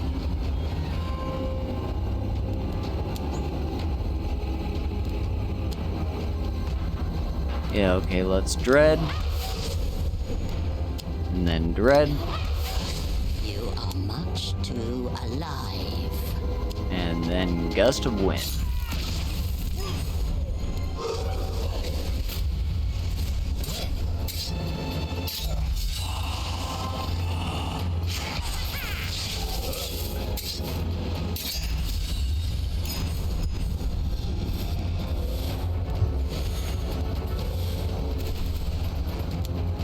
Alright, White Lady, use your Spectral Blast.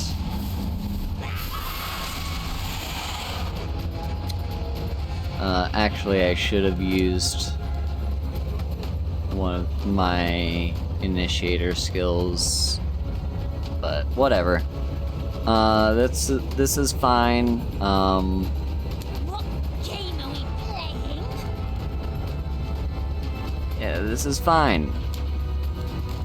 I just was not thinking at all.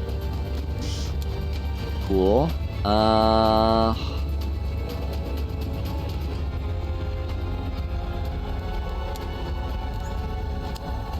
Deterioration. Yeah, I seriously have no idea, like, why is the one exhaustion only being applied to the guy in the middle? Because it says it targets all enemies. I don't know what's going on. Twist of Fate, that won't do anything. None of these will do anything.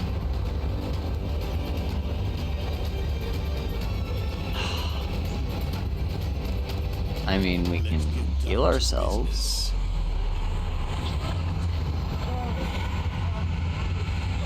Or we could steal the Aegis. I am irresistible. Yeah, let's do that. And then let's also heal With ourselves. yourself. My power is absolute. Okay.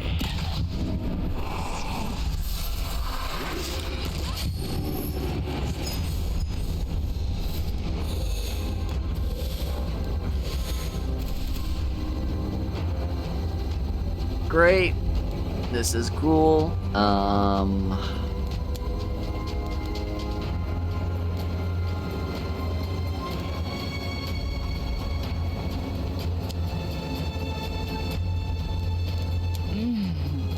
ready. So yeah, don't forget, use one of these. Let's use Demon's Mark, I think. So that way we can Gust of Wind this turn. What game are we playing? And then Shard of Psyche on you.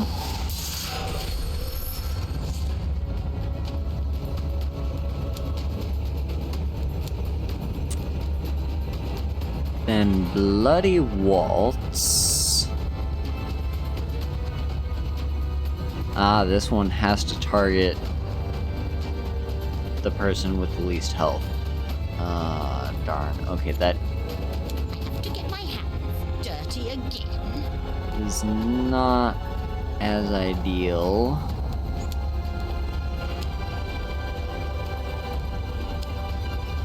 I guess in that case we will Cursed Mirror on you.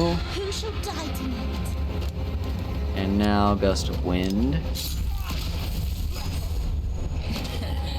one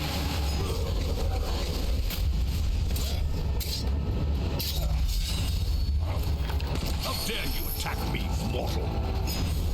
Yep, take a little bit of damage, it's fine. Alright, heal yourself, Lilith. And then...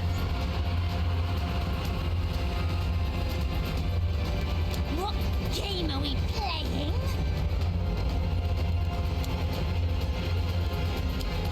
Okay, you know what? Do that. And then put on the mask. And then... let's...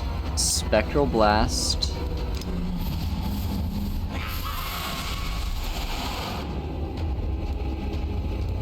And then...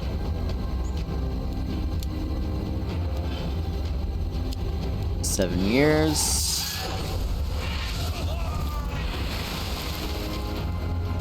Shard of Psyche. Humans are such frail. Ooh, there we go. Okay. Scream as loud.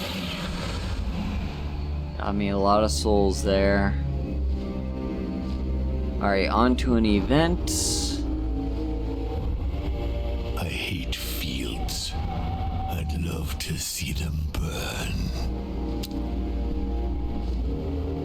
Let's have our usual white lady do this event for us. Indeed, this is no task for a peasant. In small camp, your disciples meet a vampire who seems to be running away from something. You there, you look like you could help me. I need to escape from the Sanctualumen. Erase my tracks, and I'll compensate you handsomely. Foiling the Sanctualumen is tempting, but the vampire's impertinence angers you. It's as if he doesn't recognize your disciples. He's certainly hiding something. All the creatures of darkness can recognize your disciples at first glance, or at least feel your presence through them. This vampire didn't even notice who he was addressing. Either something has scared him to the point of impairing his senses, or he's not what he pretends to be. Let's see. Let's unravel his secrets first. A lady never fails. While pretending to help the insolent vampire, White Lady convinces him to talk about himself and obtain his identity. He's not a vampire at all, but a former hireling of the Sanctualumen. When she learns this, your disciple throws herself on him and to slit his throat, but the fake vampire just laughs. Go ahead, try to kill me. I know you won't succeed. I've discovered the secret of immortality. That's why the Sanctualumen is looking for me. They're the ones who asked me to find the formula. Now they want their due. You see, the main ingredient is a human heart from a victim of the White Plague. They forced me to contaminate so many innocent people. They don't deserve this knowledge, and I don't deserve immortality. If it's death he's looking for, White Lady will be only too happy to oblige. So, end his life, or... Yeah, let's convince him to turn against the Sanctualumen. A lady never fails. She convinces the immortal that the Sanctualumen's acts are a threat to the world. You're right. They won't stop searching for immortality simply because I ran away. I must put an end to their madness. He turns back, determined to undermine the plans of his former employers. That should keep the Sanctualumen busy for a while. My influence is growing. There we go. Oh, Lilith did not like that. You have to know how to prod destiny in order to remain powerful. Ugh, such are the vagaries of my nature. Just -2 scares, so I don't really care. You have to know how to prod destiny in order to remain powerful. Alright, now let's hit up this Grim Reaper. Many humans lie dead among the roots of these trees. I quite like this place. Alright, into this hovel. Let's do another event. Indeed, this is no task for a peasant. Your disciples enter the abandoned graveyard. A massacre took place here at some point, leaving a host of condemned souls in its aftermath. A strange magical fog hovers around the graves so that the dead can't escape.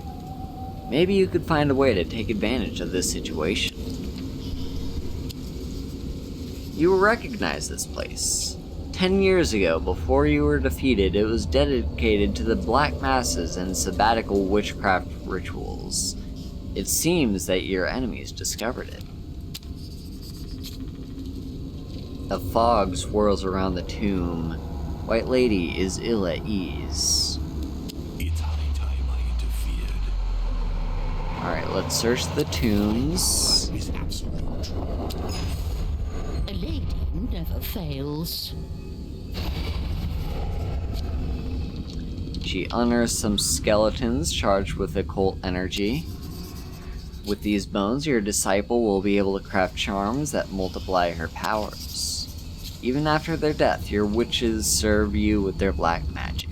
These relics are potent enough to contain my power. Okay, so... Zephyr is nice. It can give us haste, so the first 2 skills that we use automatically get recharged. The problem is it's for the White Lady, and she's already recharging skills passively, so we don't really need that. +2 AP for the first turn. That's nice, so I'm gonna take that.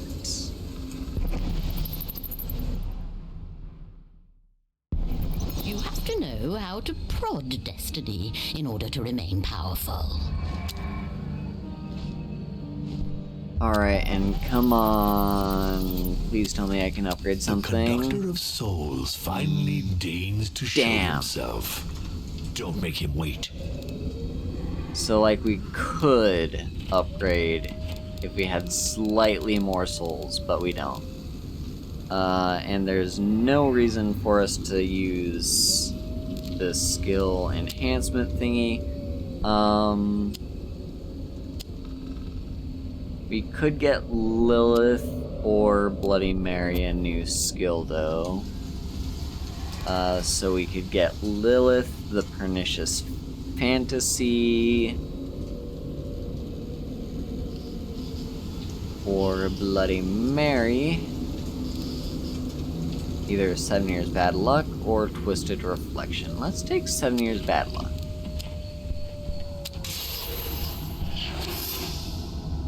Alright, there we go.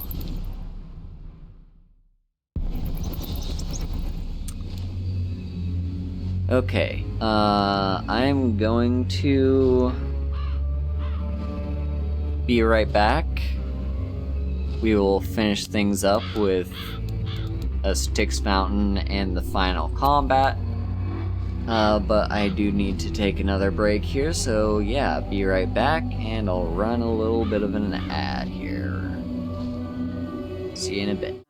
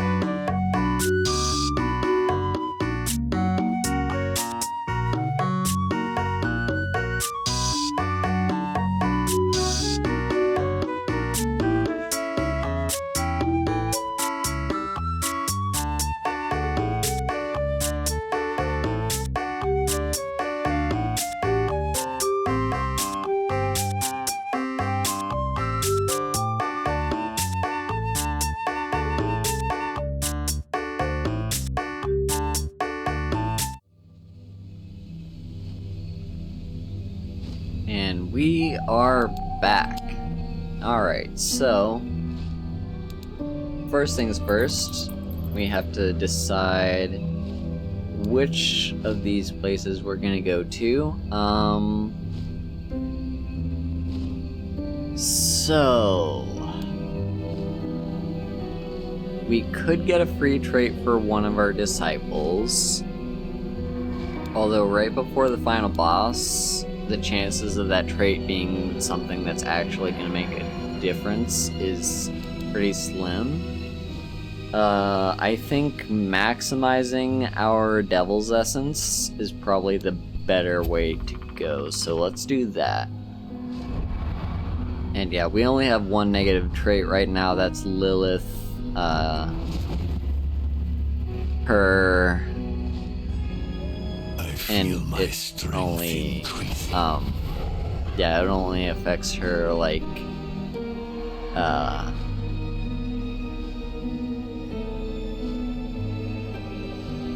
I can't, I don't know, it's one of her it's one of her skills anyway, and we're not going to use skills for the rest of this run. The sticks with the so, give me 100 Diabolic Essence.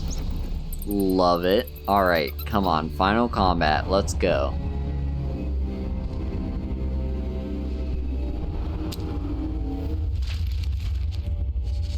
Solomon Kane's tomb is known throughout the country.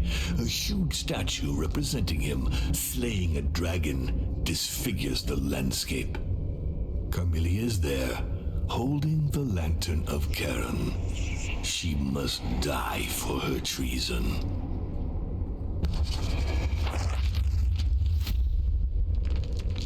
At my side, you could have had everything you wanted. Riches, power, blood. But you chose to betray me. I was sorely disappointed in you, Carmelia. Now you will have to pay the price. So, she has a fuck ton of health. You can see right there, yeah, the final boss has over 1500 health. This is fine. We can manage this. So, first things first, put on the Mask of Torment. And now we can actually go ahead and get rid of both of those statuses, so let's do that.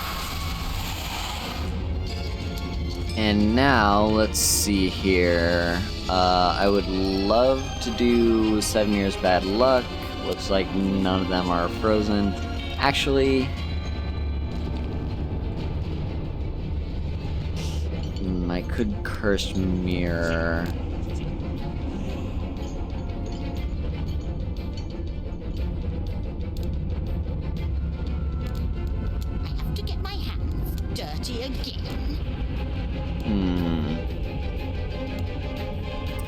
Now, let's just get a 7 Years Bad Luck on right now.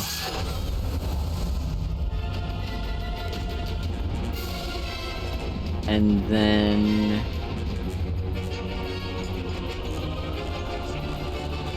let's Twist of Fate you.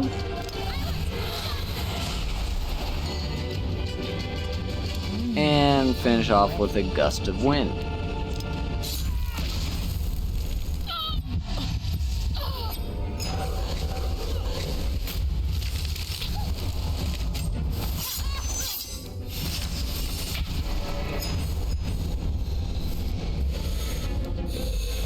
Alright. We're slowly breaking her down. So, let's use Succubus's favors on Lilith. And now I would like to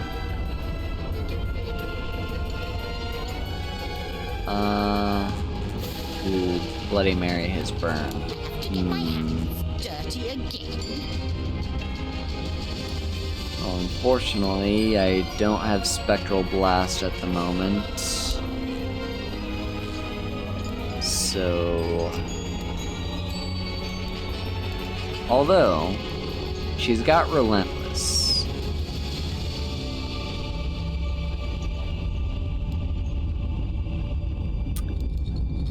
Yeah, she does have Relentless, so let's use...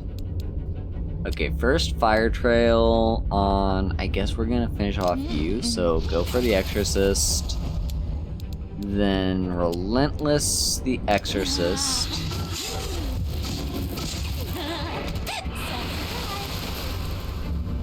That actually deals with our problem pretty easily. Then... Depression. Shard of Psyche on Carmelia. And just some Dread.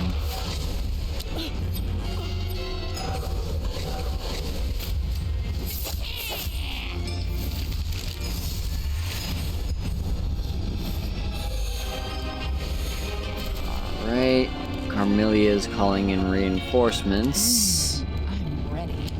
Let's first recharge our skills. Ah, such pleasure. Then...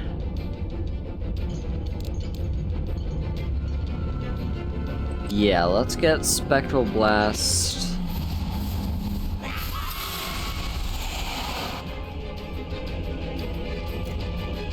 And then...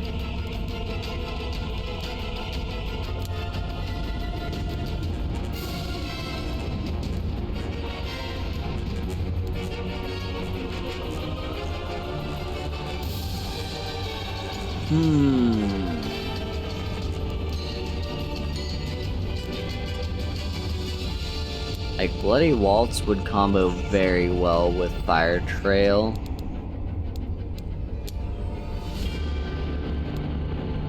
So what I'm probably gonna do... What game are we playing? is Shard of Psyche on you. Dread here and hope we get lucky. Yes, okay, so we did get lucky.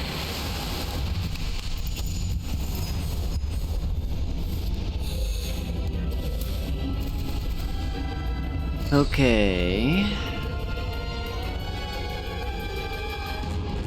So, let's see.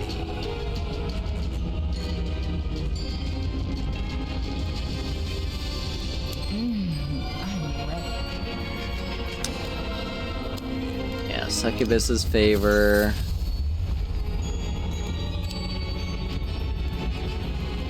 Fire Trail.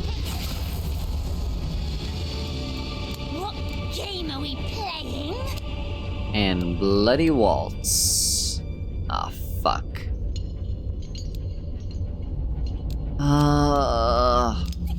I'm really bad at this. Well, there we go anyway. He's dead. I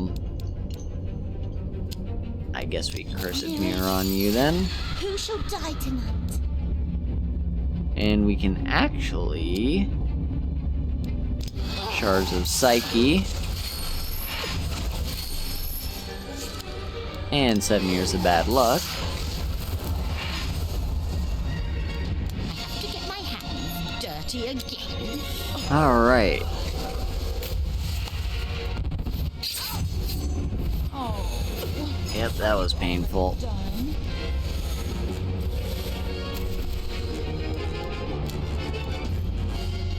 Alright, Provocation. Ah, such pleasure. Why is 3 of our energy locked? What This is game are we playing? dumb. I hate it.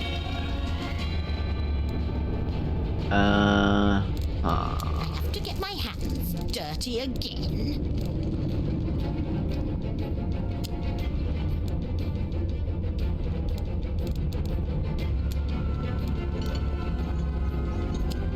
Let's just do another 7 years bad luck.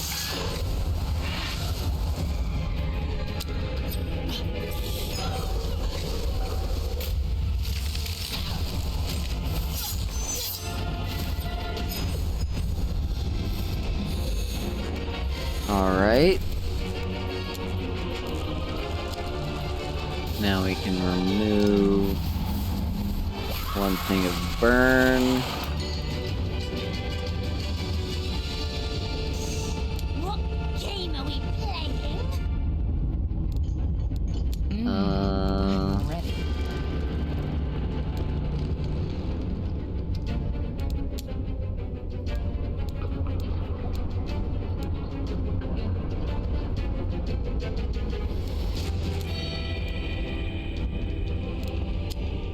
Okay, yeah, we're gonna use seduction. Fine. I have to get my hands dirty again. And now, let's see here. Relentless.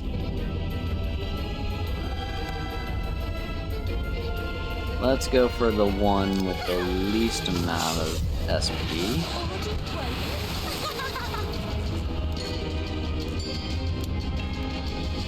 And finish with a gust of wind.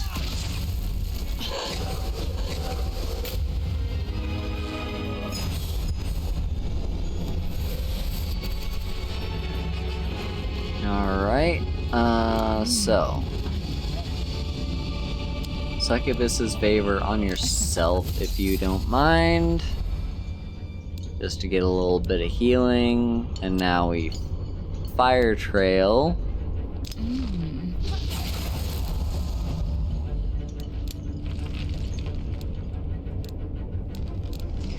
And then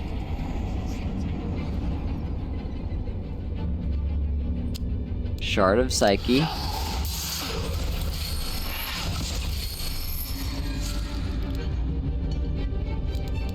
have to get my hands dirty again. And this is gonna be good. Watch this. Alright, so we reduce the damage there. And now Bloody Waltz for a ton of damage.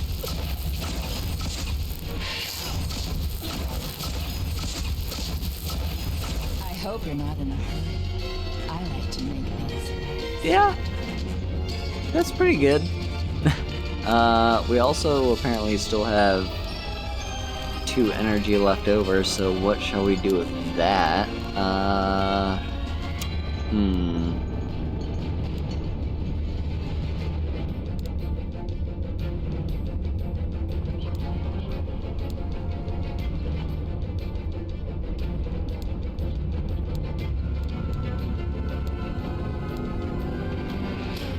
Let's just do...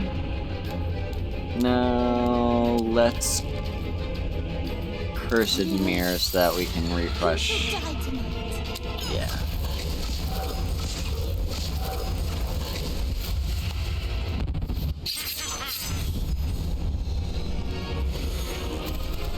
Alright, so we've got her all the way down to 400, which is awesome. I'm ready. So, go ahead and do that. And then, let's To see. get my hands dirty again. What game are we playing? Any free skills? Shard of Psyche is free. So sure, use that.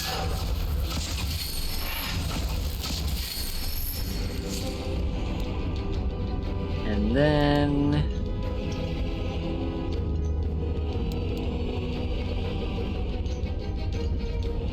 Yeah, Relentless looks good.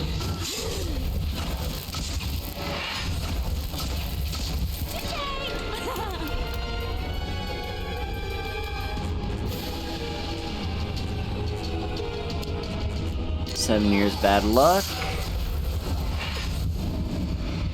Into Gust of Wind. No one can resist me. And we did it. We have recovered the Lantern of Kerem. Carmelia is dead. I shall never understand how a creature of the night, even half mortal, could choose the human camp. She deserves a sad fate.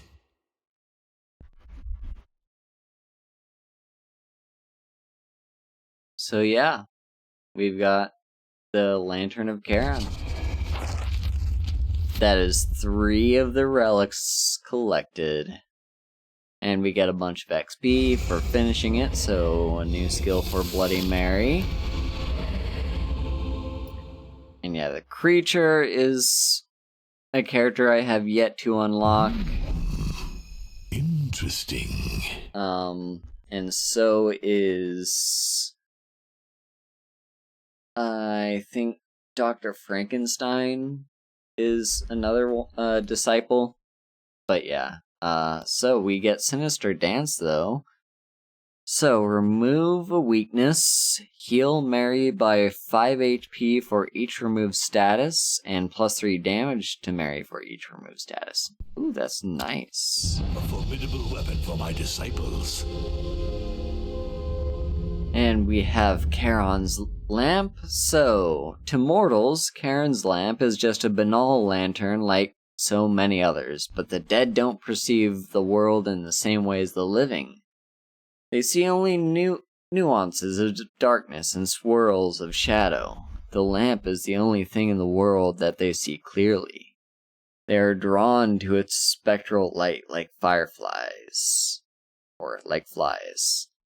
Charon uses it to guide their souls to the bowels of my realm, but sometimes I find it much more amusing to leave them wandering around the surface, haunting the living. Morbid satisfaction. So, boss, how was exile? If you need someone to stir up trouble, I'm your man. Alright, so we have Baron Samedi, a new disciple. Cool.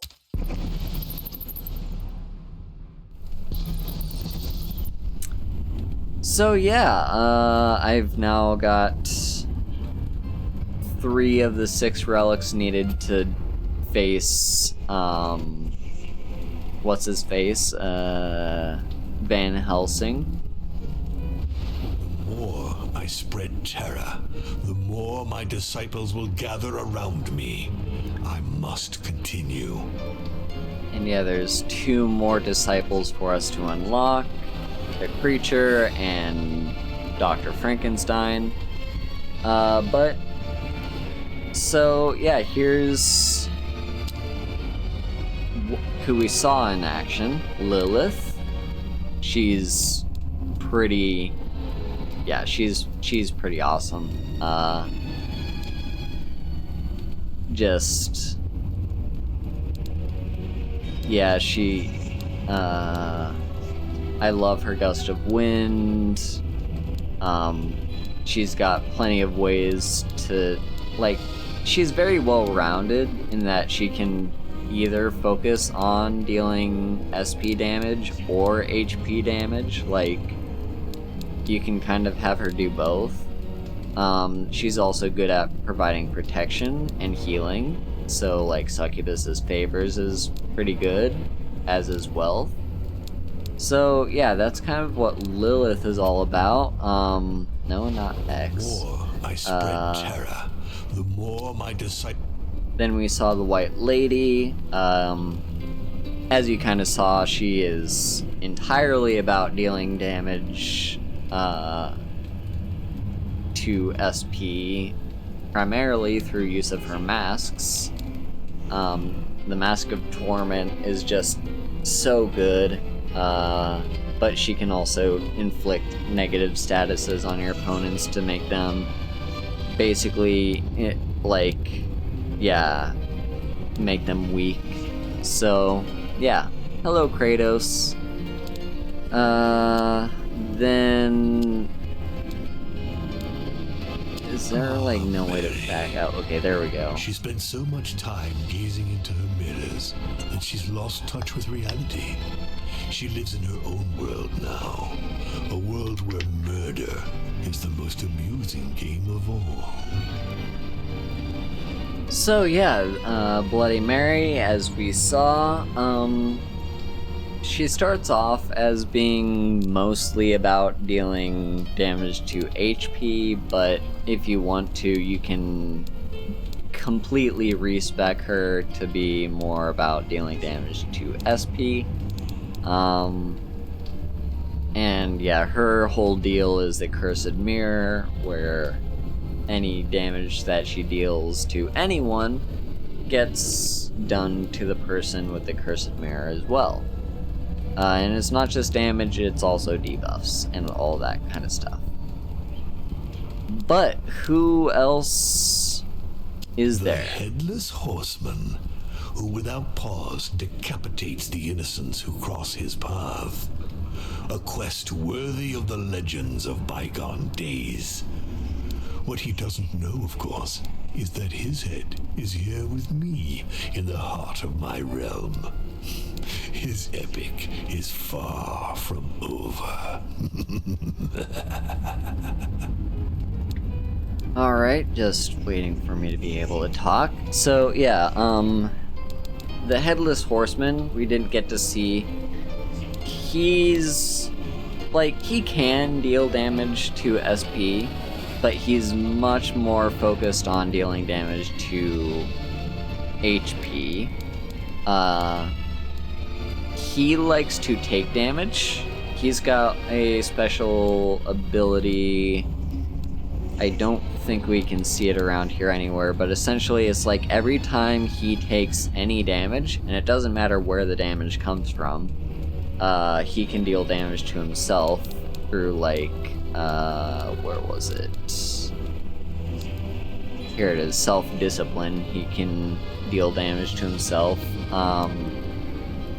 He stacks up, like, points of, I don't even remember what it's called, but it's essentially, like, he stacks up points every time he takes damage, and then when he has 5 points, he can use skills that have mastery. Bitterness, that's what it's called, yeah. So, when you have 5 bitterness, you can play mastery skills, which are super good. As you can see here, Devouring Charge steals both HP and SP for only 1 energy. Well, the only requirement being that you use, you know, that you have 5 bitterness. But yeah, he's also good at, you know, protecting, that kind of stuff. Yeah, he can steal maneuvers, yeah, deal a bunch of HP.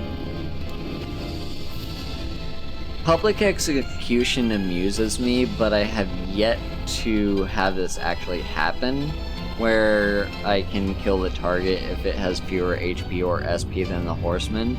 That has never happened to me yet, but maybe someday. Then Dracula, he's... the best way to describe him, he's a support character.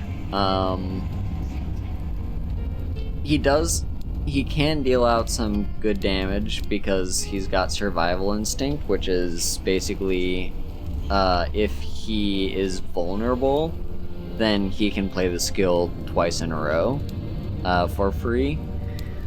But mostly he is about, you know, applying buffs to everyone, so like he can give people Vampirism and Sharpening.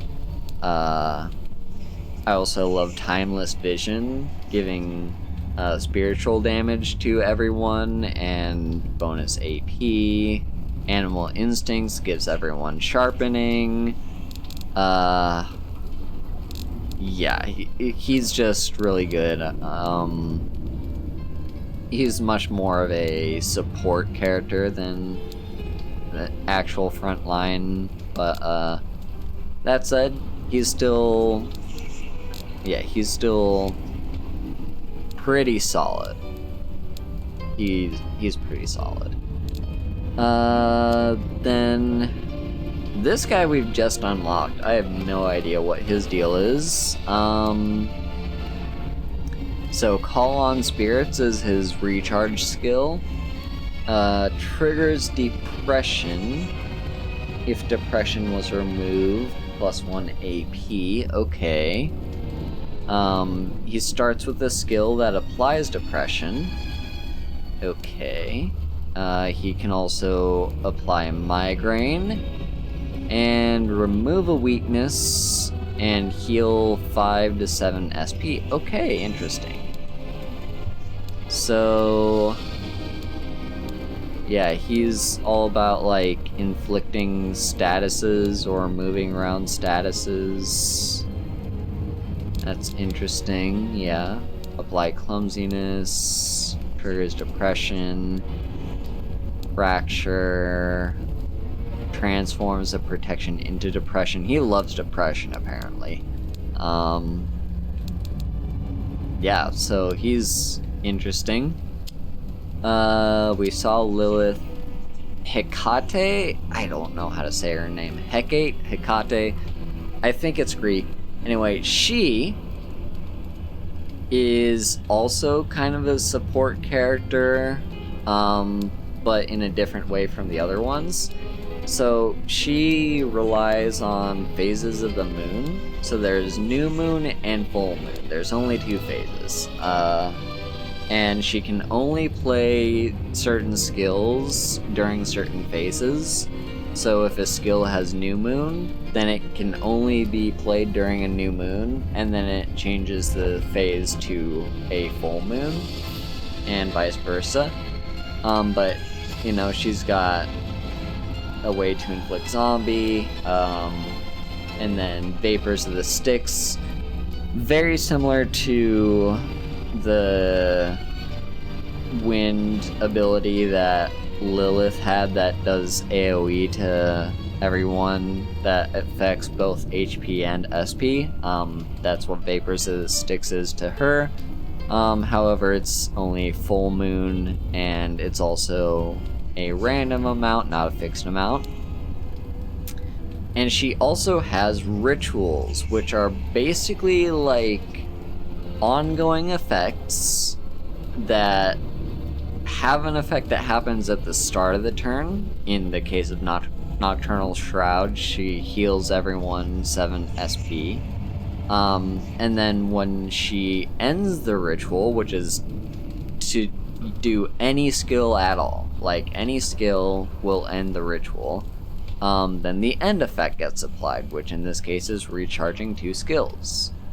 So yeah, she's really great at dealing damage to SP.